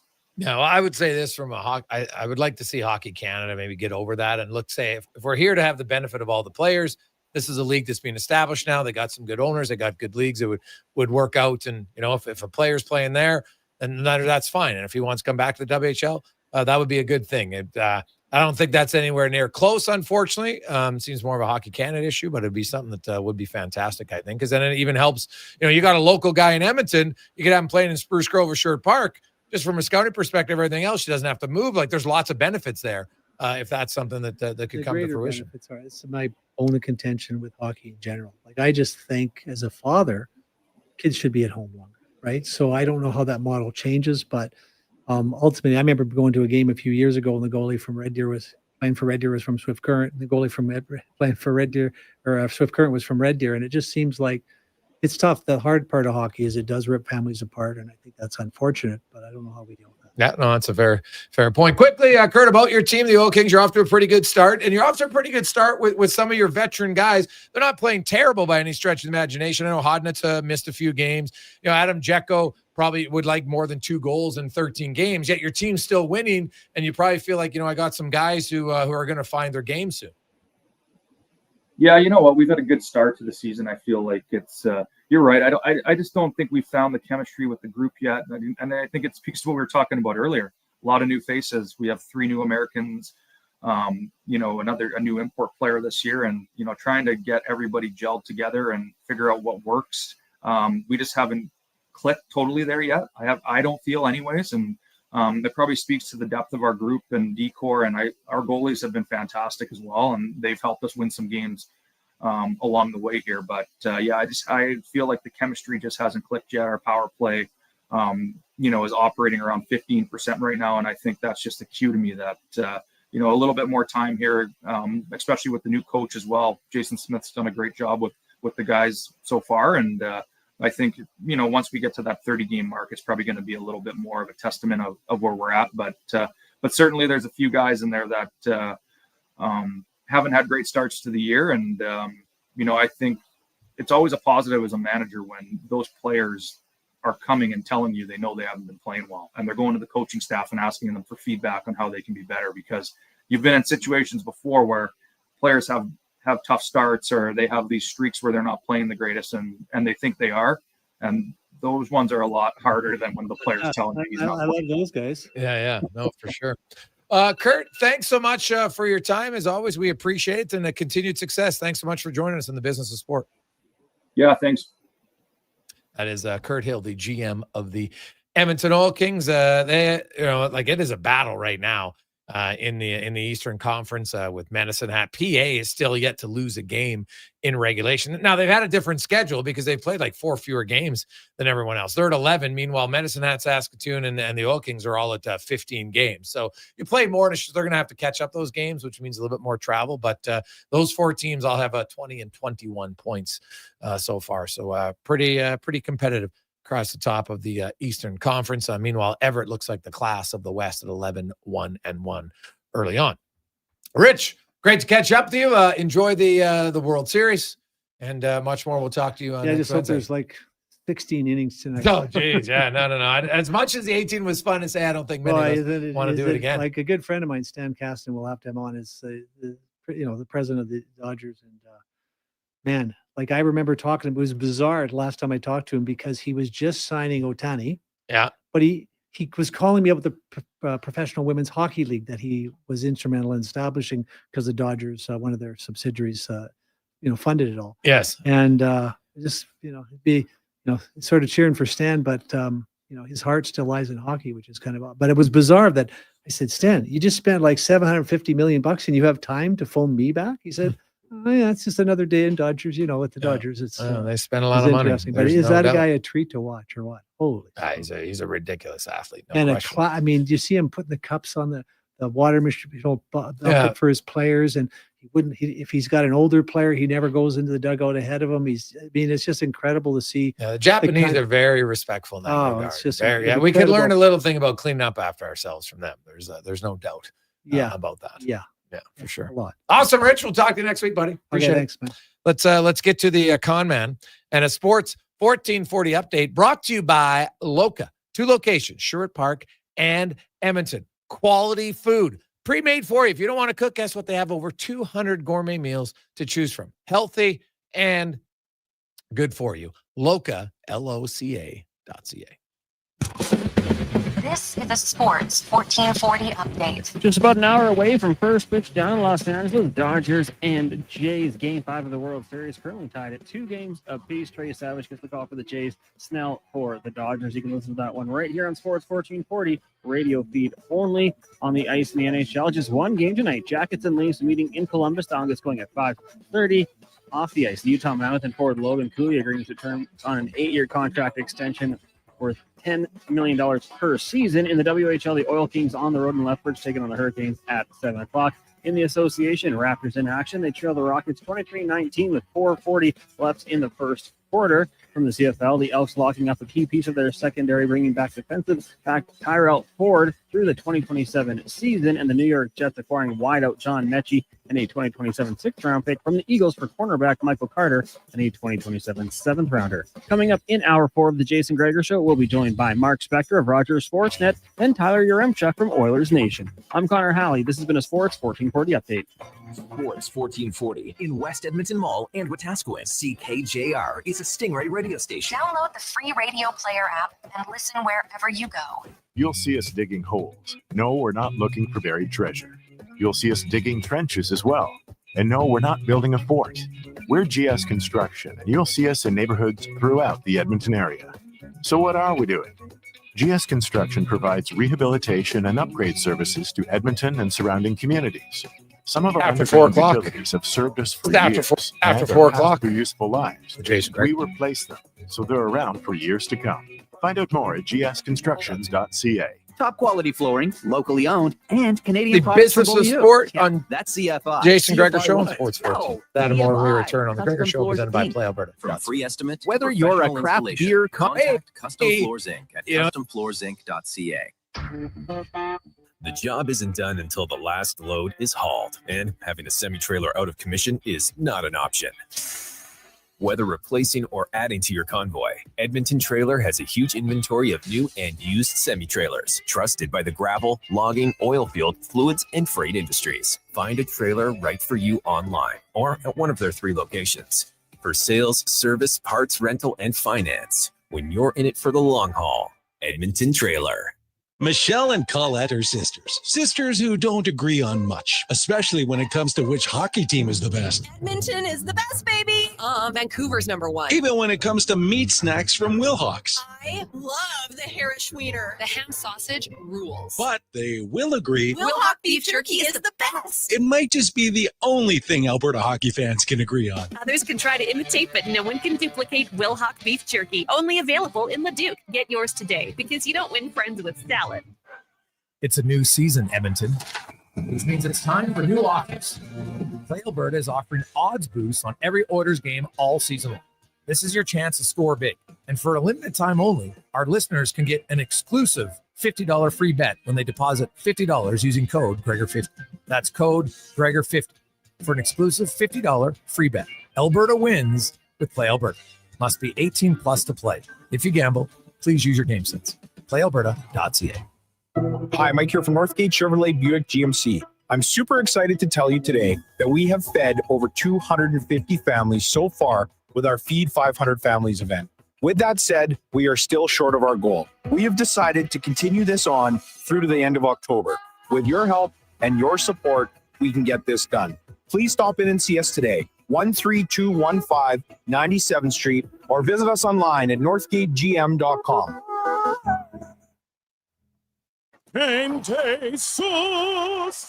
Buddy, quit rolling up to the bar and looking like it's grade 9 grad and you're wearing your dad's old work suit. Do yourself a favor and call Game Day Suits. Game Day Suits is Alberta-based and makes fully customizable, made-to-order suits. Perfect for hockey teams, wedding parties, or even the office crew. Book your free consultation at GameDaySuits.ca. I'm rocking one right now. I look deadly. You know they can't see you, right? Okay, Mr. Announcer, you want to go, tough guy? Game Day Suits! When it comes to choosing a hair clinic, the difference is in the doctor. I'm Dr. Vance Elliott.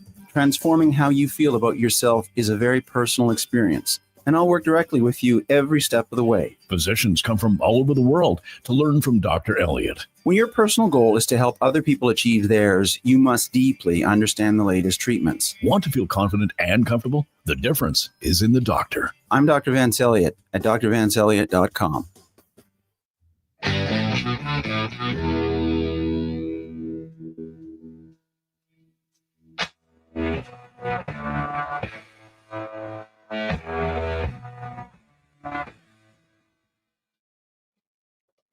Portions of this hour brought to you by Joppa Machinery. Did you know that Joppa offers in-house and on-site service? Rain or shine, Joppa's service department is here for you. Get a quote now at joppamachinery.com. The Jason Gregor Show, the best of Edmonton sports talk and beyond. This is Sports 1440. Presented by PlayAlberta.ca, Alberta's only regulated online gambling website.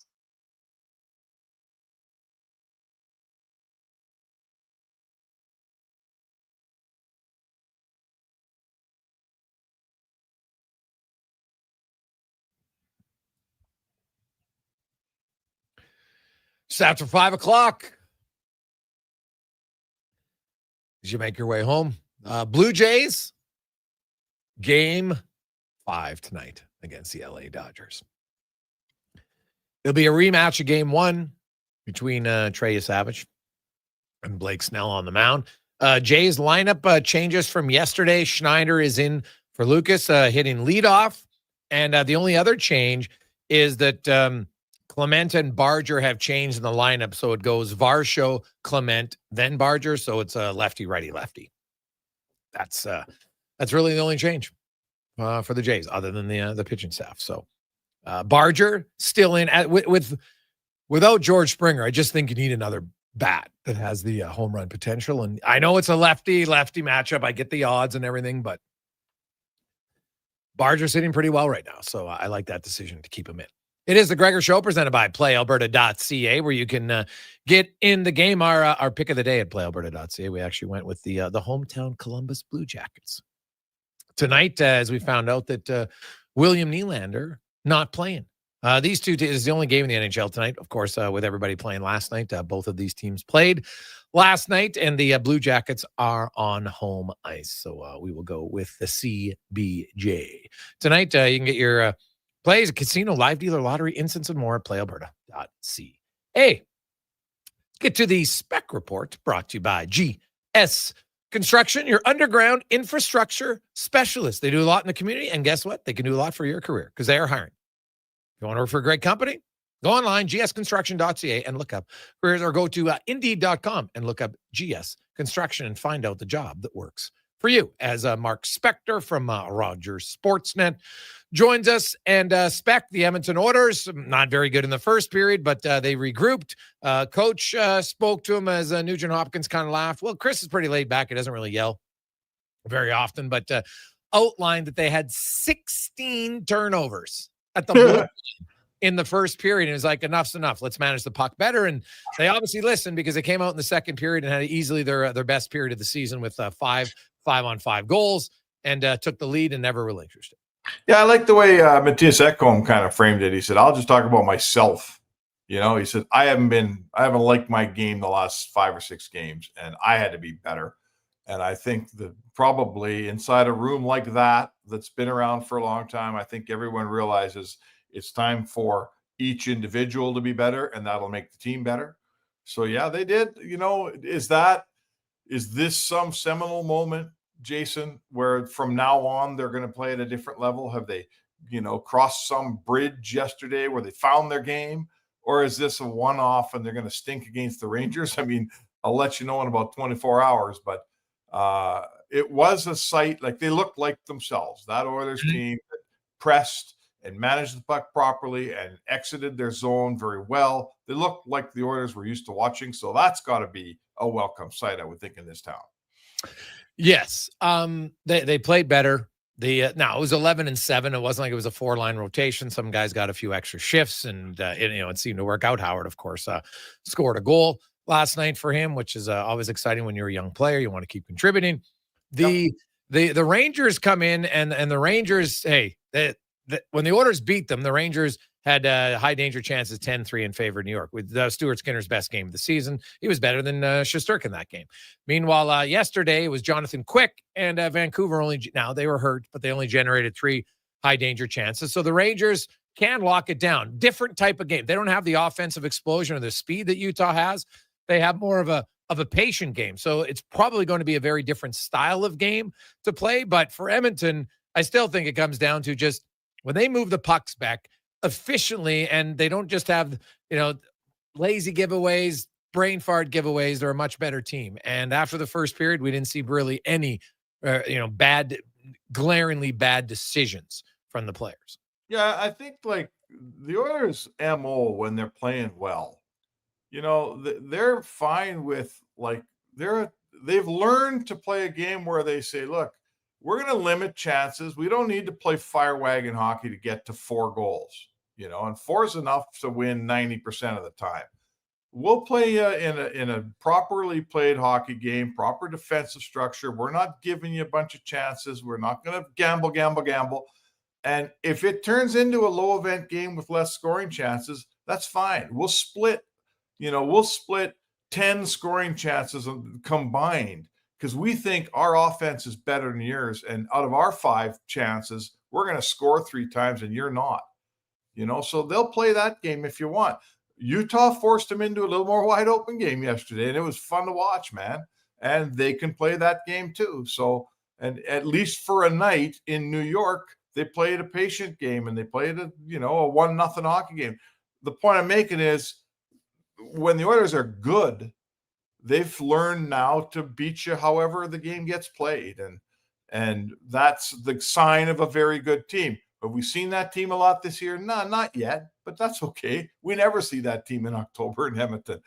So, why would we see it this year in October? No. Well, it is true. And he kind of chuckled about, hey, this is the best start we've had since I've been here. So, I found that one, which is true, but it is kind of funny. Like they're 5-4-2. They didn't have, like I said, like the Oilers didn't have a bad start. They just had an average start. They had 10 points in 10 games. Not great, but it hasn't decimated them, right? Like they're 3 points back of Vegas. It's not like they've dug a massive hole that's going to take like, the other year, Spec, we're talking 12. At one point, it was 20-point differential that you're trying to make up. And that's just extremely difficult to do. So, that part is better for Edmonton, no doubt.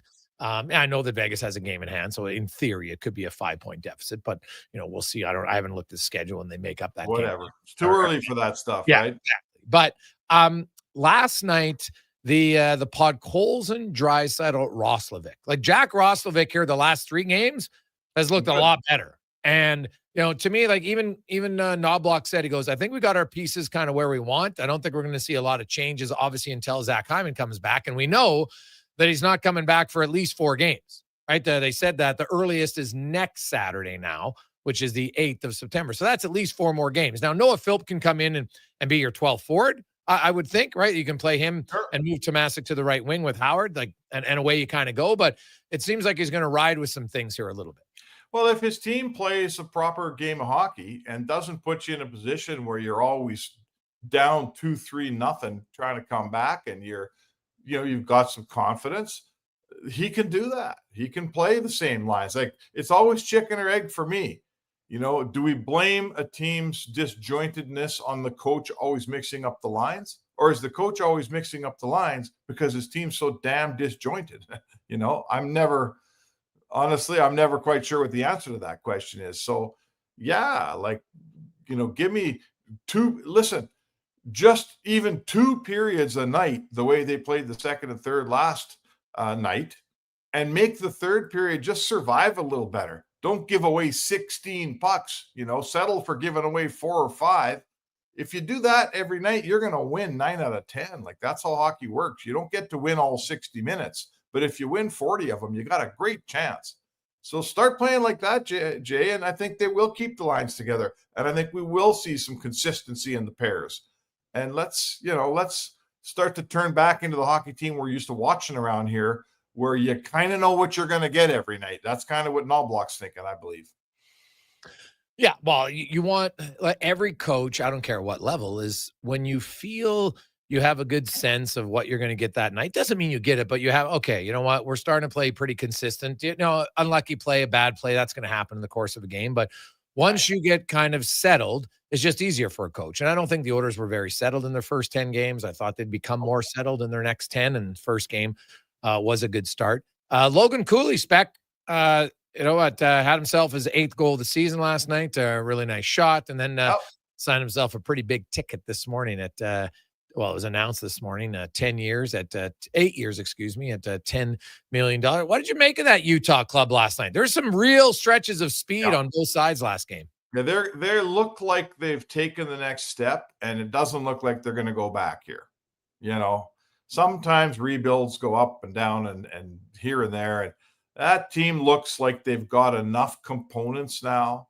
You know, they've got some veteran guys in the back end that are very stabilizing, right? They got a couple of older cats back there that I think you can count on. I'm not sure I count Marino as old, but they got Ian Cole and they got Nate Schmidt, guys that aren't probably going to be there when this team's really good, but they're there for now and they're there for a reason.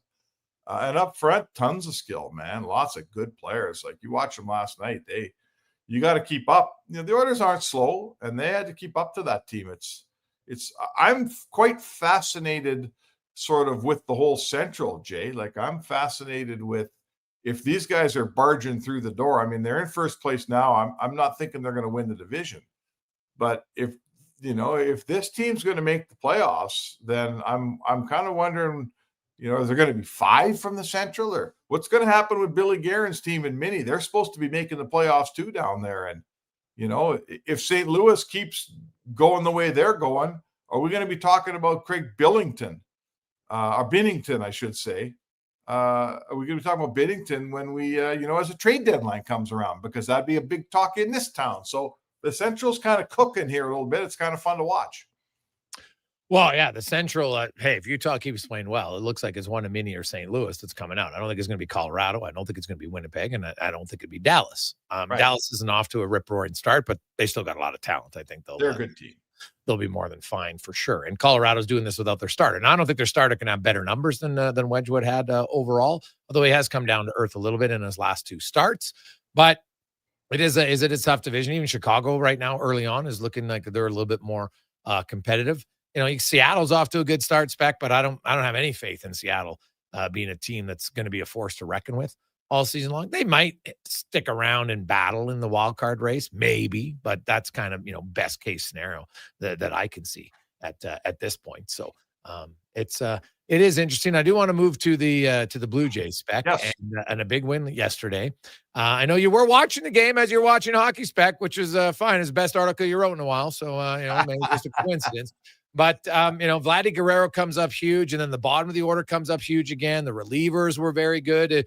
You look at this series, really, and like the Blue Jays for long stretches have been the better team. Yeah, I mean, I remember our good friend Jack Cookson at Pro-Am Sports texted me when the Dodgers were beating Milwaukee 4 straight, and he said, the Jays in Seattle, they're playing for second place. And you know what? It was kind of hard to argue, because Milwaukee's pretty good, and they got 1 run a night against the Dodgers. Like, they got steamrolled. But you know what? Jack wasn't right, because Toronto is every bit the Dodgers equal and maybe the better team. I mean, let's face it, they're a clutch hit away from being up 3-1 in this thing. So yeah, it's I don't want to say it's a pleasant surprise, because I felt like Toronto's good, man. They were the best team in the AL. There's no reason to go in there thinking they were totally inferior the way I think some of the betting houses did. And a lot of people thought, the Dodgers are so great. I didn't think that, but I think some reaffirmation, I guess. Once you can think it and you can believe it, Jay, but once you see it, right?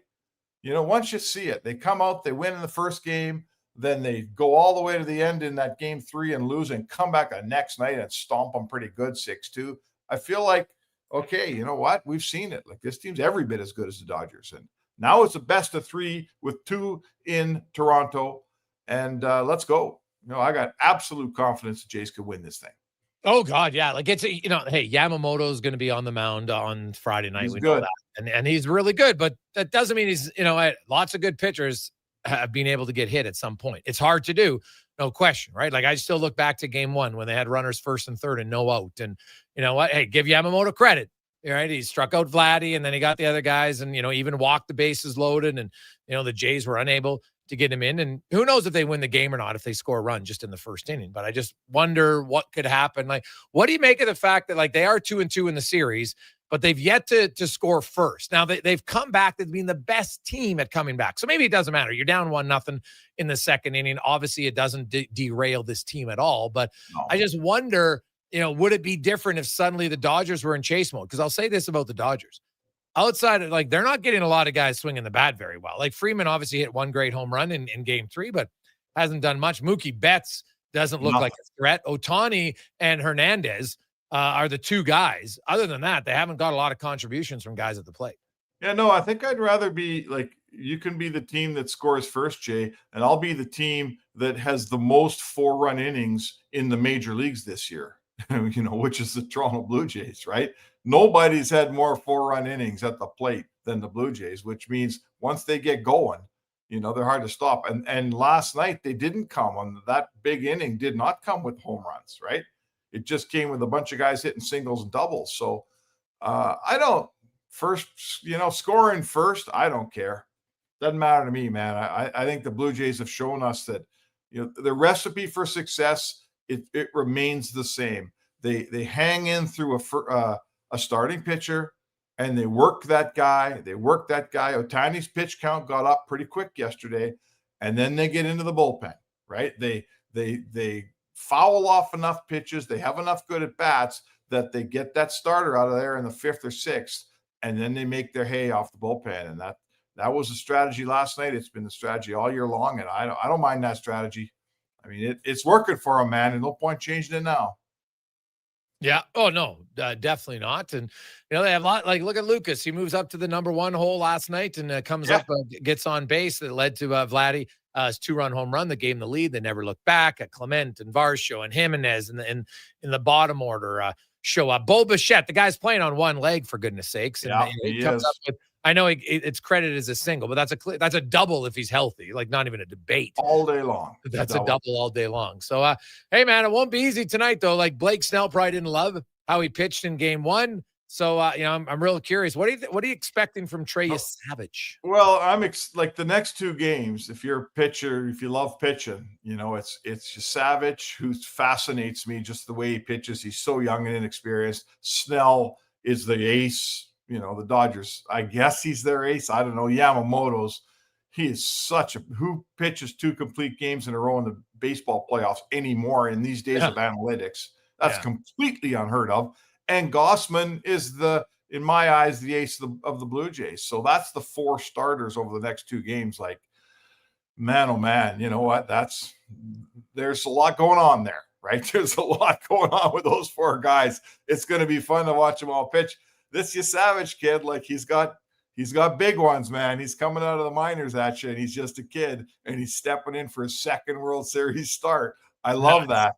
I think he's a killer good story, this guy. Oh, buddy, it's an amazing story for sure to look at. So I look forward to that. Spec, enjoy the game tonight, buddy. We will chat with you tomorrow. Hey, no hockey to get in our way tonight. This will be awesome. It'll be very well. Actually, I have to coach, but I'm recording the game. So nobody phone Gregor and tell us. That's right. I always shut my phone off for jabronis like you who will send me a text thinking it's funny. So yeah. All right, man, enjoy the game. Have a good one, buddy. That is Mark Specker, the Specker Board, brought to you by GS Construction. Yeah, that's right. Got to practice right after the show.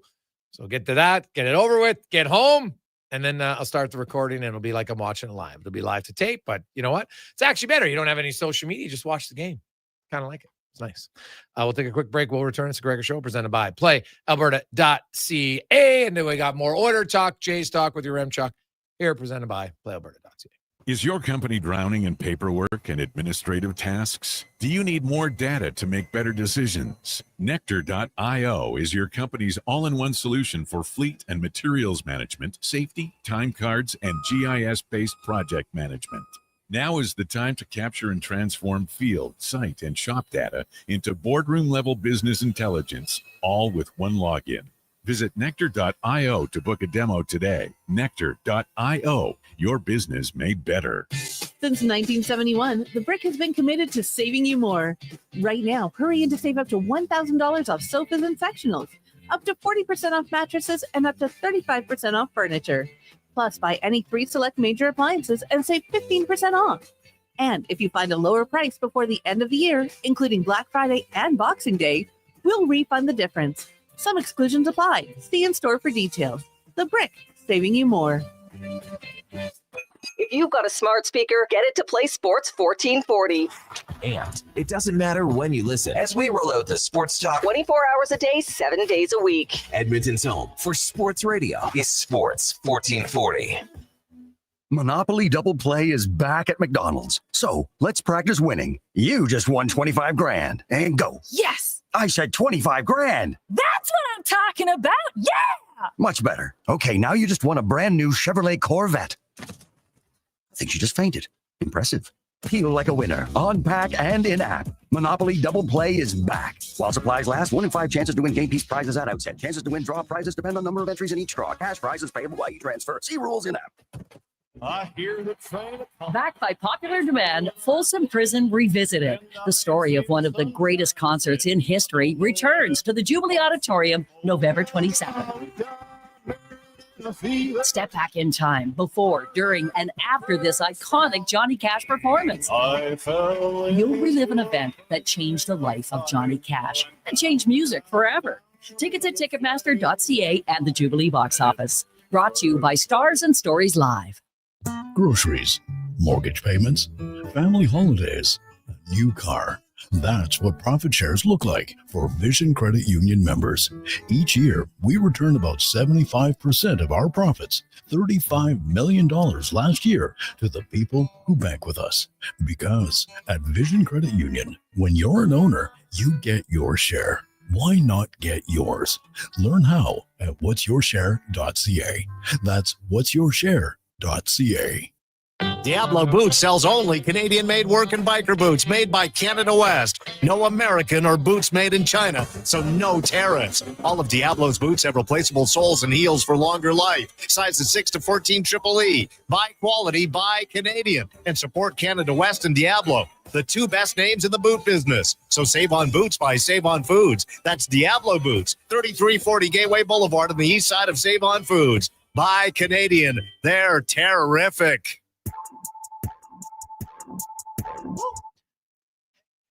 Portions of this hour brought to you by Cantork. What's the best way to beat the tariffs? Buy Canadian. Cantork's products are not only made in Canada, but right here in Edmonton. Save money, support Canada at cantork.com. The Jason Gregor Show, the best of Edmonton sports talk and beyond. This is Sports 1440. Presented by PlayAlberta.ca, Alberta's only regulated online gambling website.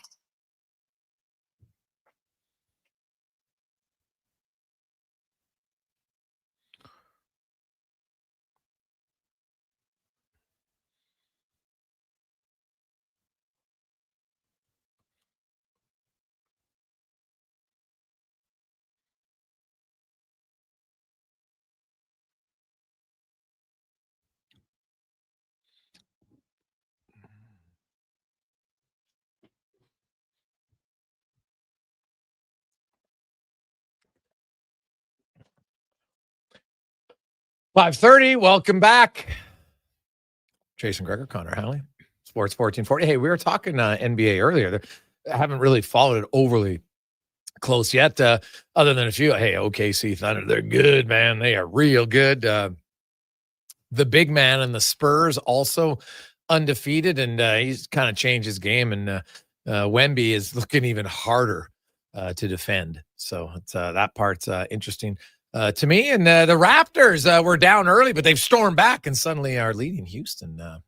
High-scoring first half in TO tonight. Not the Toronto game that most people will be watching, though. Let's be honest. You got the Raptors, you got the Leafs, but let's be real. It's the Jays that everybody will be watching later on tonight or listening to right here on Sports 1440, as we will have the game for you. 6:08, 6:09-ish will be the first pitch tonight, with Blake Snell on the mound, and Davis Schneider will be leading off tonight for the Jays in place of Lucas, as they look for an extra righty in the lineup. And now we're going to get to the oil report, brought to you by Go Auto. You're thinking car, truck, SUV? Well, they got over 15,000 vehicles to choose from. They'll have what you want, what you need at goauto.ca. As Tyler Yaremchuk from Oilers Nation joins us once again. Ty, how you doing? I'm doing good. 30 minutes, 49 minutes till first pitch, roughly somewhere around there. It's coming up pretty quick though. I'm pretty nervous. Well, it should be it should be a good game. The Jays, the one thing they've shown is they belong. I don't think anyone can argue that the Jays don't belong in this series. It's far from over. Probably the two best pitchers for the Dodgers are going to take the mound tonight and on Friday. And the Jays got two of their really good pitchers too. So that's what makes the series so good. What I'm interested in is I really feel the Jays offense has been better. Like, yeah, you got Ohtani and he had his monster game.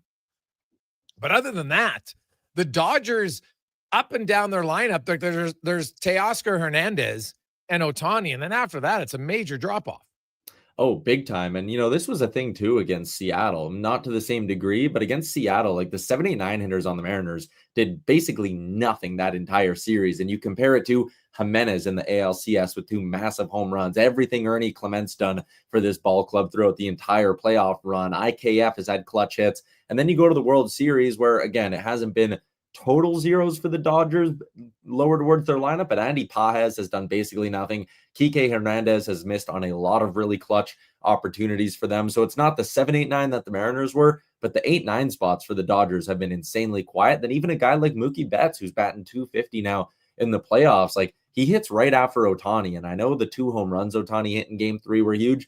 There were also a couple opportunities where he was getting on base with leadoff doubles or doubles early in innings, and Betts wasn't able to cash him in. So I'm a little surprised Dave Roberts has stuck with that configuration. But again, the Jays 1 through 9. Even yesterday, Ty France comes off the bench, grinds for an at-bat. It was only a ground out to second base, but he put the ball in play and it scored a run. Like, they just have these grinder at-bats that it's so tough for these Dodgers pitchers to get into a rhythm. I look at, the thing about if you did switch up your lineup, like, who are you going to switch? I guess you move Teoscar Hernandez up, but it's not like anybody else is hitting great.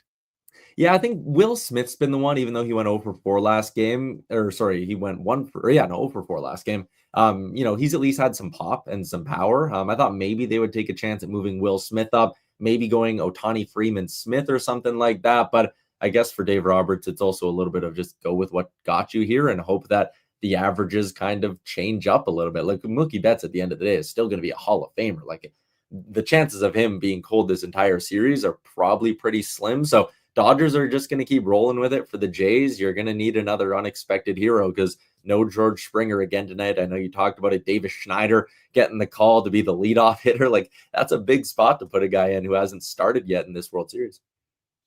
Yeah, no, that's totally valid. It'll be I'm fun. It's looking forward to it. I'm looking forward to it. It's going to be a lot of fun, as I think most of our listeners are as well. The Oilers, they did not have a good start to the game, but the second period and beyond, they were the better team. I don't think there's much debate on that.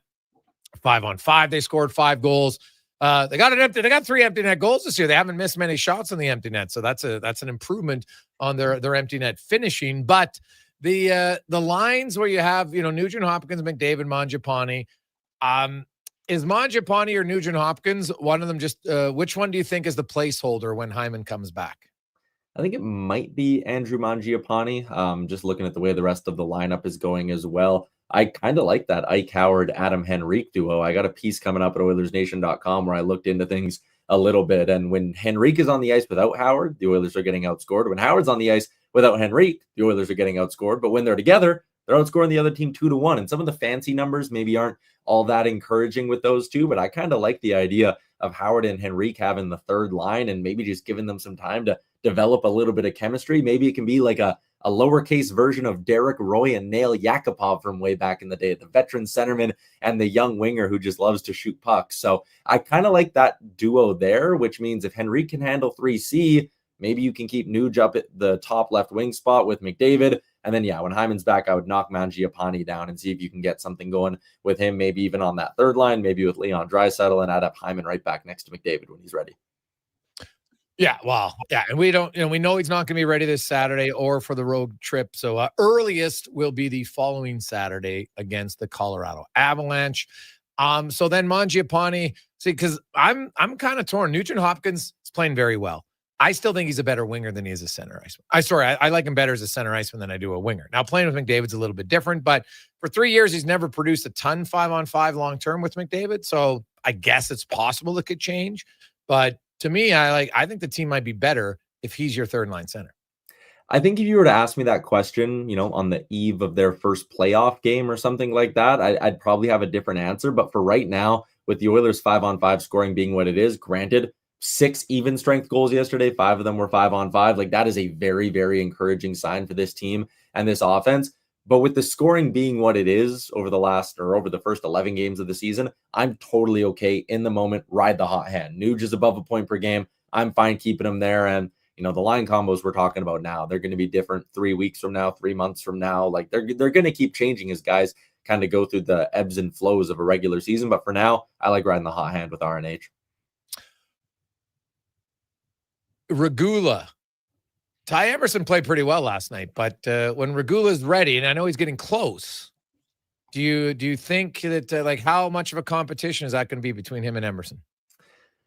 I mean, Ty Emerson's picking a great time to sort of get his game in order here. I think the last couple of games he's been really good, and like you said, yesterday might have been his best game of the season. So if he kind of hears the footsteps coming and he's turning on and finding another level, like, competition is a great thing for any team, right? If everyone's kind of got to be on their toes and they know that, hey, if I have a bad game, I could be out of the lineup for the next one, that's good. So if Emerson's going to keep delivering, again, I am riding the hot hand. That would be my philosophy from game 1 till game 82.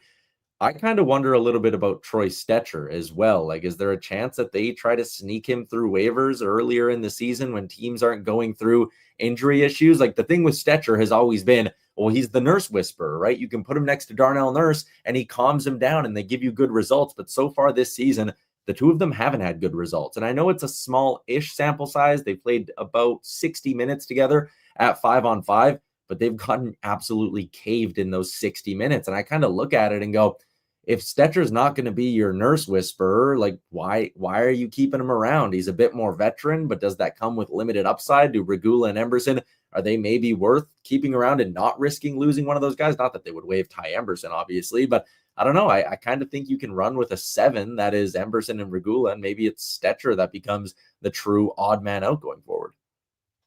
Oh, I don't even think it's a discussion, to be honest. Yeah. I think it's a no-brainer that it's Troy Stecher. Like, okay. It's not, they're not at all going to risk Regula over Stecher. Age, size, mobility, everything else. Like, hey, Troy Stetcher's had a really good career for himself, and he might get claimed on waivers by someone, but I know people have texted, hey, maybe they'd trade for him. You only have 7 draft picks. A team's not going to give you up one of their draft picks for Troy Stecher at this point. It's just not going to happen. But I think when Regula is activated and it's getting closer, I think then because if they activate Regula, that gives them a 23rd person, on the roster. And so they could get away with it because they only have 22. So they could carry 8. But, Knobloch's already on record as saying he doesn't want 8 defensemen. It feels like your 8th defenseman will never play. So I think it's going to be Troy Stecher. And then when Hyman comes back, you could, depending on the health of Janmark and Kapanen, well, Kapanen for sure will be out. You could move them to LTIR and move a guy down. I still think it might be Ike Howard, right? That's probably the guy I would do. Is there another forward that you would send down before him? I mean, there's been a little bit of trade conversation around Janmark when he's healthy, but I don't think that happens until he's probably played a few games. Like, I don't think another team's just going to look at Janmark before he's played a game and like, yeah, sure, we'll give you some for him. We'll take on the 1.45. So I could see a world where it's Ike Howard going down. Like, again, I'm encouraged with how him and Adam Henrique have looked for the last little bit here, but I also think that's a guy, and there was a really interesting conversation that Johnny Lazarus and Colby Cohen had on Morning Cup of Hockey a few weeks ago, where it was like, hey, if you think a guy's ceiling is a bottom 6 player, even if he's young, keep him in your bottom 6, keep playing him. That's the conversation with Noah Philp. Like, keep playing that guy and give him reps in the bottom 6, let him grow into his role. If you think a guy's ceiling is a top 6 winger, then you need to keep him in the American League until he's ready to be a top 6 winger for you. You got to give him 20 minutes. You got to give him puck touches. Like, that's probably something that isn't helping Ike Howard right now. Is sure, he looks good in his little flashes, but what if that guy could touch the puck 3 times as much in an American Hockey League game? Like, how much more could he be developing? So I totally see the case for sending down Ike Howard if it gets to that point. Give him until January. And then again, I always laugh. We speculate about, the roster crunch that's coming 3 weeks from now, 4 weeks from now, and then someone else gets hurt, and these problems usually just find a way to sort themselves out. So yeah, why risk losing someone on waivers? Why trade someone if you don't have to, when there's that move with Ike Howard sitting there that also comes with the upside of properly developing a future top 6 winger. Like, he hasn't been so bad over the last, 2 weeks that I'm like, oh, this is ridiculous and it's a detriment to him and he's hurting the team. Like, he's totally fine. I just wonder if long-term picture, long-term view for the player's sake, if he wouldn't be better off getting 2 months of heavy ice time and power play time in Bakersfield. Oh, I don't. Honestly, to me, I think it's an easy decision. I like Ike Howard. Sending him down to the minors isn't like, look at Matt Savoy. It's not going to hurt him. Like, I could look around the league and look at how many players have done it. To me, the orders, like, is Ike Howard's minutes difference-making minutes? No, they're not.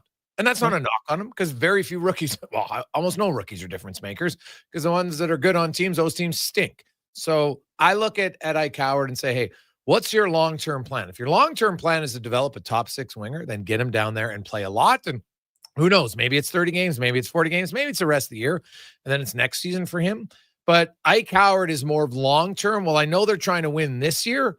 Ike Howard's development is definitely more than just this year, and I think that matters more than this season for him. Yeah, well, let me throw another name your way quickly, because Ike Howard, just looking yesterday at 5-on-5, he played 837. David Tomasic played 919. He doesn't need waivers to go down either. Do you think there's a world where they keep Ike Howard up in the top 9, and once Hyman's back, Tomasic's not getting that power play time? Could they just say, hey, we're going to put Tomasic in Bakersfield for a month and see what happens? I wouldn't do it. Older guy, different style of player. I think Tomasic's style, like, he can play in your bottom 6, I think, better. And I don't think he has top 6 potential in the future, whereas Ike Howard does. And so I want to develop the top 6 guy. Yeah, and I think that's ultimately where I come out as well. And Tomasic, they seem somewhat comfortable playing him down the middle and on the wing. So I'm a big fan of positional versatility. Hey, this goes back to the Jays. Look at how many guys they can rip around the diamond and play 3-4 positions. So if you have a guy like Tomasic who you can go, you know what? If we need him in a pinch on the power play, he can play there. If we need him in a pinch on the wing for a shift with McDavid, we'll put him there. If we need him at center, we'll put him there. Like, that versatility, I think, gives him the edge on top of the development factor. Ty, enjoy the game tonight, buddy. What's happening in Game 5? I don't know how to feel about Game 5, but there is just something in me that says they will not lose Game 6. I know it's Yamamoto. I know he's got the back-to-back complete games, and he looks so good right now, but I feel it somewhere in me as a Jays fan. They will not lose Game 6. It's either going 7 or they're winning it in 6. I feel it. All right, buddy. We shall see. Should be a lot of fun. Enjoy the game. Thanks. You too. It's Tyler Yaremchuk from Motors Nation. Take a quick break. We'll come back, wrap things up on the Gregor Show, presented by PlayAlberta.ca. You've probably heard the term supply and demand. Something is needed and someone supplies it. We're GS Construction, and we're in the supply and demand business with you. Edmonton and the surrounding area continue to grow. Infrastructure has to be continually replaced and upgraded to keep up with demand. You see it with new buildings and new roads, but what about below ground, where all sorts of pipes bring you water and take wastewater away? That's where we come in.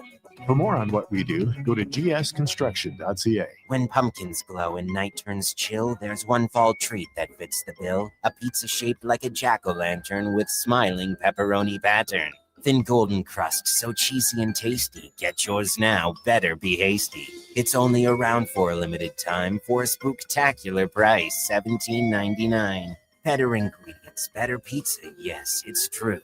Papa John's Jack-O'-Lantern Pizza is coming for you. Spookily and proudly locally owned and operated. The job isn't done until the last load is hauled, and having a semi-trailer out of commission is not an option. Whether replacing or adding to your convoy, Edmonton Trailer has a huge inventory of new and used semi-trailers, trusted by the gravel, logging, oil field, fluids, and freight industries. Find a trailer right for you online or at one of their 3 locations. For sales, service, parts, rental, and finance, when you're in it for the long haul, Edmonton Trailer. Prostate cancer affects 1 in 6 men in Alberta, and this November we're fighting back. Every dollar raised fuels early detection and life-saving support. Donate today for the men in our province. Visit keepitinalberta.ca to start your fundraiser or donate today. Groceries, mortgage payments, family holidays, a new car. That's what profit shares look like for Vision Credit Union members. Each year, we return about 75% of our profits, $35 million last year, to the people who bank with us. Because at Vision Credit Union, when you're an owner, you get your share. Why not get yours? Learn how at whatsyourshare.ca. That's whatsyourshare.ca. When it comes to choosing a hair clinic, the difference is in the doctor. I'm Dr. Vance Elliott. Transforming how you feel about yourself is a very personal experience, and I'll work directly with you every step of the way. Physicians come from all over the world to learn from Dr. Elliott. When your personal goal is to help other people achieve theirs, you must deeply understand the latest treatments. Want to feel confident and comfortable? The difference is in the doctor. I'm Dr. Vance Elliott at drvanceelliott.com. From the local rinks to homes and businesses across the province, Alberta's rural natural gas utilities are here to fuel life affordably, reliably, and safely. We're members of the Federation of Alberta Gas Co-ops, providing natural gas to keep our rural neighborhoods warm and connected every day. It's local, dependable, and it's ours. To learn more about the Federation of Alberta Gas Co-ops and our members, and how natural gas fuels your community, visit fedgas.com. Alberta's energy. Game on.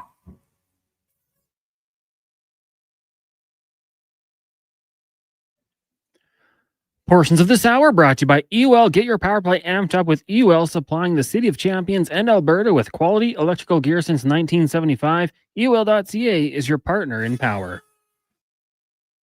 The Jason Gregor Show, the best of Edmonton sports talk and beyond. This is Sports 1440. Presented by PlayAlberta.ca, Alberta's only regulated online gambling website.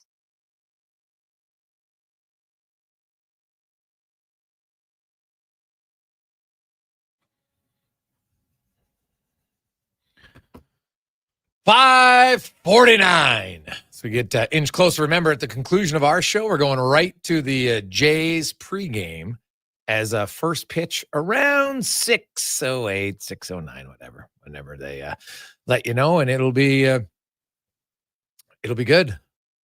Should be a fun game. You'll be tense, you'll be nervous, you'll be excited, all mixed up into one.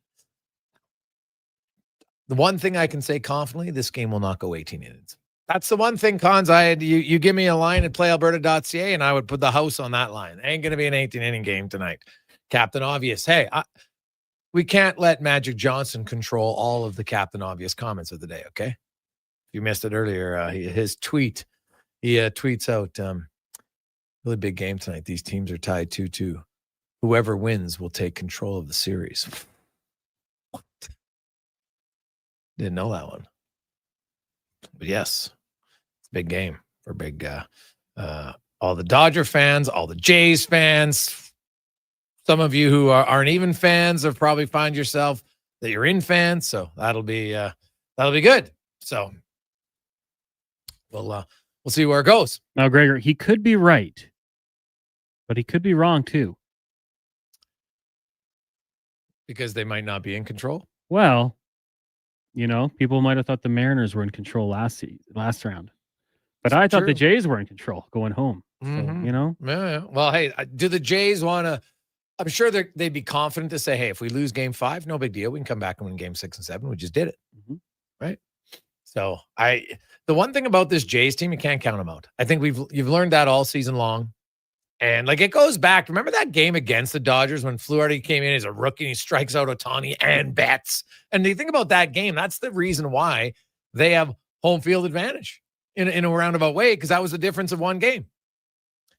And they've come back, 54 times, most in major leagues this season.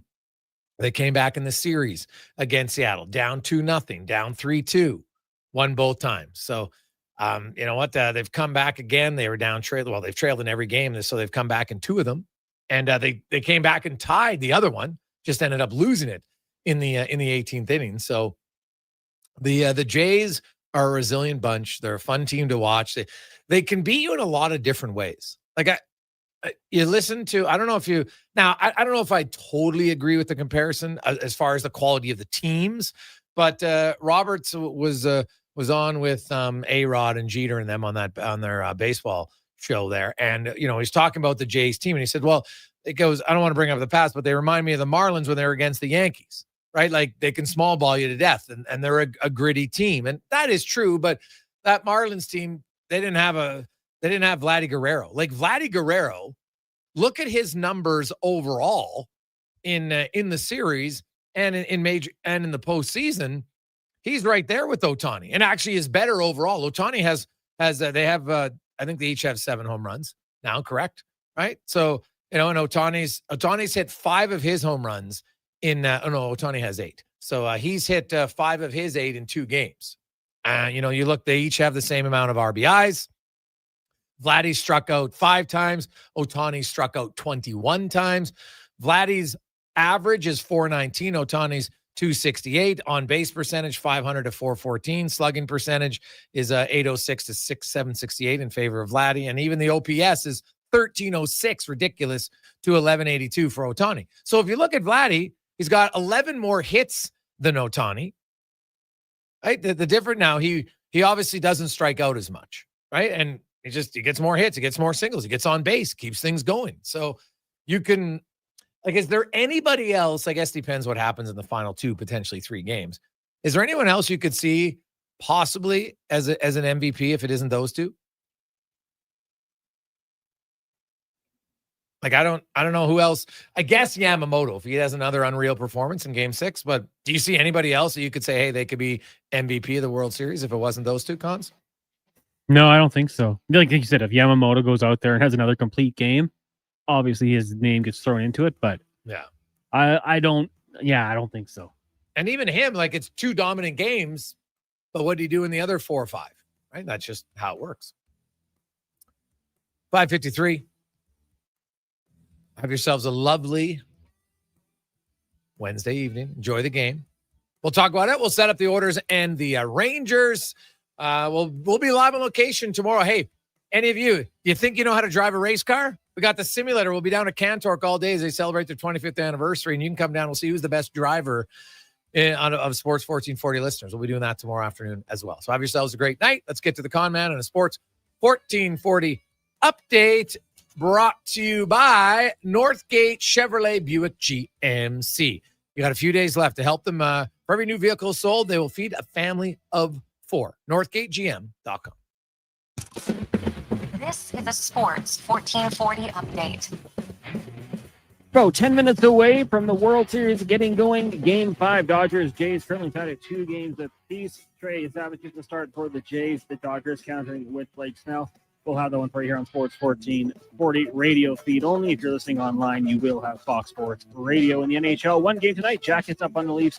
1-0 midway through the first period. Off the ice, Utah Mammoth and forward Logan Cooley agreeing to terms on an 8-year contract extension with an AAV of $10 million. Cooley had 53 goals and 68 assists in 160 games so far in his NHL career. In the WHL, Oil Kings on the road in Lethbridge. Puck drop 7 o'clock. In the association, the Raptors trail the Rockets 70-63 at halftime. Elsewhere, Celtics are up on the Cavaliers 51-47, and the Magic have a 50-44 lead over the Pistons in the second quarter. Later on tonight, Bulls host the Kings, Pacers in Dallas, Jazz taking on the Trailblazers, and it's the Lakers in Minnesota. The Edmonton Elks have locked up key member of their secondary, signing Terrell Ford to a deal that will keep him with the green and gold through the 2027 season. He appeared in 18 games last season, recording 56 tackles and 2 interceptions. And from the NFL, the New York Jets acquiring Canadian receiver John Mechie and a 6th-round pick from the Eagles for cornerback Michael Carter and a 7th-rounder. That'll do it for us here on the Jason Gregor Show. Coming up next, Blue Jays baseball. I'm Connor Halley. This has been a Sports 1440 update. It's Sports 1440, a Stingray radio station.